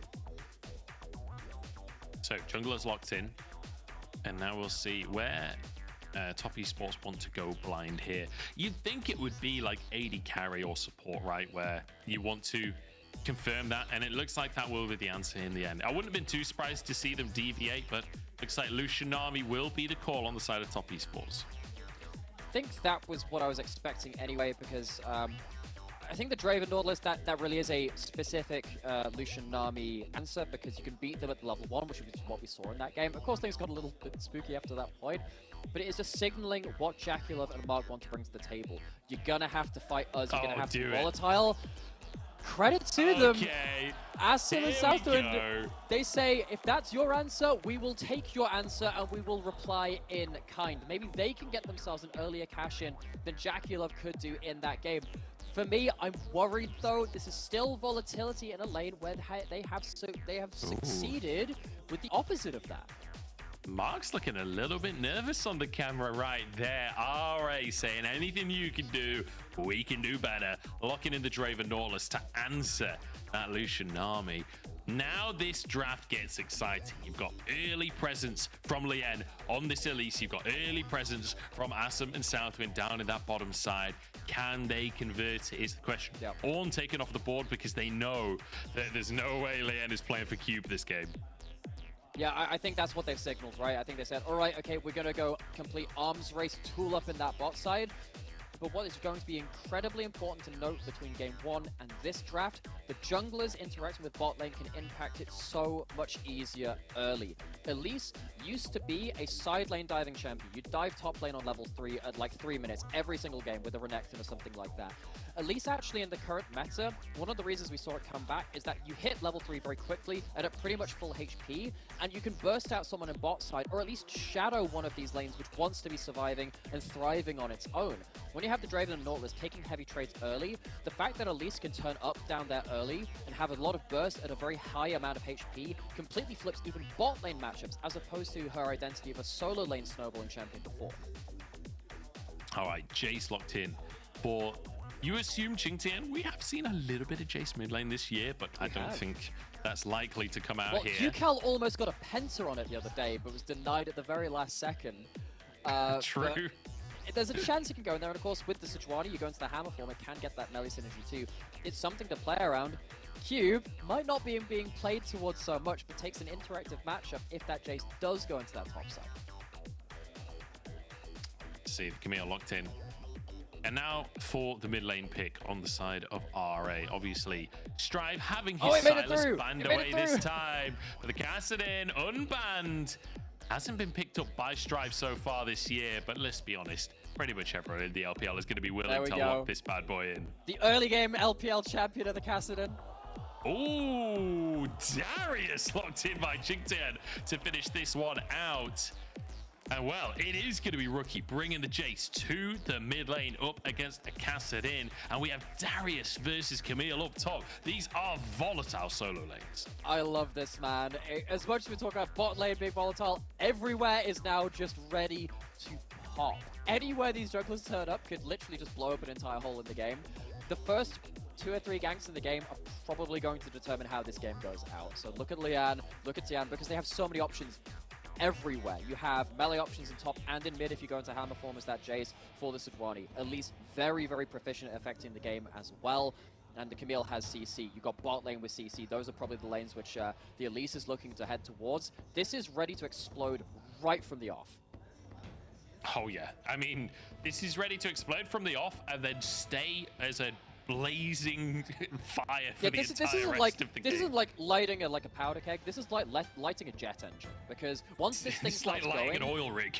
yeah, because that thing is just going to keep going, and trying to put out that fire once it has started is going to be very, very difficult. This is very much about early game. This is very much about getting that ball rolling, which has been one of Top Esports' historical facets of them. They managed to take these individual moments and then make them into game victories. Where it comes on the map, highly versatile. You're not looking at just one lane where this is happening. In that last game, it was aimed towards bot lane. In this game, it could be top lane. Heck, it could even be a counter gank in mid lane, which gets Jace off to a point of power, gets Kassadin off to a point of power. It's very, very much in the hands of the junglers and where they path in regards to how this game will be played around. Definitely a matchup for the junglers here. And you mentioned Top Esports historically very good at finding early advantages as well. Lien, similar history for himself. Loves to find the advantages early on in the game and snowball from there. Elise versus Sejuani, 2 junglers that are more than willing to have that early pressure in the lanes. Nymera, I am so excited for this game. It's been a while since I've seen a draft that I'm as excited for as this one right here. Anything that happens early should kick everything off. We've been really blessed today. We've had some crazy stomps, sure. We've had some big, awesome moments. This game, though, you look at this, it's just on the knife's edge. There's a very important ward from Liam into the enemy Raptors on the other side of the map, so Tien will be spotted out at that point. Have to see if he actually gets around to his sweeper very early, because, of course, he's changed to that. He might be able to sweep it. And this means that at least Rare know where the Sejuani is starting. They know potentially where they can end up first. If they spot with the sweeper, though, that ward, Top Esports know that they've been spotted. You have that double piece of information. Again, lots of ability for mind games to take place in the early game. Yeah, and equally Top Esports with the ward on the blue buff. They'll know exactly where Lien is likely to start as well. He'll clear out that bottom side. So, both junglers knowing where the other is going to play in straight off the bat. Level 1 Mark hooked on in, low on HP. Focus on Jaculum now, but they're trying to... Oh, here it is! Do they have the damage here? That's some low HP. Taken down as well, but this time Draven gets the early kill. Lucian has 0 CS! There has been a champion kill in Top's lane before a minion kill. That is absolutely absurd. It's all early game, all the time, and Lian's keeping the ball rolling. He certainly is. Big damage onto Tien, who's forced out of his jungle. And sure, the Gromp will reset. Leon won't get the Gromp for himself, but he forces Tien back to base. A roaring start here for RA. I absolutely love this. You just knew. It was so obvious this was going to happen, and of course it happened with the Nautilus pulling the trigger very early on. But the thing with Rev, the reason that this gets very close in this 2v2 is that Asim is only in range of the Nami at the start. And one thing we saw in that first game, actually, in some of those 2v2s, one of the mistakes you can make in the bot lane is putting too much damage onto the support when actually it's the AD carry you need to be really burning down. 2 auto attacks into the Nami means 2 auto attacks not onto the Lucian allows Jackie Love and Mock to at least trade back 1 kill. And especially in level 1 fights, auto attacks are everything. Like later on, it's much more about abilities, etc., etc. But in level 1 fights, auto attacks are like 90% of your damage, so every single one counts. Tien is desperate to finish the Gromp off, but Leanna does not want to let him have it. Smite available for both junglers here. If Leanne can take this, it'd be huge. I think Tien got it though, and now pushing over the wall, the bubble is there as well. Jackie Rookie gets it with an accelerated shock blast to find a lead in the mid lane. That is insanely important from top. When push comes to shove, he knew it was about the early game, and Tien gets the clutch smite for level 3, which allows him to fight the next period of play, gets the kill onto Lian, Rookie gets ahead. You now have a lead in the mid lane. You haven't been shut out of jungle. Your bot lane gets an extra assist onto it as well. Top Esports, that is a pivotal moment for this early game. We know that the entire game hinges around Top Esports. We know they love to get themselves snowballing. This is a key moment in that. And this is extremely painful for Strive, because not only does Rookie get a kill there, but Strive was trying to shove the wave, couldn't do it fast enough, and now Rookie tethered it, went into the side brush, stacked it all up, and now can freeze this all day long. Strive gonna really struggle to get any CS. Rookie playing aggressively here. Strive's trying to bait it, but I don't think Rookie will fall for it. Well, I think what he was trying to do there was bait Rookie into going to hammer form and jump on top of him. Use that road buff slow, but Rookie is ahead of the game, understands he doesn't need to do much besides just control this wave. And the fact that Lian has to bail out mid lane instead of making a play elsewhere, it's just removing Rare Atom's ability to flip somewhere else in the map into their favor. They played very well aggressively early through that bot lane with Lian on the front foot, but in the space of a minute, Lian has gone from battle warding in the enemy jungle to having to play defensively, and that is very unfortunate for them. Top Esports now in control. And crucially, we've gone from Tien not being able to finish his Gromp to being 10 CS up as well, as they'll finish these 2 clears, although Lian does still have his whole jungle ahead of him, so should be able to close that gap just a little bit. But, you know, Lian did manage to break that freeze, so Rookie has to crash that one, head back to base, and Strive will be able to get some CS for himself. But look at that mid lane advantage, and the bottom lane advantage as well. Jackie Love actually way ahead in CS right now off the back of a reset from Asim, who hopefully should be able to at least even that up somewhat, although Southwind may have overstepped on this one. That's going to be a bubble, big damage, forcing the flash out from Southwind, but Ignite from Jackie Love as well. Yeah, just want to see how much sustain he gets through in case he can actually land a hook and look to fight later into that lane. No Ignite now, and Lian doing the world tour with Summoner's Rift, going between bot lane first, mid lane to bail it out, and then top lane to look for options. But again, this is why we're saying early game advantages stick in this draft. Lian running out of options, and as much as Rare Atom have come from behind in games before, they managed to hold on. This game is probably the hardest game we've seen so far of them to have the tools to be able to do so. Yeah, I mean, this is not... granted, you do have a Kassadin, so scaling is on the table somewhat, but yeah, good luck you're absolutely right. This is not there. exactly like a late-game team fight composition, is it? The thing is, I was like, Kassadin will be great when you hit that level 16, when you get that 2-3 item spike. I just don't think you're going to be able to fight for the key moments before that. Luckily, Dragon hasn't been taken just yet from Top Esports. No one's been focusing towards that, been focusing on getting champion kills.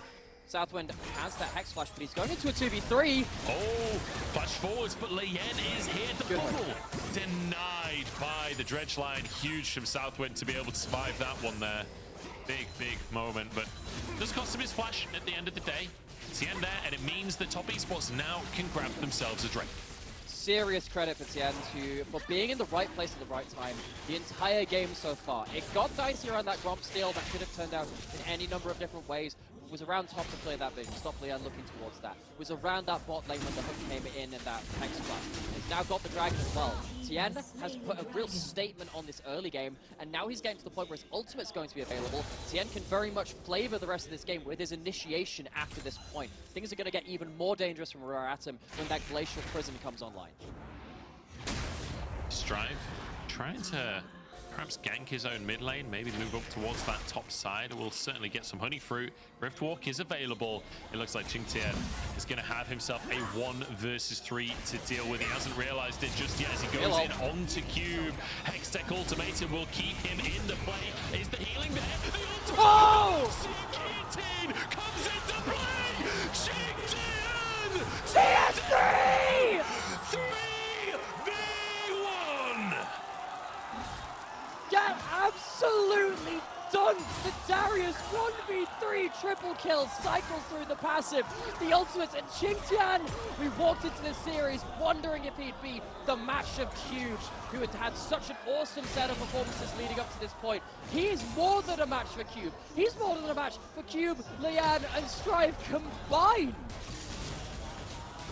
I mean, anyone that was questioning Wayward not being the starting top laner right now, I mean, you've got your answer, because Qingtian is the man for the moment.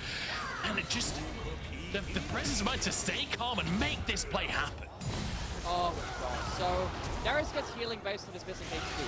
He also gets that based on the number of targets he hits on the outer ring of his Q. When Cassidy jumps in, trying to finish off the kill, the timing is just off. While we see this, that's a 1v3. no. That means you have a 4v2 in the bot side. Early game, talked about how important it was to stick. Top Esports have slammed it home. Okay, Xian, this time he's got the numbers. Xian comes in on the top side. The apprehend actually misses because Cube couldn't get far enough. Xian the one to grab the kill this time. And wow, this has gone from 0 to, I mean, 100 just doesn't cut it, does it? 3,000 gold lead at 10 minutes as Lian chased out by Rookie. What do you do as RA here? Top Esports, they're just too terrifying. Yeah, might be more appropriate to say it's going from first gear to top gear because they are really cruising at this point. But Rookie's caught out, has the flash, can he live? Yep, just flashes away. It's as simple as that, apparently, as he somehow walks out of the play. 2-0 on Rookie, 3-0 on Qingtian. And Tien, in the meantime, while all of that's going on, just takes the Herald for himself. Nice little trade from Jackie Love as well. Everything is looking up Top Esports. And it just keeps bringing me back to this point. Rare Atom drafted into the volatility. They didn't go for the Varus. They didn't go towards something which could sit back, scale, look for later team fights, and try and just get priority and push. They chose to fight, and they're losing those fights, time after time. It's not often that I see a game and I feel like it's over at 10 minutes, but with that kill on Strive, it does feel that way. Lian in the bottom side as Asum just gets chunked out anyway. Lian can't even join the fray before it's over.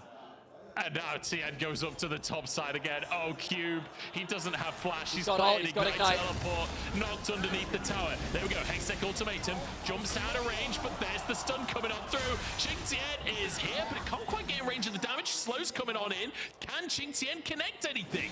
No kill onto Cube, but a Herald in tow for Tien. They'll still get gold for this. But how bad is it when your best victory is surviving the dive? You're not even getting across the map. You're not getting anything anywhere else. Top Esports, they are continually putting Rare Atom under pressure. This should be what they continue with. Tien has his ultimate now. We've seen him use that multiple times, uses it in that play, sadly to no avail. But Top Esports, doing the correct thing and continuing to make plays and keeping the speed of this game in which they move around the map very high. I feel like the actual competition going on right here is between Qingtian and Rookie of who can get richer faster.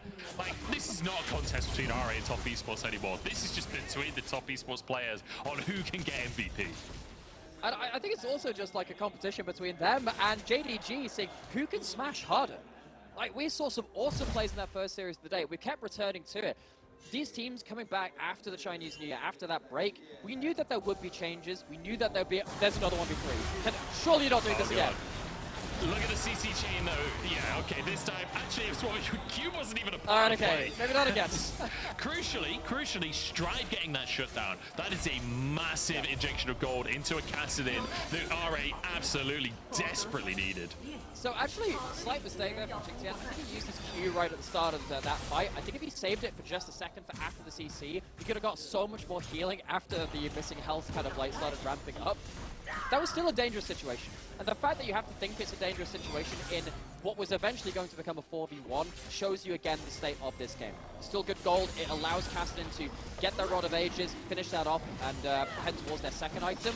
We talked about how Rare Atom can maybe get towards Kassadin late game, but it's a problem of fighting until you can get to that point.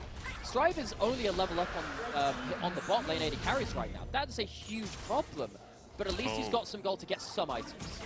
Rookie's here in the bottom side, as is Tien with a Rift Herald.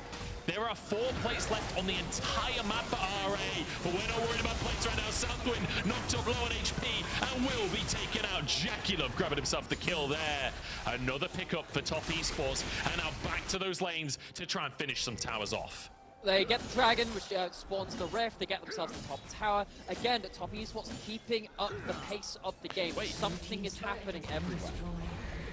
Are they going to get 15 plates? Rookie's pushing in the bottom side. Oh, Herald comes to the mid lane. Rookie, if he can finish this tower, it's a 15-plate game. There it is. Herald goes down. Rookie in a 2v1. Even if he dies, he doesn't care. 15 plates for Top Esports. That is mind-bending. That is absolutely absurd. With the slight caveat, that's another 700 gold over to the Kassadin. It is all in Strive's hands now. Can Rare Atom finally stabilize, become much less volatile, stop taking as many fights if they at all can, and allow this Kassadin to hit something of a power spike? The problem is, I don't even think he wins against someone like the Darius or the Jace when he gets to that point with the amount of gold they have. You're talking about getting rich quick again. Rookie gets more plates. Xingtian gets more plates as well, and they both get the tower completion off of it. This Kassadin win condition is more like a Kassadin consolation prize. How rarely do you see that? Yeah, I will say, he is like kind of even in gold to both Xingtian and Rookie when you look at items. He's only ever so slightly behind. Still behind, I think, but those 2 shutdowns, certainly valuable for Strive. He is very much the basket that the eggs are in at this point for RA.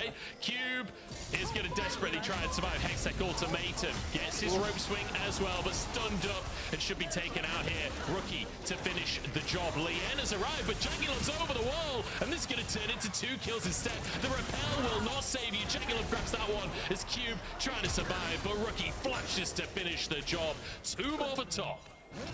Cube plays that pretty much as well as he can do, but you can't outplay the gold. Whacking him with the wallets. Top Esports find another win. Got another Herald spawning in a minute. Complete topside push, complete topside control from Top Esports. And Southwind, another lamb to the slaughter. I respect the commitment to the Hex Flash from Southwind. It's like, well, I was charging this up anyway. May as well go through it. Oh dear, that was commitment to the cause, and I respect that, Southwind. Okay, Baron's up. Oh no, sorry, it's Herald up in 15 seconds. Yes. With how far ahead Top Esports are, it feels a lot later in the game. Yeah, there is a problem where you win very hard very early and then you struggle to push onto inner turrets, but with another Herald spawning, with a Dragon coming up in the timing after that, you can go towards Herald, take that, make a play with it, reset for the Dragon. Seems like a very clean set of objectives for Top to head towards, and you can look for plays in between that as well. Rare Atom, they don't have any vision over the river. They've only got one ward in the river itself. Top Esports have full information. Rookie clears out the one ward, which was in that, just even in the middle portion of the map. Top Esports, they have everything to play towards, and it's very cleanly linking towards each other in cooldown timings of those objectives. Yeah, this is something. This is something special. 9,000 gold lead, or just under actually. As Tien trying to push up. Actually, can't count. It's an 8,000 gold lead. He's trying to get more from the enemy players. Both Asim and Cube sticking around that top side right now. I think the thing is that's like really scary is that the CS numbers are totting up as well on the side of Top Esports. It's not just the towers, it's not just the kills, it's also CS advantages in both solo lanes. Like Asum now going to start taking jungle caps away if he can, just to try and get to item breakpoints where he can influence this game, because he's having to go armor pen. TN is such a brick wall on the front line, and especially with Darius entering the fray, like Asum needs to be able to break through that armor. He needs to be a consistent damage source. That's why he's gone for the Kraken Slayer. The Eclipse, very good for burst, very good for those shorter trades. And it does have some consistent DPS as well because of Draven's own attack speed steroid. But you're right, that CS advantage is coming up because look at where people are on the map. We saw just before this, Strive was having to shadow the top side of the map as Cube headed there. That meant he wasn't answering bot lane. And now when you've got Herald being putting in mid lane, you are missing another wave of farm to turret. You are forced to respond. Top Esports, they're going to have a clean Herald charge onto the inhibitor turret, and there is nothing stopping them right now. What do? They don't have the items, they don't have the strength. This is going to be an 18-minute inhibitor right here from Top Esports, with Herald still currently surviving. Could they push for a little bit more? 1,000 HP on the Herald. Okay, they back away. Herald will be taken down. Looks like Dragon is the call from the side of Top Esports. And in the meantime, hey, already got themselves a tower. We take those. Woo! Yeah, first objective on the board. Didn't get any Dragons or Heralds. We've got that structure in top side. What did it cost? 2 turrets and a clean retreat into that Dragon. Top Esports not just winning the fights, not just organizing their early game well, but going between these timers effectively as well. Herald, using it for a power play in mid, into the Dragon, using all of your spent gold to push up a vision line as well when you retreat outwards and get those item completions. This is a lot of homework from Top Esports to say, actually, we can control the map when we're ahead as well. Look at this, 3 players from RA sent to the top side to try and catch Rookie. They're trying to bait him in. They know he wants to go for the wave, but he ain't buying what they're selling. 3 players committed, and it means that not only the Dragon, but a tier 2 will be taken in the bottom side of the map. And again, this is a Top Esports flowing around the map like water, just going through the path of least resistance. And if Rare Atom do turn up there, it's not like the resistance is particularly heavy either. They can't defend these turrets. They have to be playing away from where Top Esports groups. They're finally going to go for these resets. Let's see actually what it leads towards. Full BF sword for Jackie Love. Item completions coming in for Qingtian, which means that you go for a 1v3. Again, you've got a more Malmortius against a double AP threat of Elise and Cassidy. It's just making it, again, much harder for Rare Atom to even take down individual members like the Darius on the side. Yeah, it's it ain't getting any easier, that's for sure. I'm just banking on Strive. Again, just bank on Strive, but he has to do it maybe even the next 20 to 30 seconds. There's a Baron spawning. Top Esports, they're in a position again to go towards an early Baron. We've seen a couple of them today. Yep, it's the only way at this point. Oh, no, Leanna's caught, has the repel, but he comes back down again. Oh, Jackal's taken. That's a kill for Atom. Now once Qingtian hooks back in, CC'd up, but he finds a guillotine for himself. Oh! Finds a second as well. Qingtian making his mark on this game. But it is still a 2-for-2. That is a trade up on an important timer. This breaks Top Esports in their kind of string of objectives that they were going towards. They went to Herald, into the push, into the Dragon, and they were looking to twin that into a reset then Baron. At least Rare Atom stopped Top from going towards that Baron and just like having a complete clean sweep of an end to this game. They get something, and it extends the game mercifully a little longer for Rare Atom. Yeah, like another 30 seconds or so. Yeah, Top Esports that's better than they had before. I'm looking for silver linings. Like, I appreciate it. Like, I know you're just trying to give him I'm a young colorcaster full with like bright intentions for the world, and I'm trying to ignore this Darius completely wrecking house in this team fight. Because this is the more Malmortius we're talking about. The extra Omnivamp coming back when you go into that form allows him that extra bit of survivability to turn around, which was a good opportunity for Rare Atom, but it's slim pickings, much. It's slim pickings. I love that we've not even acknowledged the fact that the brothers are in the game. Draven versus Darius. Draven sees his brother low on HP, walks forward to get the melee kill. Qingtian turns it around with just one shot. So beautiful stuff here from Top Esports. Aaron on the map now as Leon takes half of his HP from one shot blast from Rookie. Very much a long live the king moment as Top Esports once again playing the vision game. Rare Atom, nice, dark and full of terrors. They had to do something. Strive in the backside. Rookie low on HP. The color coming out from Jagged as well. Mark goes down, but the guillotines are coming on through. And it's another double kill for Jing Tian. Tian trying to chase down the players remaining. Lien and Asim. And Lien being alive is a thorn in the side of Top Esports. But I'm pretty sure they had a pair of tweezers, and I don't think they care about thorns. It's a splinter at best. I feel like no flash, no vision on that side of the map. It is literally just, hey, I can get my Raptors for once, while they're taking Baron. A bit of a roadblock for Top Esports in the last few minutes in terms of trying to cleanly take the Baron, but it's a roadblock. It's not an unbreakable wall. They're going to get themselves a reset. You're probably going to get something like Infinity Edge finished off for Jackulov at this point. Okay, not quite at that timing just yet, but the goal's still ramping up. And go, Adam. You found some pretty good victories in terms of getting some shutdowns, some kills in the fights, but it's not clean victories. It's not enough to even really buy you much reprieve. As you're saying, it's extending the game by small increments. It's not getting themselves into easier positions. Rookie just about flashing away from the whirling death there, managing to survive for himself. And Strive very close to making the magic happen in that fight. Like, everybody's low. They just can't quite finish the job. And now Top Esports moving their way down. Strive will escape. Yeah. And, after this early game, after the early game, we were talking about how, Tian, right place, right time. Oh, yeah, but it gets difficult after he gets his ultimate. That's still the case. And he has a Warmogs and a Radiant Virtue to keep his team topped up. He hasn't died yet. As much as he's managed to shut down some of the damage, Tian has done an exemplary job of engaging, being at the right place at the right time, being a bulwark which not even Assume could get through on this Draven. Tian having a monster game to potentially close out this series. Well, I've got to assume it's going to close out the series at this point with how far ahead they are. Yeah. And just to check in on the real competition of Rookie and Jing Tian trying to fight for MVP. Gotta be honest, Rookie, you need a big fight. You need a big fight to finish this one if you want to take MVP from Jing Tian at this point. As Dragon is up, that would be sold for Top Esports, but I think they just want to finish this one off. South with the target, but that's a second target as well. Lien to fall as Jagged gets one. No, Jing Tian takes it. 1-1 for Rookie and Jing Tian in this fight as they look towards the Nexus Towers now. Top Esports running out of minions, though. Could be an issue for them. They've got another wave pouring into the mid lane. And there we go. Jing Tian straight up forward, surviving somehow. 1 HP, takes a tower shot, and takes the fight. Top Esports decimation in game 2.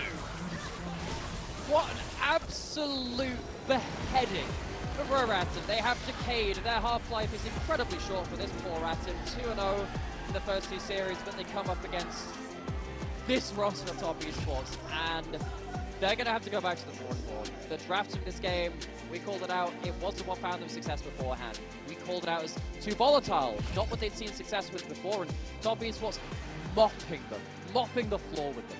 That was unceremonious. JDG and Top Esports both 2-0ing opponents today, looking terrifying. JDG's a super team. Top Esports like, well, we're the super duper team. How do you like that? Absolutely they're not even monstrous. playing against each other, and yet the rivalry is still there? How the heck's that managed to happen? I don't know, but it somehow does. It somehow does. Absolutely crazy for Top Esports. I mean, a favorite coming in. I don't think anyone can argue that, but the sheer dismantling in game number 2. I feel like game number 1 was quite close. RA felt like they had a solid game plan. And then game number 2, the second Asum locked in the Draven, that was when it got personal. That was when Top Esports were like, no, that's Jackulov's pick. You don't get to pick the Draven. And for me, I am a little bit disappointed in how Raraton approached this series. I wanted to see how they would do, not trying to play Top Esports at their own game, going early game for early game, but actually, this is what we have gone towards before. We've managed to outlast other early games. We've managed to hold on to a point where we can initiate, where we can look towards bigger team fights. It felt like they put themselves at a handicap by playing in Top Esports' own desired style. Yeah, definitely. I like, at the end of the day, it's one of those things where Top Esports, actually, when they try, they can look very good on the macro and on the late game. Often, when they try, yeah. See that side of it. But when you get to playoffs, quite often you end up seeing them play for like 40-minute games and actually just trying to out-macro and out-execute on team fights. You don't often see that version. And so for RA, it's almost like a lose-lose, right? Do you try and index into the early game and try and take on one of the very best teams in the world at just scrapping in lanes and skirmishing? Or do you try and play for the late game against a team that just have insane players that will execute perfectly in team fights, that will manage to make these crazy plays? And I don't know. I think Top Esports is one of these teams that no matter what your prep looks like, it's going to be a toughie. Yeah, for sure. But, you know, Top Esports walk away with much emboldened spirits. You know, they did walk away with that one loss in that series to Weibo. So other rosters out there circling in the waters which have incredible amounts of potential to them, but it's a long season. We've got a lot of teams to play, lots of time to make up for lost ground, and we've just had that break as well, and we've just seen two teams today really hit the ground running after that. Yeah, magnificent performances, and it's actually Jaculov that tops the damage between Rookie and Qingtian. No, Rookie did just about eke it out. I think Qingtian grabs the MVP off of the 1v3 alone. It's definitely the highlight you take from that game. I would throw in the curveball. I think TN had an excellent game. In some ways, I think TN is actually the person that set them up for success, because that bot lane play was on him, clutch smiting, clutch killing Leon, which set Rookie up for success. And then was shadowing the rest of the map, and there was an engaging threat after that point. There's absolutely no shame in it going to Qingtian if it does go there, and the eye candy very much in that play, absorbing so much pressure. It really was a baton pass between so many members of the team to have such a cohesive performance. Just wanted to show that little bit of appreciation for the jungler, though, and what he did, particularly in the very first minutes of the game. Yeah, I totally agree as well. Like, TN has had a great series across the course of today, but we're ready for our interview. We're going to head over to our mid laner. It's Rookie. Hello there, welcome to Postgame Interview. I'm Christina. We're joined by Rookie, mid laner for Top Esports. Congratulations on your victory. Let's get started from game one. I think there was so many skirmishes and team fighting early to mid game, but how did you guys manage to stabilize mid game and secure that barrier? 欢迎 Rookie 选手来到我们的赛后采访啊。那么第一集我们从第一局开始聊的时候，前中期其实局势来说是爆发了很多的小规模团战和团战，所以你们是如何在中期稳定局势，并且顺势拿下了大龙，可以说是奠定了胜局。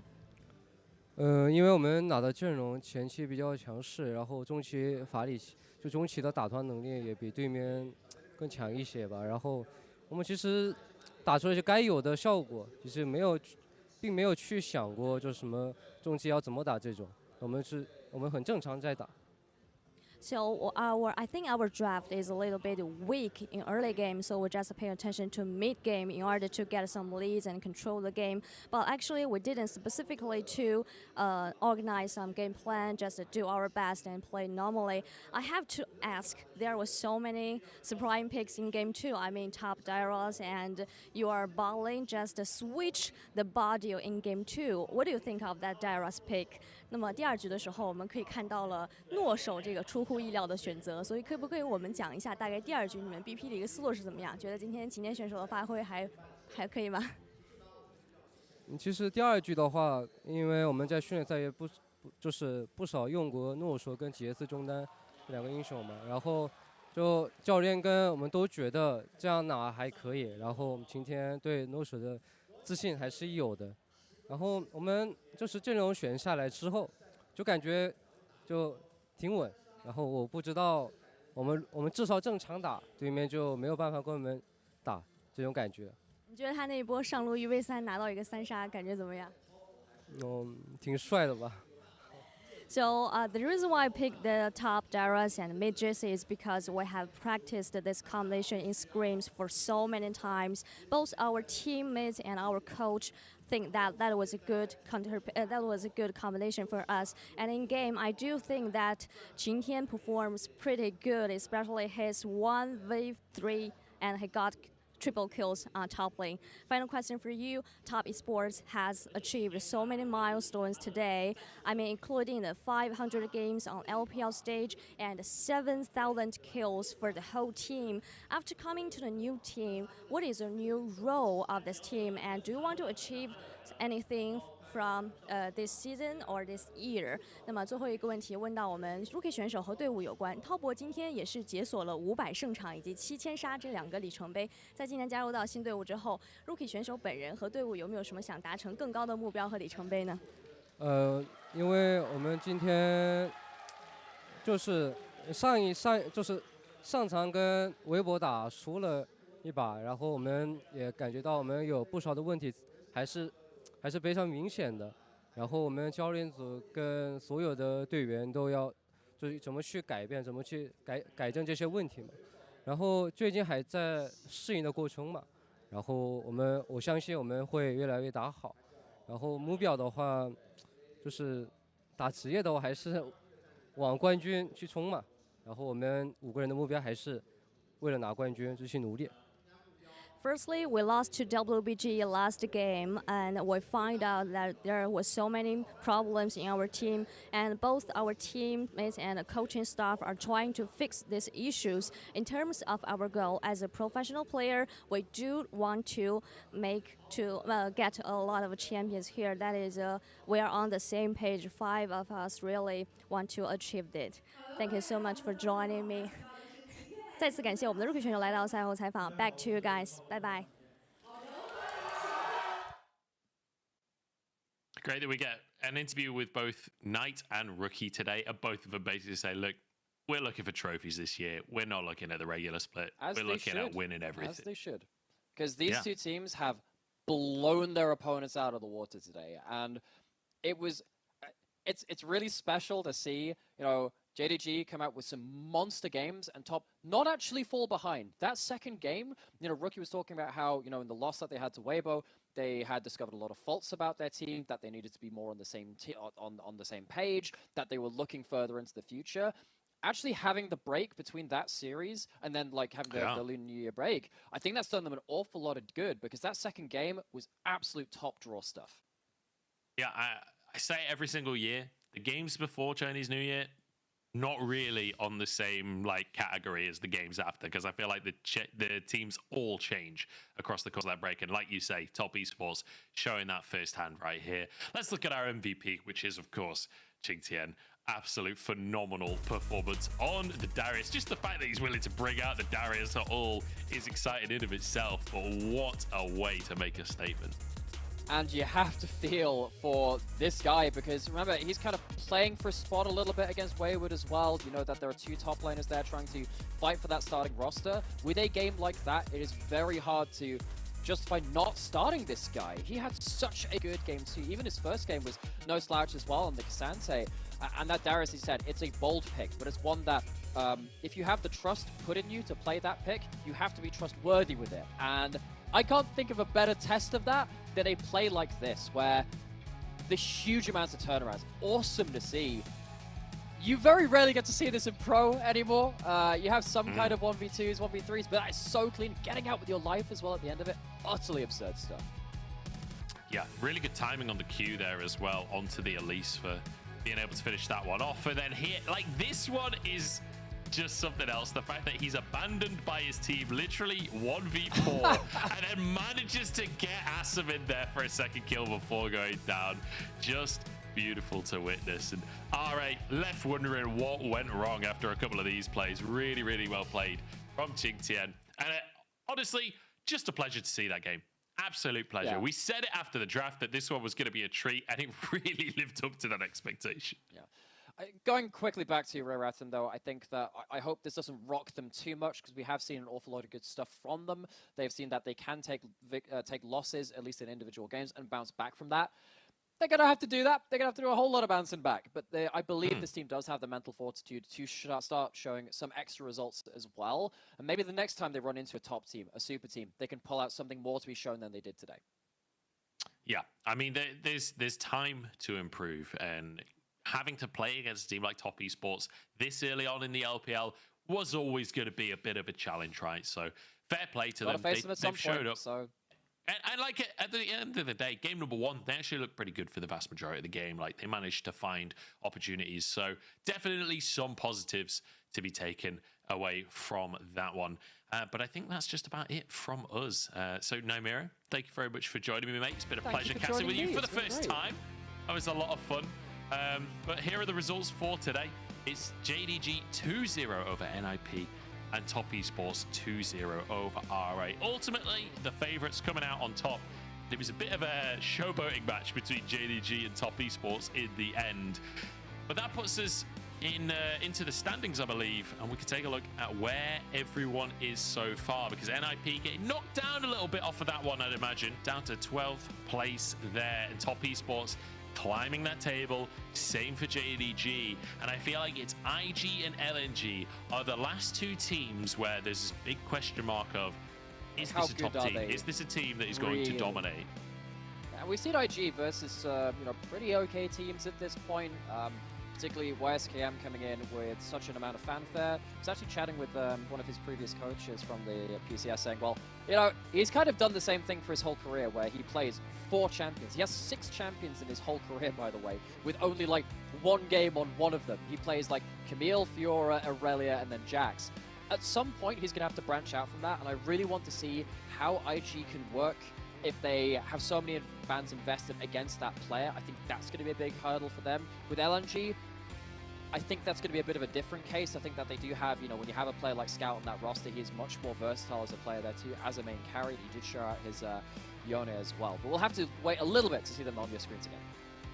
Yeah, we certainly will. Tomorrow, though, LGD versus AL and Ultra Prime versus FBX. We've been talking about teams needing to prove themselves today. But tomorrow, that story is even bigger. These are teams that need to get some wins on the board. And any IG fans of the new roster will be competing with the old school IG fans cheering for Ning and Baolan over at Ultra Prime. Yeah, someone's got to walk away with wins from them today, and that can be the start of a great many things. When the whole league is kind of in a bit of an upheaval process, when everyone is changing around and discovering how they want to play, integrating new players, getting used to not having certain players anymore, there are some gaps in this kind of line of teams above you that sometimes can show some weakness. Starting off here and making sure that you secure these wins against other struggling teams, at least in the early season, that can be a good start to making moves further up the table. Certainly can. It's definitely got to get those wins on the board at the end of the day. That's the long and short of it. Like, at the end of the day, it's a round robin. Every single match matters. And when you're playing against the teams that are towards the bottom of the table, those are the wins that I would argue matter the most. Because, losing against a favorite, fair enough. You're going to lose against favorites sometimes. Losing against the teams at the bottom of the table, that's how you don't make it to playoffs. So big games for those teams tomorrow. That's it from us, though. Thank you very much for watching. Make sure you're tuning in tomorrow. And until then, we'll see you in Champ Select.